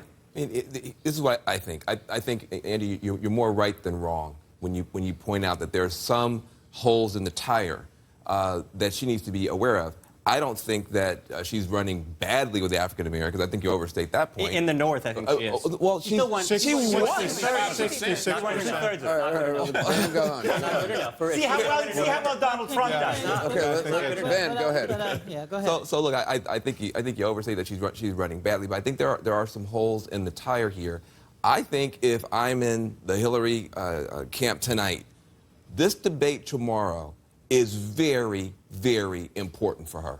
She's going to be walking on the stage, in all likelihood, having actually lost ground with African Americans and having lost a big fight in the North and with Ohio coming. So I do think that this is one of those moments where there's a gut check time. I don't think it destroyed her to do that cheap shot on Bernie, but what it did, it made a lot of people, I mean a lot of people say, this is the stuff we hate about the Clintons. A cheap shot below the belt, right at the buzzer. You don't have to do stuff like that. I hope that maybe if it cost them a point, if it cost them 2, that's the kind of stuff she can't afford to do. She's got a big authenticity problem. It showed up tonight. Peter? Look, it's also, remember, the Democratic Party's problem with working-class white voters is not new. Barack Obama did terribly with working-class white voters, right? The good news for the Democratic Party, which is important to remember, is every 4 years there are fewer of those voters as a share of the electorate. Hillary Clinton will not win working-class white voters. There was a piece in Politico, though, which suggested that for Donald Trump to beat her, given how miserably he will do with African Americans and Latinos and women, he would probably need 70% of the white male vote. So, yes, this is a problem for the Democratic Party, but it's not a Hillary Clinton problem. It's a problem which has more fundamentally to do with macro changes in the election. I will say, Andy, that as thrilled as you feel the Trump people are with the results in Michigan tonight on the Democratic side, I'm sure there are people in the Clinton camp who are thrilled with the results on the Republican side, too, because Donald Trump, they view as their turnout machine.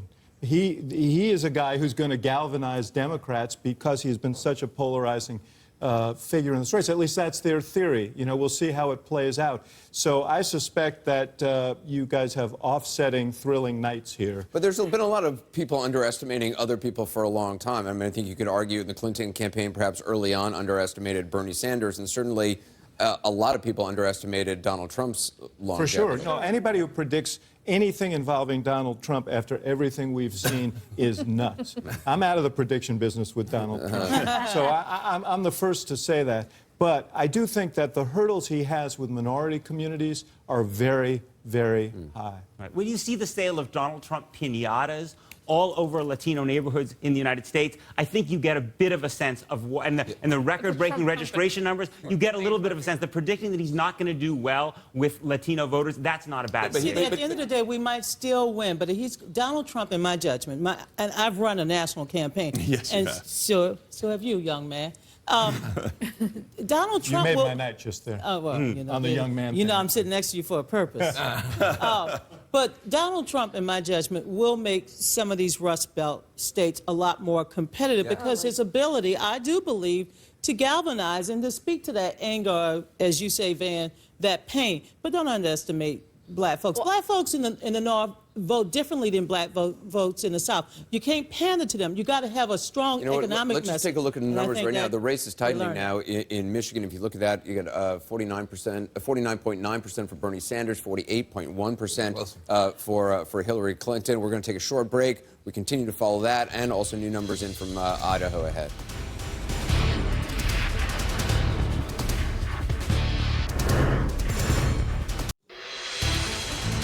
Get a key race alert. First of all, the Idaho Republican primary. The polls closed a little bit less than a half an hour ago. Ted Cruz, with 10% of the vote, is in, maintaining his lead, 36.9% over Donald Trump, who's in second place with 28.6%. Marco Rubio in third place, 21.8%. John Kasich in fourth place, 8.1%. Ted Cruz maintaining a lead of about 1,400 votes in Idaho right now. Let's take a look at Michigan right now. It's narrowed a little bit. Bernie Sanders was ahead a little while ago by about 30,000 votes. He's ahead now by 18,254 votes with 92% of the vote in 49.9% for Bernie Sanders. Hillary Clinton, 48.1%. So it's a little bit tighter, but Bernie Sanders maintaining his lead. Let's walk over to John King. So, John, 92% of the precincts reporting, 8% still outstanding. Here's the question. Can she overcome this lead that he has? Can she? Yes. Will she? That's why we count them. This is fun. I know it's not fun if you're sitting in Clinton or Sanders campaign headquarters or if you're a big supporter of either one because you're getting into nail-biting time. But this is why we count them. And this is why a lot of people a while ago, when Bernie Sanders had that 35,000 vote lead, say, why won't you call it? Why won't you call it? We like to be cautious here. And B, we like to count the votes. What's out? 83% of Wayne County, 18% of the state population. This is where Hillary Clinton wanted to get a big, big, big turnout of African Americans. She's winning the county just shy of 60%. We got to see what's still out there and how big of a vote she gets when that comes in. But there's definitely enough math. There's enough math here if you have some big precincts come in to help her make up some ground. Now you're starting to go from beyond Wayne County. Where else are the votes? I think Donna Brazile just made this point a moment ago. If you look out here in Kent County, Grand Rapids, 6% of the statewide population, Bernie Sanders is winning quite comfortably in the votes that are in so far. The question is, what's out? I don't have that information in front of me at the moment, 44%. The reason I say that is because you don't know what's out. And if you look at the African-American population, where Hillary Clinton has been running up the score, not as much as in the South, but she tends to win, there is a significant, right in Grand Rapids, African-American population. The deeper the shading, the higher the percentage of African-Americans. So there's a possibility that even though Bernie Sanders so far is winning quite well in this county, there's a possibility that could watch this margin. If this holds up as this vote comes in, Bernie Sanders likely will have a narrow victory. If that margin starts to go down, it could be part of the math that could be part of a Clinton comeback. So what else are you looking for? If you come across 85% Ingham County, again, this is the center part of the state, Michigan State University, a healthy Sanders lead. More votes for him there. It's not as big a population center, but there's more to come in for him here, too. And you can find a few other places like this as you come across. Kalamazoo is in at 100%. You come over here, this is the University of Michigan, Ann Arbor, Washtenaw County. Again, 27%, 28% of the votes still to be counted. So there are some Sanders votes there, we assume, as long as it keeps coming in on the trend line that's been coming in all night. So you pull out and you look at this. We're up to 92% of the state. Most of this is in. You'll find a few counties up here. You look, these are very small, but you keep looking, 100%, 100%. So you hunt around to find out what's missing. So in the Marquette area, possibility. Again, Sanders winning big here. Could be a couple hundred more votes for him up there as that comes in. And they may matter in the race this close. But the largest pool of votes still out. Again, we're at 84%. This has slowly started to come in. We're getting chunks every 15 or 20 minutes or so after a long wait. Detroit is the big one. Macomb County, look at that tug of war there, 93% of the vote in. So no matter how this one goes, it's been pretty close. It's not likely going to affect it much. And Oakland County is in at 100%. One last check up here. Genesee County, Sanders was ahead a little bit a while ago. Now Hillary Clinton's ahead. You see, very close here. Again, though, 38% of the vote out. If it's downtown Flint and it's African-American precincts, could, if it matches the statewide numbers among African-Americans, could be some Clinton votes there as well. This is why we count them. Yeah, 92%. And he's increased his lead a little bit, right. 50.4%, 47.7%, about 24,000 votes or so. So 27,000 votes. He's built it up nicely a little, so we'll see what happens. But as far as the delegates in Michigan are concerned, as Bernie Sanders himself said, a win is a win, and that would be great psychological momentum going forward. But they're basically going to split the delegates because it's that close. They're basically going to split the delegates because it's that close. Donna Brazile can explain this better than me. But in some of the African-American congressional districts and state districts, there's few bonus delegates. The Democratic Party awards, so it's possible Hillary Clinton gets, it's possible Hillary Clinton could lose the state by a couple hundred votes or 1,000 votes and either come out in a tie or slightly ahead in the delegates. But it's generally a split when it comes to the delegates, no question about that, which is why this becomes so important in the end, because Hillary Clinton is getting most of the delegates out of Mississippi tonight because she won with 83% of the vote there. So she's going to get the bulk of the delegates there. Sanders will get some. This is what's important to Bernie Sanders, to end the night with this Sanders blue, even if it's by the narrowest of margins, because next week you have Illinois and Ohio right up here in the Midwest. They're open primaries, just like the Michigan primary is. Bernie Sanders wants to send a message. Secretary Clinton, don't celebrate too soon. And Democrats in the Midwest, give me a second look if you haven't given me a look already. It'd be very important, despite the margins, that stay Sanders Sanders blew at the end of the night because of the important psychological message it would send for his campaign. Hillary Clinton obviously would like to come back, and we're still stuck at 92%. The math is there for her, but it's like drawing to an inside straight. It'll be tough. Ohio, Illinois, and Missouri next week, too, states with similar demographics. Anderson, back to you. Yeah, I want to play some of what Hillary Clinton said earlier tonight, and this was in the 9 o'clock hour before the results were quite so clear. In Michigan, the race was closer there. She was talking a lot about Donald Trump. Let's listen. We can't be talking about building walls or turning the clock back. We have to build on what made America great in the first place, our energy and optimism, our openness and creativity. Nobody works harder than Americans. Nobody innovates better. Nobody dreams bigger. And if we work together, I know America will outcompete anybody, anywhere in the world. That was Hillary Clinton earlier. It was interesting that she chose to come out while Donald Trump was giving his speech. Do you think that's intentional? I mean, all the networks were carrying the Donald Trump speech. Do you think she didn't want to necessarily get a lot of coverage tonight? Well, I don't know about that. I don't know any politician who doesn't want to get coverage. But they usually sort of time these things to kind of. I mean, they all have televisions. They know who else is on. Of course, who knows how long a Donald Trump press conference will also go. True. There may have been some plan, but clearly she got out there knowing that it wasn't going to be the story that she necessarily wanted it to be. I mean, it is. I can't stress enough what we've been saying all night, which is there are two things here. One is the optics, and the other is the reality of the delegates. On the reality of the delegates, she's in a very strong position. On the optics, it really. I mean, if it flips one way, it'll be a bigger night for Bernie. If it flips another, but the fact that it's such a close race, a lot of people will go to bed. Hopefully not too many. Yeah, can I say something? I've got a lot of people, tweeting saying, hey, now can Bernie win, now can Bernie win. I think it's important for people to understand. He can't just do these like winning by a half a percentage of a half of a point. To win, he would have to start winning by 60 to 40. Right, exactly. 60-40 is about right. That's why this narrative, that's tough. That's why this narrative of everybody piling on and saying, oh my God, the ship is, now Hillary Clinton is all of a sudden the Titanic is just not the case by any stretch. But because for the general, though. But I mean, look, you got to get through this first. But I mean, at this point, she still actually stretches her delegate lead out. She still had a resounding, whopping victory in Mississippi. I mean, she still has some wind in her sails. This reminds me not just of New Hampshire in 2008, but New Hampshire, what was that? A couple weeks ago, when she lost New Hampshire by 22 points, everybody was ready to throw everybody out, fire everybody, start over. He had to win tonight in order to continue. And he continues. He gets every right to continue. We started the evening saying, "Is this Bernie's last stand?" Right? And it could have been. And it could have been, and it's not. So he's going to continue on. It elongates Ohio, the race. But if you look towards Ohio, winner take all, it's an issue. I hate agreeing with anybody from your camp. Thank you, Ben.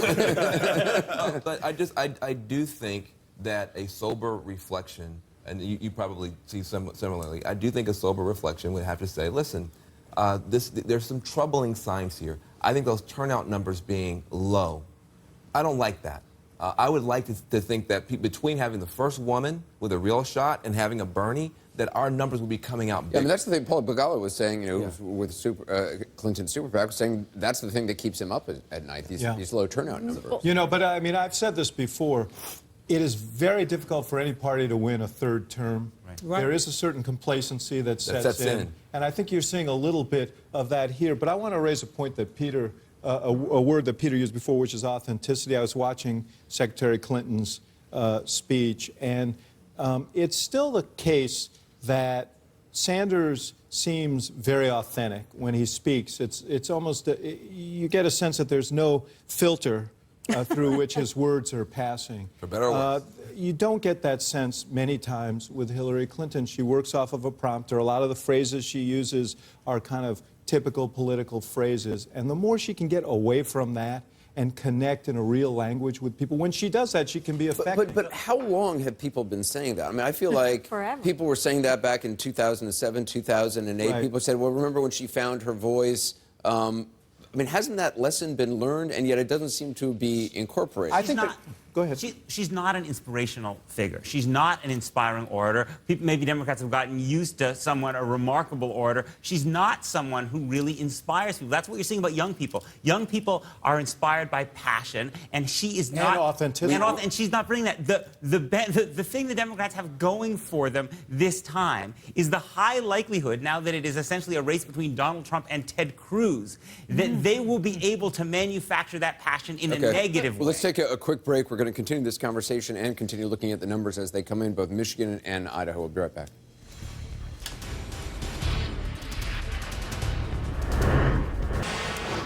We're now ready to make a major projection. Bernie Sanders is the winner in the Michigan Democratic primary. This is an upset.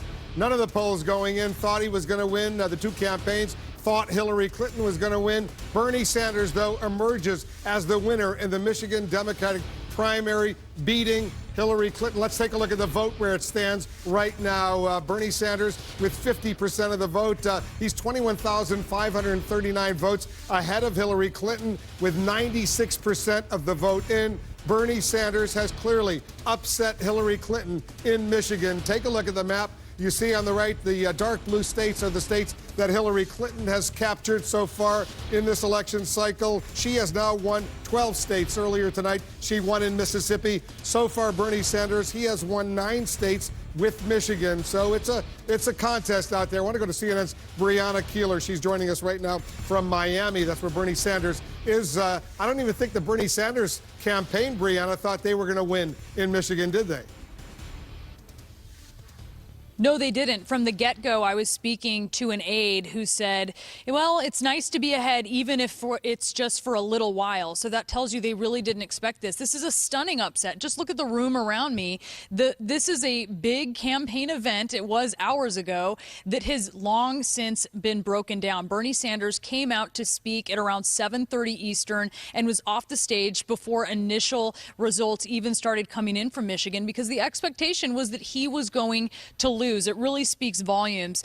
But I think there was a sense among the campaign aides that he was able perhaps to give Hillary Clinton a run for her money, if they certainly didn't think that he would win, by traveling the state. They felt that he would go places and people would respond to him. And Wolf, it sort of begs this question, even though the delegate math is still very much in Hillary Clinton's favor, it certainly begs the question of if she is struggling in, for instance, Michigan, to perform against someone who has so much energy in their events, is really pulling in a lot of supporters, a big following. How would she perform against, for instance, Donald Trump, who has so much energy and has a big following? This is, I think, the question. This is a question going forward. You can only imagine, Brianna, what that crowd that was behind you, what they would be doing right now if they were still there waiting for Bernie Sanders to deliver a victory speech, what they would be doing right now. But as you correctly point out, they didn't think he was going to win. This is correctly pointing out, again, a stunning upset. Bernie Sanders beats Hillary Clinton in Michigan. Anderson Cooper, back to you. Yeah, a huge victory for the Sanders campaign. And you can make the argument about delegates, but certainly this should not be something that's taken away from Bernie Sanders. No, and the question is, what does it portend for the week to come? Right. You take a state like Ohio, where the African-American population is actually smaller than the voting population than in Michigan, or a state like Missouri, and you wonder whether he can't make some noise in those states as well. I still think in Illinois, larger African-American vote, a state that she has some ties to, Florida, going to be tougher states for Bernie Sanders. But he's clearly going to be hanging around here, and she's going to have to contend with him for some time to come. And I think there's something larger going on. Sorry, go ahead. No, I was just going to say it's an open primary, Ohio, and Northern Ohio really is like Michigan. So this should scare the Clinton folks, if anything. Maybe they should drink what Axelrod is drinking, or have that apple, because they're going to have to put a lot more boots on the ground in order to begin to, I think, win back the share of delegates they need in some of the northern states. Now, North Carolina will be good for her, I think. Yes. Florida will North be Carolina good. as well. Illinois, but Missouri, It's Ohio also interesting will be because very, clearly very Hillary competitive. Clinton had hoped to start to pivot toward Donald Trump or whoever the Republican nominee is. Wishful we've been hearing that in her victory speeches in a number of states over the last several weeks. Clearly, that's going to have to be delayed. Right, because there's a larger fundamental problem here. I mean, she's done a good job of recognizing, she recognized a year ago this party was going left, and she got ahead of it. But ultimately, she grew up in a very different Democratic Party. The Democratic Party is really transforming itself. You know, Bernie Sanders reminds me a little bit of Eugene McCarthy in 1968, a harbinger of things to come. He didn't win, but then George McGovern won 4 years later. What's happened for a lot of Democrats is they were super excited about Barack Obama. They still love Barack Obama. But even after 8 years of Barack Obama, the fundamental structural injustices that they see in society, economic inequality, Wall Street wielding much, much too much power, structural racism have not changed. And so many have concluded, you know what, we need a more radical policy shift if we're going to do something about it. That's what Bernie Sanders is offering. That's what Elizabeth Warren is offering. And I think this is going to be a template for the Democratic presidential candidates to come. With Bernie Sanders, there's no question about what he stands for and what his message is. In many ways, it's the same thing as Donald Trump. There's no question about what his message is on lots of issues. And with Hillary Clinton, there has clearly been a shift because the Hillary Clinton I grew up covering politics, watching, was a very different centrist, third way Democrat like her husband. And she has made this pivot before everybody's eyes over this past year, more so than we've heard because, of course, she was Secretary of State, and when she was First Lady, politics were different in the Democratic Party, and also when she was a senator. So this question of who is she and what does she stand for, and do we trust her, and does she really care about people like me, resonates, particularly with younger voters. We're getting some more information, I think, about exit polls. Let's go to Wolf. Thanks very much, Dana and David. You're looking closely an amazing win for Bernie Sanders in Michigan. How did he do it? Well, David, you can answer that question, and as you do it, explain how exactly the voters broke down in terms of what they were looking for and why that led to Bernie Sanders winning. And just before I get into the numbers, we should just note that this is a really significant win. Sure is. I mean, the Clinton camp is correct about the delegates, but this is a psychological boost in a key state, and it just means that the Clinton campaign can't shake this nomination season for that much longer now.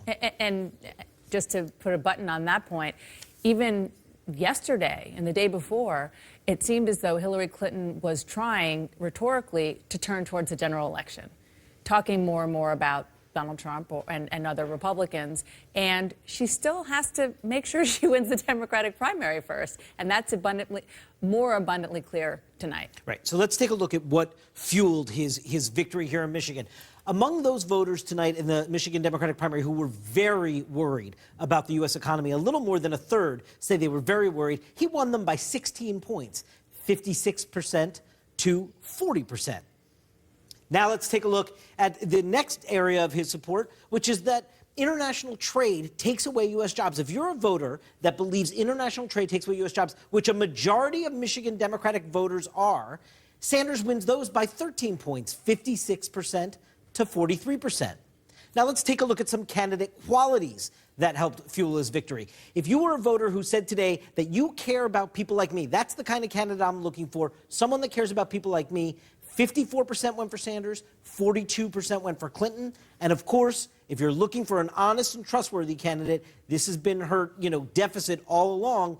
80% went for Sanders, 19% went for Clinton. Those qualities, that populist economic message on trade, this is what fueled his victory tonight. So interesting, and it certainly isn't just a warning sign for Hillary Clinton going forward in the primary process. It's also a warning sign, well, if she does get the nomination and if she is up against Donald Trump, Michigan the past few election cycles has been pretty solidly Democratic. Not anymore, if that is going to be the matchup. She should be very concerned about that state and other states that look like that demographically. And Bernie Sanders' win tonight in Michigan means this is going to go on and on, this Democratic contest. It's by no means over by any means. All right, Anderson, back to you. It's interesting to see. I mean, again, that honest and trustworthy thing comes up in Bernie Sanders' favor, whereas in Mississippi, it played much better for Hillary Clinton this time. Well, she just destroyed him in Mississippi. There's no category that she did not win. Just destroy him in Mississippi. So,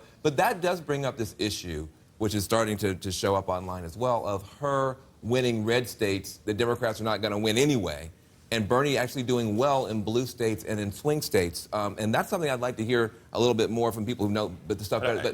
But if she seems to be stronger in some of these swing states, some of these states that are going to actually be the bellwether, she should pay attention to that for the general election, assuming that right now Bernie is not going to start winning 60-40, and he's not going to get the nomination. If you assume that's true, some people don't assume it's true, then if you are weak where you have to win against Bernie Sanders, that's a bad sign. Am I wrong? Well, I mean, I think that relies on one premise, which is false, which is that the party is going to be fractured going into November, which I don't think is the case. I think we still have the unifier in chief, which is at 1600 Pennsylvania, when he decides to come out of his bullpen over there to bring the party back together. And Michelle Obama. And that's what I was talking about. Okay.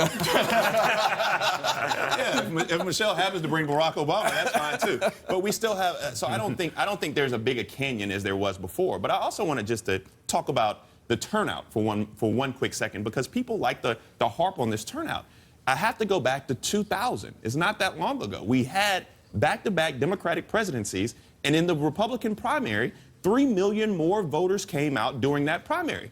We know what happened. Donna Brazile knows what happens very, very well. Al Gore won the popular vote. He may not have won the presidency, but he won the popular vote. So I do think that it's somewhat of a red herring to go down this path of voter turnout when we have an election which is the exact same election just 16 years ago. Let me try to tie these two races together. I think what's interesting is that the insurgents on both sides are running the lead story, the banner headline in the newspaper right now, and the establishments are like running sidebars and giving you infographics about how this can all come out. And it's not playing to the people who want to be excited about these races, right? So I think that's the problem that the establishment in both sides has. And then you were talking about Hillary Clinton flip-flopping a lot and then people not being sure if she cares about their problems. And I'm having deja vu about Mitt Romney over here. Right. But what I will say is when you look at Donald Trump's numbers when it comes to honesty and understanding my problems, he's the only person on the right who underperforms Hillary Clinton in those two. Well, she may have a Romney problem if she becomes the nominee in a general election, because she's going to have to run back to the middle, which was a real issue for Romney. I'm not sure that she does. I'm not really sure that she does. And I think one of the things that we see here is that among working class whites, as well as the minority community, there are deep concerns about how the American economy runs.